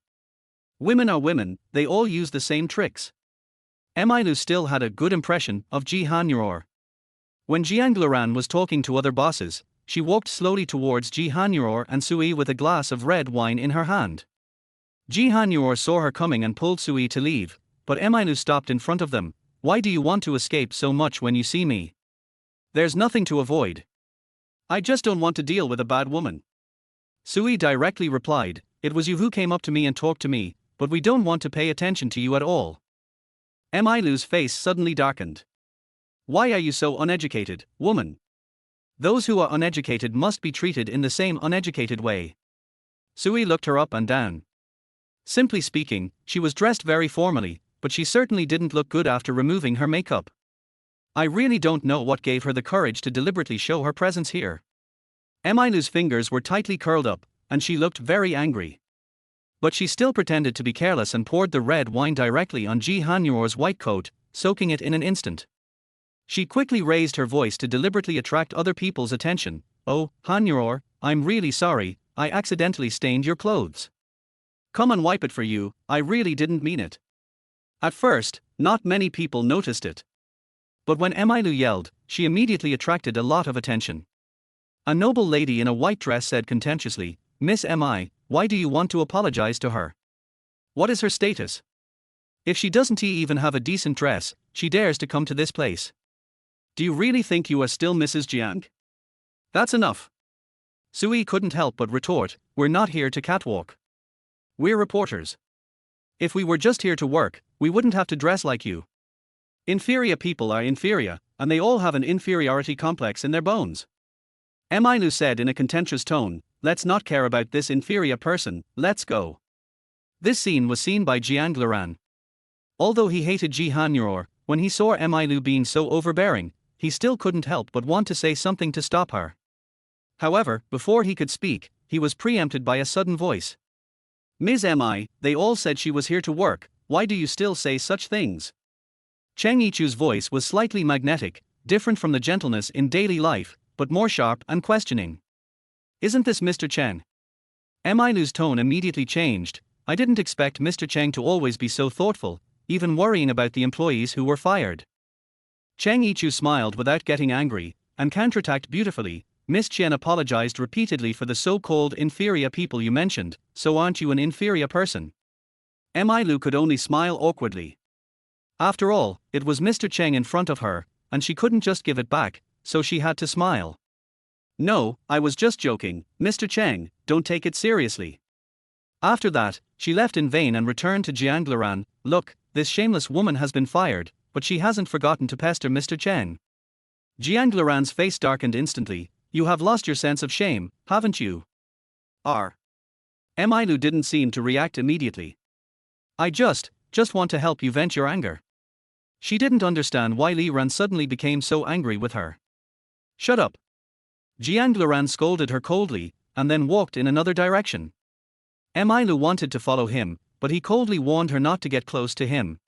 She felt extremely aggrieved, but she hated Ji Hanyor even more in her heart. She wondered why this woman didn't leave the city. Cheng Yichu took out a tissue and helped Ji Hanyor wipe the red wine off his clothes. Hanyuo, are you okay? Nothing. Ji Hanyor lowered his head and dodged subconsciously. Thank you, Mr. Cheng, for speaking for me. You're welcome. Cheng Yichu saw that the stains on her clothes seemed impossible to wipe off, so he said, come on, I'll take you to wash them. It's really inappropriate to wear such clothes in this occasion. Before she could say no, Ji Hanyor was taken away. But she didn't know that Jiang Luran was watching all this. At this moment, his anger was approaching the critical point. Could it be that Ji Hanyor, that stupid woman, couldn't see that Cheng Yichu just wanted to pursue her? If she saw it, why didn't she reject him? Or maybe she was just such a woman and she would never change. Cheng Yichu took Ji Hanyor to the bathroom and used a little water to help her clean the stains on her clothes. Ji Hanyor could only look at him, somewhat at a loss. Mr. Cheng. She bullied you like that, why didn't you fight back? Cheng Yichu suddenly asked this question.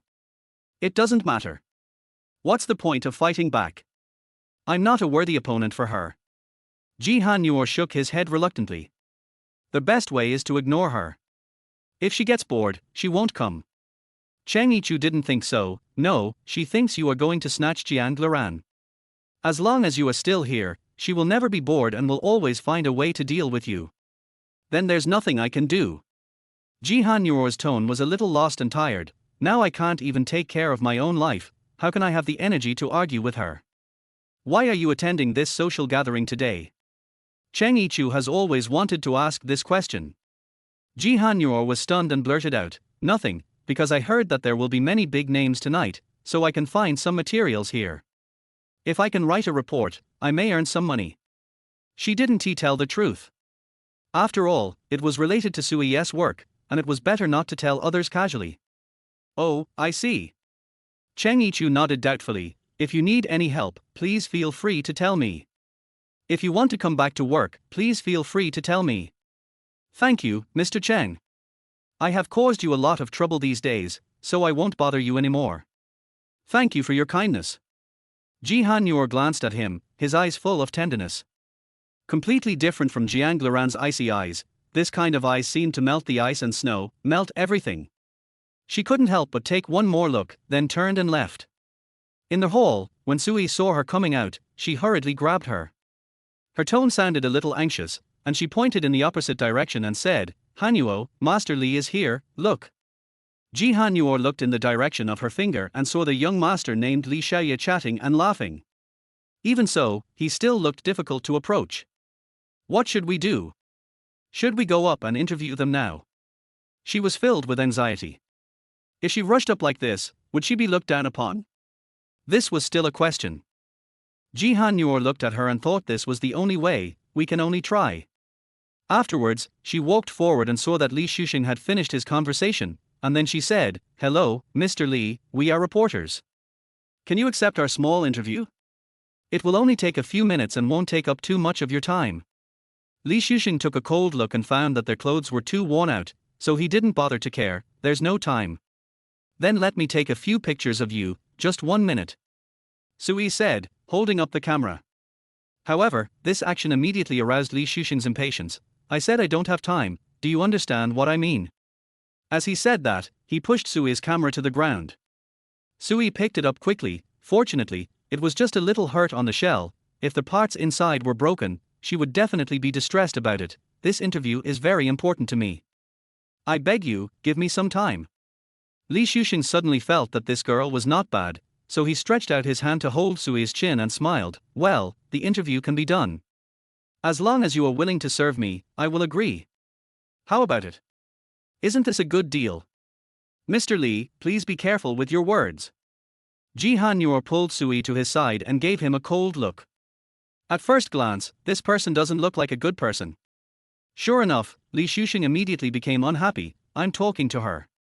What are you talking about here? Bastard." After saying that, he was about to slap her, but at this moment, he was grabbed by a big hand. Chapter 24. Returning to work at Cheng's editorial office. The next second, they saw Cheng Yichu's gentle face. "Mr. Li is here today too. It's been a long time since we last met." When he saw Cheng Yichu, all of Li Shuxing's previous anger was suddenly withdrawn. After all, the strength of the Cheng group was much stronger than their Li group, so he didn't dare to offend casually. "Mr. Cheng is really polite." Li Shuxing smiled, and his expression changed faster than turning the pages of a book. "I am teaching 2 women who don't know how to behave to be polite, and let Mr. Cheng see it." "Mr. Li is very generous." Cheng Yichu quickly stopped him. "Why do you care about the behavior of 2 women? You just want to interview them. Then interview them, it's no big deal. This is all for life. Mr. Li should occasionally think about ordinary people." Although Li Shuxing really wanted to refute, this was what Cheng Yichu said, and even if you wanted to refute him, you couldn't. And you also had to smile and be open-minded. "Mr. Cheng is right, har tilde since Mr. Cheng has already said it for you, then okay, I'll only give you 2 minutes. If you're out of time, you won't have a chance, you have to hurry up." 2 minutes is enough, thank you, Mr. Li." Sui suddenly became excited and quickly picked up the camera to prepare for shooting. Ji Hanyor began to ask him some business questions. Cheng Yichu watched quietly, watching the 2 of them successfully complete the interview. Their lips slightly raised, revealing a happy smile. Soon after the interview, Li Shuxing was obviously unhappy. "Well, you asked me all my private questions. Are you satisfied now? Can you go away now? Thank you, Mr. Li, for accepting the interview." Sui turned around and patted Cheng Yichu's shoulder with a smile. "Thank you too, Mr. Cheng, let's go." Then she pulled Ji Hanyor out. Now that they have achieved their goal, they have to leave this place as soon as possible. Walking out of their hall, Sui felt relieved. The air outside is not bad. It's too depressing inside. They dare not even breathe. The bosses of these business circles are all monsters. They go in and out of such occasions all day long, looking at people's faces. I really don't understand how they do it. Check your photos again quickly and don't be careless this time. Ji Han-Yuro reminded her. Yes, I almost forgot the most important thing. Sui quickly looked at the photos in the camera and seemed quite satisfied, so she couldn't help but complain a few words. This Li Shushin is disgusting. He looks so charming when he is working, but I didn't expect him to be such a disgusting person. All these CEOs are the same. Ji Han-Yuro has long been accustomed to it, however, Mr. Cheng is an exception. That's right. Sui nodded in agreement. There really aren't many CEOs like Mr. Cheng who can lower themselves. You have to think about it. Ji Han-Yuro quickly interrupted her. Don't talk nonsense. For some reason, her heart was still moved. Even a heartless person would not ignore someone who has been helping her. Let's go back, Han-Yuro. Sui stuck out her tongue and stopped talking about it. Anyway, she could see that Han-Yuro also cared about Mr. Cheng, otherwise she would have directly rejected all his help. Ji Han-Yuro nodded, and suddenly thought, no, Mr. Cheng has helped us a lot. I must thank him in person, or wait for him to come out. Okay, I'll listen to you. Although Sui didn't know when Mr. Cheng would come out, she was very grateful to him, so she agreed. However, they didn't wait too long. Cheng Yichu seemed to know that they would wait for him outside the door, so he quickly found an excuse and walked out. Why haven't you gone home yet? Mr. Cheng, you helped us a lot tonight, and we haven't thanked you properly yet. Sui smiled. The matter had been resolved. She didn't know how happy she was. It's just a small matter. Cheng Yichu didn't take it to heart. Mr. Cheng, I'm sorry I didn't tell you before that we're here to do an exclusive interview with Mr. Nan. Ji Han-Yuro also realized that lying to him was wrong, because I didn't want to bother you, but in the end, I still bothered you. Han-Yuro, you are still too unfamiliar to me. Cheng Yichu sighed slightly. He did not blame Han-Yuro, but blamed himself for not getting Han-Yuro's 100% trust. I said, if you have any difficulties, you can come to me at any time. Thank you, Mr. Cheng. Ji Han-Yuro didn't know what else to say except thank you. He helped him again and again, but he always brought him trouble, which was really embarrassing. Don't say thank you to me. If you really want to thank me, you might as well promise me one thing. Cheng Yichu showed a mysterious smile. What's the matter? I suddenly had a bad feeling. He wouldn't make any unreasonable requests, right? Don't be afraid, I won't eat you. Cheng Yichu was a little amused when he saw her reaction. Actually, it's nothing. I just hope you can come back and continue working. Ji Han-Yuro was at a loss. In fact, before this, she also thought that Mr. Cheng would put forward this condition. When it was really put forward, she fell into endless entanglement. If she went back, some people would gossip and it would seem too spineless. But if she didn't go back, it would be a waste of Mr. Cheng's kindness. Besides, she was in trouble now and couldn't find any job in this city. If she wanted to stay in this city, she could only agree to him. Han-Yuro, agree quickly. At this time, Sui also wanted her to speak up and agree. Mr. Cheng is a good man, you can't let him down like this. Seeing that Ji Han-Yuro didn't speak, Cheng Yichu continued to lobby. I also know that you have had difficulty finding a job recently. You have worked in Cheng Group for several years, and your performance has always been outstanding. Even if you are just a president, I want to keep an excellent employee like you. Cheng Yichu's words touched Ji Han-Yuro. Perhaps because she had been in trouble for too long, she agreed inexplicably. Okay, Mr. Cheng, tomorrow, I will report to Cheng's. Really? Cheng Yichu thought he had heard wrongly. Han-Yuro agreed to go back to work. Are you really willing to go back with me? Ji Han-Yuro nodded slightly. In fact, when I left Cheng's, I was thinking that the person I felt most sorry for was Mr. Cheng, because I left Cheng's, which was equivalent to wasting your hope and cultivation of me for so many years. Since Mr. Cheng is so sincere now, why don't I go back?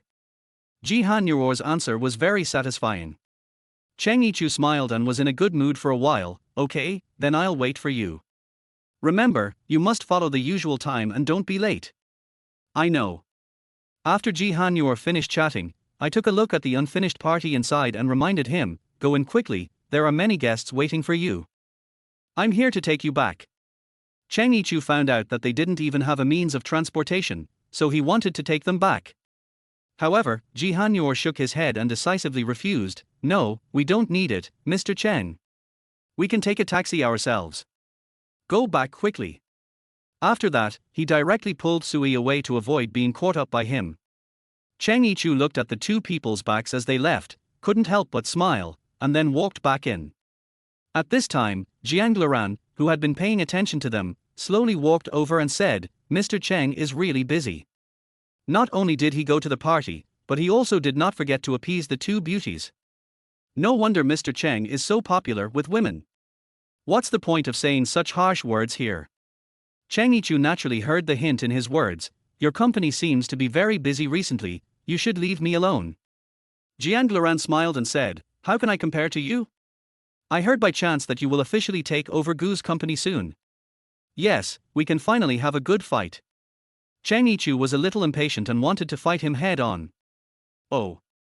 Jiang Luran didn't take it seriously at all. "Even your father is not my opponent, you dare to fight me? Study hard first." Although what he said was not very nice, Cheng Yichu knew that what he said was true. In terms of strength and strategy, he certainly could not defeat Jiang Luran, but even so, he had to fight. "It hasn't even started yet, how do you know I'm no match for you?" Cheng Yichu showed a confident expression. "If you talk too much, be careful not to let anything slip. Then I'll wait." After saying this, Jiang Luran took a glass of wine and went to chat with others, completely ignoring Cheng Yichu. Cheng Yichu's finger bones were tightly curled up. This was what made Jiang Luran the most angry. Since he didn't take him seriously, he had to prove that he was better than Jiang Luran. The next morning, Cheng Yichu came to the company early and checked the editorial department. The employees were surprised that Cheng had never come so early and went directly to the editorial department. "What do you think? Don't you think it's abnormal, Mr. Cheng?" A female employee named Nana brought Cheng Yichu a cup of tea. "Have some tea." "Thank you, but that's okay." Cheng Yichu politely declined. Seeing his indifferent attitude, Nana took the initiative to approach him again. "Are you waiting for someone?" "Well," Cheng Yichu replied impatiently, "go do your own work and leave me alone." "Yes." Nana had no choice but to return to her seat, occasionally looking at Cheng Yichu. Who could Mr. Cheng be waiting for when he came to the editorial office? Didn't Ji Hanyor leave? At this time, Ji Hanyor walked in, lowered his head, and seemed to be afraid to look directly at all this. Cheng Yichu saw this situation and quickly stepped forward. "Hanyo, you are finally here." "Mr. Cheng." Ji Hanyor was a little surprised. She was really flattered that Mr. Cheng was waiting for her at this place. "I'm sorry, I'm 2 minutes late and kept you waiting." However, she didn't know that her words made everyone misunderstand that the two of them were having a date. Chapter 25 Already isolated. "Ji Hanyor, haven't you left Cheng Group yet?" Shanshan pointed at Ji Hanyor and asked, feeling a little uncomfortable. Ji Hanyor didn't know what to say, but Cheng Yichu helped her. "Ji Hanyor performed very well at work, so I let her come back." "What's wrong, do you have any objections?" "No, I have no objection." Nana hurriedly denied. "I'm just a little too happy, Hanyor, it's great that you're back." As she said that, she deliberately held Ji Hanyor's hand, looking very friendly. Ji Hanyor subconsciously let go of her hand. She didn't say anything else, but just felt a little nauseous. Nana, she likes to use Director Yang to bully herself at work. Now that she sees Mr. Cheng here, they become friends again, which is ridiculous to think about. "Boss Cheng." Ji Hanyor went straight to Cheng Yichu. "Since I'm here, you should hurry up and do your own thing.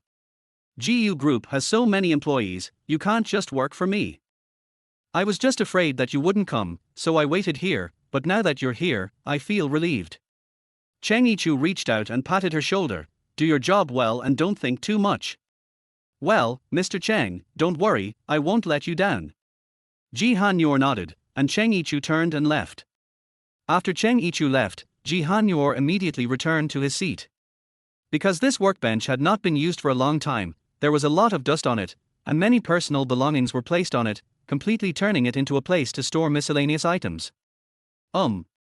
Ji Han-yeor had no choice but to talk to them first. Please take your things away. This is my workbench, and I have to use it to work now. However, this sentence came out of her mouth, and everyone thought she was acting.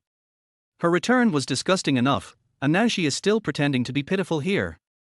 I said, you drove Director Yang away. Now you're back again. You're really good at what you do. A female colleague said in a sarcastic tone, and it was obvious that she hated her from the bottom of her heart. I didn't know Director Yang had left here, so there was no question of driving her away. Ji Han-yeor felt a little puzzled. What did this have to do with her? She didn't know Director Yang had left Cheng's until she ran into her by chance that day. Stop pretending. Li Yangyang couldn't bear to hear it anymore. I've seen too many hard-to-get tricks. I mean, why did you quit so quickly? It was just to attract Mr. Cheng's attention, and then have Mr. Cheng personally invite you back. That's a smart move. Ji Han-yeor secretly clenched her fingers.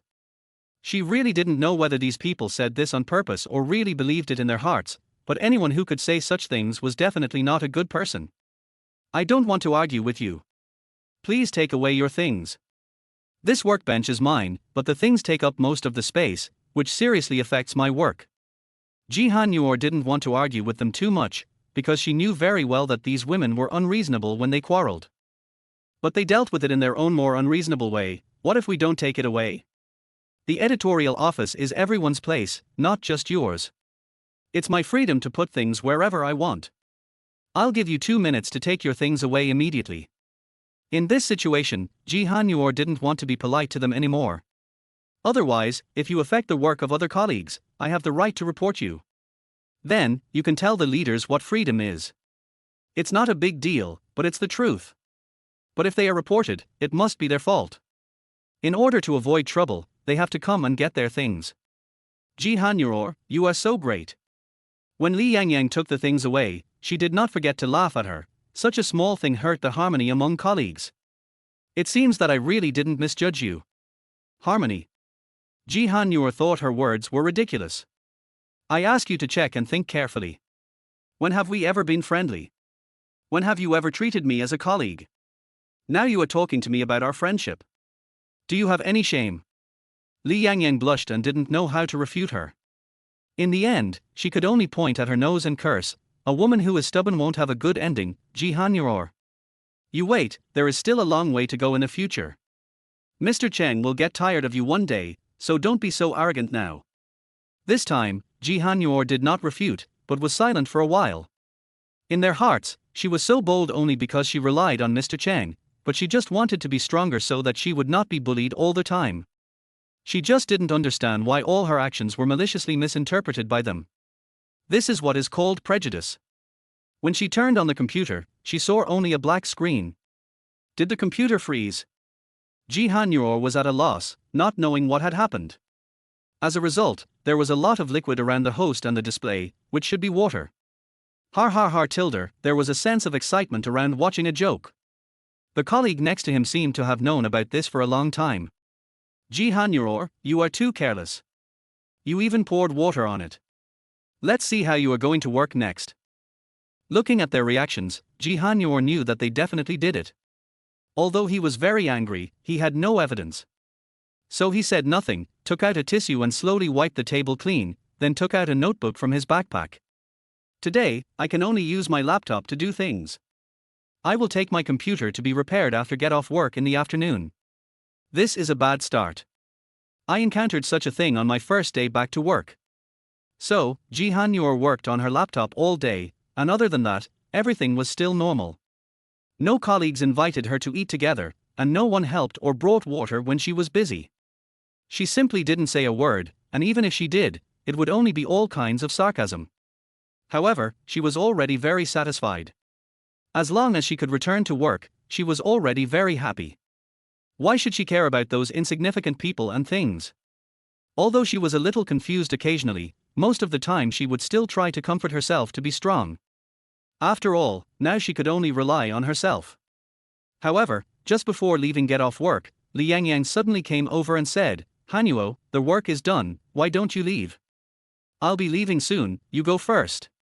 Because she hadn't been to work for many days, she needed to sort out a lot of new documents, so she was busier than others. But Li Yangyang took the initiative to talk to her, so it shouldn't be good, so Ji Hanyor asked casually, "What's wrong?" "Oh, I have a project in hand. If it is done well, everyone including Mr. Cheng will be convinced. Do you want to take it?" Li Yangyang held a folder in her hand, waving it in front of her eyes, with a mysterious smile on her lips. "What project?" Ji Hanyor was still very interested. Li Yangyang knew that she had been tempted, so she put the folder on the table and unfolded it. The company needs to interview the president of Jiang Group. As you know, President Jiang has a very cold personality, and he usually does not accept such interviews casually, so the difficulty of this task is also unusual. However, if our company is the first media to conduct an exclusive interview with President Jiang, it will be a good gimmick. If you think about it carefully, this will definitely bring a lot of benefits and reputation to our company. At this point, she paused and secretly glanced at Ji Hanyor's expression. It seemed that nothing had changed, and she was a little surprised. Because she knew the relationship between Ji Hanyor and Mr. Jiang, she gave this task to Ji Hanyor to embarrass her on purpose. If she couldn't do it, she would have an excuse to cause trouble for her. After all, although Ji Hanyor is not a very nice person, he has good working ability, which is undeniable. Why do we have to interview Mr. Jiang? Ji Hanyor was a little confused. There were so many CEOs in Beicheng who didn't want to interview, why did they choose the most difficult one? The chance of this being done was almost zero. That's why it is more challenging. These words are exactly what Li Yangyang wanted. This challenge is meaningless. Ji Hanyor looked cool and pretended to be calm. In fact, if she was really asked to interview Jiang Luran, she might not be able to do it. This was not because of fear, but because she didn't know how to face the man, and it would definitely be super embarrassing. Why is it meaningless? Li Yangyang began to slowly arouse her interest. You think it's meaningless, but many people who like to read gossip don't feel that way. They like to read this kind of news. If you can complete this challenge, everyone in the company will definitely change their opinion of you. Ji Hanyor knew that she did it on purpose, but he had to admit that what she said was true. Nowadays, people like to read such gossip. If she could get an interview with Jiang Luran, not to mention that this kind of material could be worth 1 or 2 months' salary, her own reputation would also increase a lot. Considering her work ability in Cheng's in recent years, this is acceptable. She was not promoted to a position such as deputy director or director before, probably because she lacked a breakthrough. As long as she finds this breakthrough, her career will definitely be able to move to a higher level and have better development in the future. Thinking of this, Ji Hanyor felt very conflicted, not knowing whether he should agree or not. Ji Hanyor, Li Yangyang saw the hesitation in her eyes and knew that she must have been touched. What are you afraid of? Now you and President Jiang are divorced. It's natural that you go your separate ways and have nothing to do with each other. If you still want to retreat at this time, it only proves that you are more guilty. Ji Hanyor nodded. You are right, but since this is a good thing, why don't you go, but choose to give it to me? There shouldn't be such a good thing. Isn't this just a random accusation? Where there is loss, there is gain. Li Yangyang couldn't help laughing. You didn't pay any price, and there was no way you could get an exclusive interview with President Jiang. The reason I gave it to you is because we know that you are the person here who knows President Jiang best. The last sentence sounds ironic. Chapter 26 Accepting the Challenge. In fact, Li Yangyang also wanted to do this interview herself, but after trying twice, she decided to withdraw. Mr. Jiang is so difficult to approach that ordinary people can't get into his eyes at all. Even in front of him, he only treats himself as heir. So, just push this matter to Ji Hanyor. No matter what, she basically has no chance of success. President Jiang hates her very much, how could he accept her interview? She is waiting to see the show. Ji Hanyor closed the folder, put it on his desk, and nodded. Okay, I will accept this project and do my best, but I can't guarantee success. After all, Jiang Luran is a fickle monster. He might be smiling 1 second, but in the next, he might kick you out. Oh, it's great that you accepted it. Li Yangyang couldn't help but smile, secretly proud of herself in her heart. I will report to the boss tomorrow and say that you have completed the most difficult task. No, after all, I haven't done it yet, don't report it. Ji Hanyor suddenly felt a little guilty, because she felt that her success rate would not be too high. If she was reported like this, she would really be in a difficult situation. However, this is exactly what Li Yangyang wanted. Seeing her panic, she felt happier and happier. That's not possible. Everyone knows that such a good thing is natural. Han Yuor, you are the hope of our entire editorial department. Whether our editorial department can cheer up depends on you. After saying that, she patted Ji Han Yuor on the shoulder with a confident tone. At this time, Ji Han Yuor was completely petrified, and always felt that he was being tricked by her. However, since he had already agreed, it was probably too late to regret it now. He could only try his best to smile and respond, "Okay, I will try my best." "Don't say you really don't have confidence." Li Yangyang interrupted her, "We all believe in you. Since you were able to deal with Mr. Jiang before, I believe you can do it this time, too." "How can you say that?" Ji Han Yuor felt extremely embarrassed when she heard this. This sounded like a dirty underground deal. It seemed like she and Jiang Luran had married just for profit. "If it wasn't for Qin Huan, he wouldn't have married me. It's still sad to think about it now. I was just saying it casually, you're too sensitive."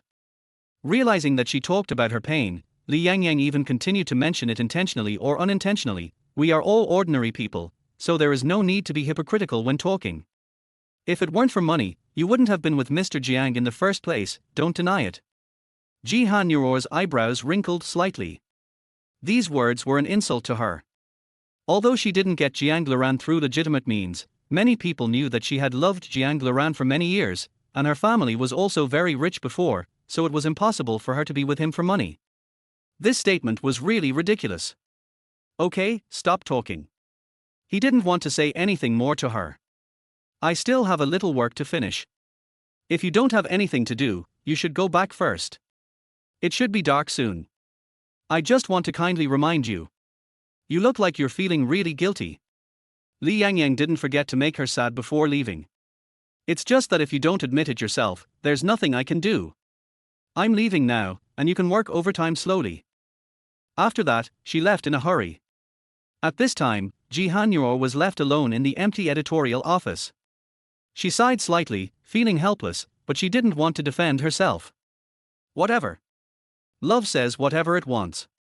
Now she just wants to be herself and create a better life for herself, so that she can have enough food and clothes for her whole life even if she doesn't rely on men. The next day, Ji Han Yuor went directly to Jiang Group instead of punching in at the company. This was her second visit to this place since her divorce from Jiang Luran. This was her first time paying back the money, although the amount had not been paid off so far. She just hoped that this time it would go smoothly. He walked in slowly, then went upstairs and stood outside the president's office. The door was closed, and the secretary hurriedly stepped forward. "Hello, President Jiang is receiving guests." As a result, she looked up and found that it was Ji Han Yuor. The secretary was suddenly shocked. "Ji Han Yuor, why is it you? What are you doing here?" The originally polite secretary even changed her tone of voice, with a little guard. Obviously she hated the former Mrs. Jiang in front of her. "Don't get excited, I'm here to see Mr. Jiang." Ji Han Yuor spoke hurriedly, not knowing how to explain to her. "You and CEO Jiang are divorced, why bother?" When the secretary heard that she was going to meet her CEO, he became more alert. "The CEO doesn't have time to see you now, please go back." Ji Han Yuor sighed softly. "You misunderstood. I'm here to interview Mr. Jiang as a reporter." "Reporter?" The secretary looked her up and down. After divorcing CEO Jiang, she dressed much more down to earth. Fortunately, she was clean and tidy, although she looked like she was living an ordinary life. "That's right." Ji Han Yuor didn't waste time talking to her. When she was Mrs. Jiang, the secretary was very respectful to her, at least in front of Jiang Luran.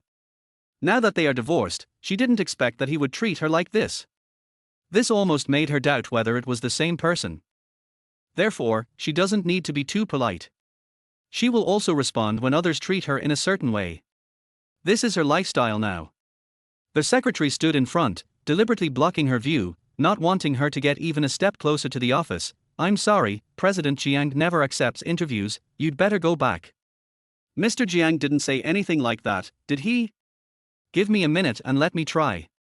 If Mr. Jiang doesn't accept it, I'll leave immediately." Ji Han Yuor refused to give up.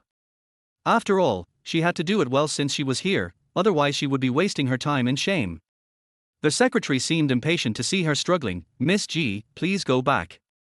If President Jiang gets angry, no one can save you, so I suggest you don't even think about crossing the line. Ji Hanyor looked at the door in front of her. Was she going to fail just because of this door? But she didn't know when Jiang Luran would come out. Okay then, please tell Mr. Jiang later that I'll come again tomorrow. Ji Hanyor said, then turned and left. The secretary looked at her leaving figure, crossed his arms, and couldn't help but snorted coldly. Dream on. You are divorced, and you still want to lick Mr. Jiang's dog all day long. I won't give you a chance. Ji Hanyor walked out of Jiang's group and looked at this familiar building. It was obvious that he didn't want to leave just like that. If I give up like this, I will definitely be laughed at when I go back. Thinking of those people in the editorial department, she couldn't help but feel a little headache. She would rather be outside than go back to that place. Even if it takes a long time, she might as well wait here. If she can really wait for Jiang Luran, that's not bad. So, she found a stool and sat down. At this time, the weather had turned cold, and it was even colder sitting outside. She could only rub her hands constantly, but her attention was always focused on Jiang's door, fearing that if she didn't pay attention, Jiang Luran would quietly leave. Finally, around 1 o'clock in the afternoon, she was very hungry, but she still refused to leave, thinking that she had waited for so long and giving up now would be tantamount to failure. At this time, a familiar figure walked out from inside, surrounded by several bodyguards, and some reporters wanted to come forward, but they didn't even have a chance to get close. Seeing this situation, Ji Hanyor quickly stood up and ran over. Jiang Luran looked at the group of reporters in front of him, frowned slightly, and seemed impatient. Solve them all. Yes. So the bodyguard started working and pushed the reporter away. Let's go, Mr. Jiang will not accept the interview. There were many reporters at the scene, so Ji Hanyor had to push forward desperately, so she could only be buried in the crowd. Seeing that Jiang Luran was about to leave, she had no choice but to shout, I don't want to interview you, I just want to do an exclusive interview with you. I wonder if Mr. Jiang can agree to this. The voice sounded familiar, so Jiang Luran looked around. Ji Hanyor pushed forward too hard in a hurry. He saw the flustered Ji Hanyor, a trace of disgust flashed in his eyes, and he did not answer. Why is Ji Hanyor here? Isn't she going to find a new job so soon? I didn't expect her to accept such a boring gossip interview. Thinking of this, Jiang Luran got in the car directly, and the black luxury car drove away, leaving only a lot of dust. Reporters are lamenting, but most people are used to such scenes. Whether Jiang Luran will be interviewed depends entirely on his personal mood. If he is in a bad mood, he is not approachable at all. Even if he is in a good mood, he will only be interviewed for a short time. Therefore, one can imagine how precious the interview Jiang Luran wanted was. Ji Hanyor was holding a folder in her hand and shivering with cold. She felt a little lost, but she quickly put the loss behind her. This is just the beginning. It's impossible to succeed at the beginning. Keep trying. She could only comfort herself in this way. After all, it was only the first day and things were not going as smoothly as expected. The reporters had almost all left. Just as Ji Hanyor was about to leave, Jiang Luran's car happened to come back and stopped in front of Ji Hanyor without warning. She saw Jiang Luran get out of the car, his deep dark eyes staring at her, and she didn't know what he was thinking. He stared at her hair. Ji Hanyor said first, Mr. Jiang, didn't you leave? Why are you back? I forgot to take something. Jiang Luran made up an excuse and pretended to just talk to her. By the way, I should ask you why you are here. Didn't I just say that? I want to do an exclusive interview with you. Ji Hanyor repeated what he had just said. I wonder if you can give me a little time, just 10 minutes. Chapter 27, Personal Interview. Jiang Luran smiled non-committally and said, Ji Hanyor, I'll talk to you for 10 minutes. Do you know how much property the Jiang family will have to lose? If you can give me this property in cash, I can consider it. This means that his time is very expensive. Mr. Jiang, you can't compare like that. Ji Hanyor has been thinking about how to respond. If you accept my interview, although you lose 10 minutes of income, it will increase your popularity because of this interview, and let more people know you. In this case, it will also increase your company's income in disguise. Mr. Jiang is a businessman and should know that income cannot be calculated just like you said just now. After a few words, Jiang Luran didn't know what to say, so he nodded. What a smooth-talking woman. Ji Hanyor knew that he was laughing at her, but she didn't get angry. Instead, she smiled and said, I know. Then can you accept an exclusive interview with our company? Well, there's no problem with accepting the interview. Jiang Luran agreed so readily, but I'm not free on weekdays. I'm only free on weekends. Ji Hanyor thought about it and realized that the day after tomorrow was the weekend, so he readily agreed. It's up to Mr. Jiang to decide when. Let's do it on the weekend. Jiang Luran said casually, it's just that I am a free-spirited person. If it's the weekend, I won't come to the company. You should go to my house for the interview, it's almost the same. What? Hearing this, Ji Hanyor felt deeply malicious. Go to your house? That's right, why do you look like you are not very willing? Jiang Luran saw the embarrassment on her face and asked this question deliberately. No, it's just that I feel it's a little inconvenient in such a private place like my home. Ji Hanyor still had some resistance in his heart. After all, this was where they would live after marriage. If they really went there, they would probably have to recall many past events.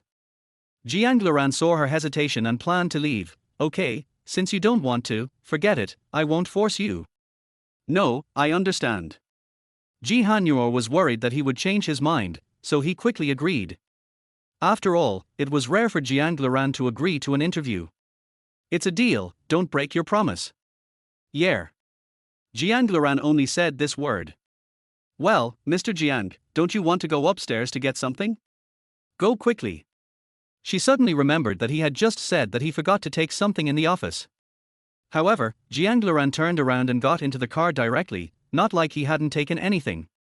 He didn't say hello, and asked the driver to drive away directly, leaving Ji Hanyor there, just confused. He's really moody. He just said he forgot to take something. Ji Hanyor shook his head. On the weekend, Ji Hanyor went to the Jiang family villa early in the morning as agreed. There are too many memories in this place. Although there are sweet moments occasionally, most of them are bad memories. After marriage, they had the status of husband and wife, but Jiang Luran never had any feelings for her, and it was difficult for Pingtong to say a word to him. Jiang Luran even went out to find a woman every day to escape from himself, but what could she do? She couldn't control Jiang Luran at all. She tried to put away her memories, put a smile on her face, and rang the doorbell. The nanny opened the door, and at first glance, the person was Ji Hanyor. Suddenly she was stunned. Ms. Ji. Hello, I'm a reporter from Cheng Group. Today, I will be here to do an exclusive interview with President Jiang. Ji Hanyor's tone was free of emotion, and even the way he spoke was formal and polite. The nanny responded. After thinking for a while, Mr. Jiang seemed to say that he had an interview with a reporter in the morning, but he didn't expect it to be Ji Hanyor, so he had to nod and said, then come in. Ji Hanyor followed the nanny, who motioned for her to sit down in the living room. Miss Ji, please sit down for a while. Mr. Jiang hasn't gotten up yet. Please wait here for a while. Okay. On the surface, Ji Hanyor agreed very simply, but in fact, she was going crazy inside. Jiang Luran was so dishonest. He knew that she would come early in the morning, so he did this to her. Well, for the interview, she would endure it. As long as she could get the interview, her grievance today would not be in vain. It was a pity that she got up early in the morning, took the bus, and then transferred here. She hadn't even had breakfast yet, but now had to sit outside and wait. At this time, the nanny brought a tray with a few slices of toast and a cup of hot milk. Miss Ji probably hasn't had breakfast yet, so have some. Thank you, Aunt Rong. Ji Hanyor smiled politely. Aunt Rong was really her savior, but in order to maintain her good image, she still ate little by little so that she didn't look that hungry. After breakfast, she sat here waiting until she was almost asleep, but she still didn't see Jiang Luran. When she looked at the time on her phone, she realized it was almost 10:30. If she continued to wait like this, she wouldn't even get the interview materials by noon. Wasn't this Jiang Luran playing a trick on her? Just as she was about to get up, the bedroom door opened and she saw Jiang Luran wearing blue casual clothes with his hair neatly combed. Although he didn't wear a suit and tie as usual, he still looked very elegant. Ms. Lin, have you been waiting for a long time? Asked her. No.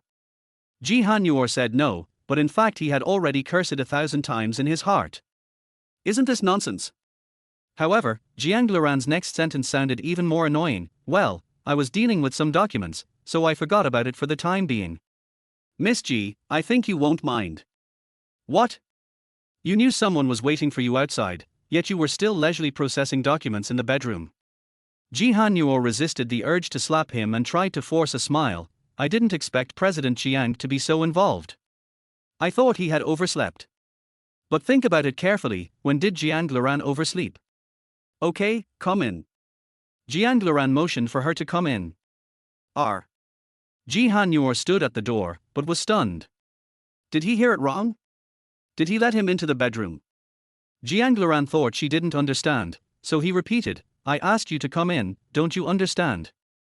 Boss Jiang, the bedroom is such a private place, isn't it suitable for an interview? Ji Han Yor never took a step forward, always feeling a little uncomfortable. Let's just stay outside. Jiang Luran seemed impatient, so he sat down directly.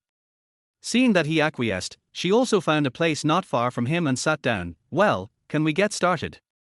Yes, but before the interview, you must let me know which company you are from. Jiang Luran was pretending to inquire about her situation. However, Ji Han Yor also had to answer this question. I still work at Cheng Group. What? Jiang Luran was a little shocked. He was very unhappy. Didn't you resign from Cheng's? Could it be that you are still reluctant to leave and come back? Boss Jiang, you are kidding. Ji Han Yor lowered his head, not daring to look him in the eye. I left Cheng's for some personal reasons. Later, I found that Cheng's was more suitable for me, and Boss Cheng didn't care about the past, so he welcomed me back. Jiang Luran snorted coldly, not believing a word she said. Mr. Cheng cares about you very much. You should pay attention to it at other times. When he does this, he must have bad intentions towards you. What are you talking about, Mr. Jiang? Ji Han Yor felt a little uncomfortable when he heard him slander Cheng Yichu like this. Mr. Cheng is not only my boss, but also my good friend. Apart from that, there is no other relationship between us. I didn't say you have any special relationship with him.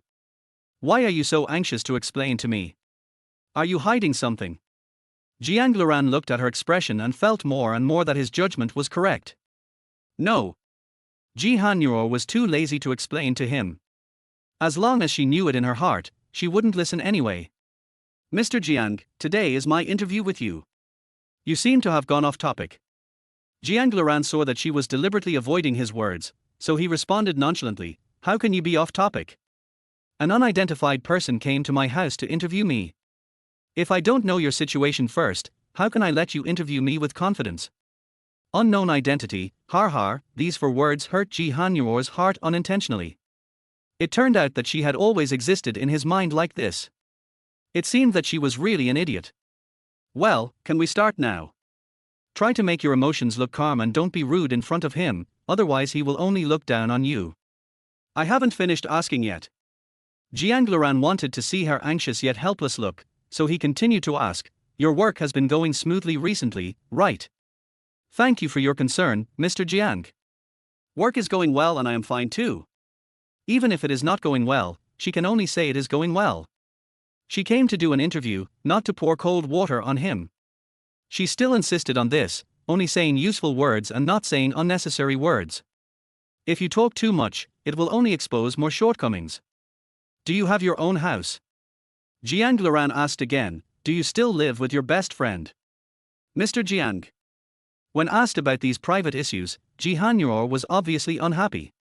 These questions are related to my privacy, so I can't answer you. Jiang Luran had already guessed that she would not answer obediently. Okay, let's skip this question. I'm very curious. As a reporter, what is your main job every day? Can you tell me? Ji Han Yor didn't know whether she was interviewing him or he was interviewing her, but since he asked this, she could only tell him bit by bit, telling him the daily work pattern and work content of a reporter, and explaining it in detail. Jiang Luran listened very carefully.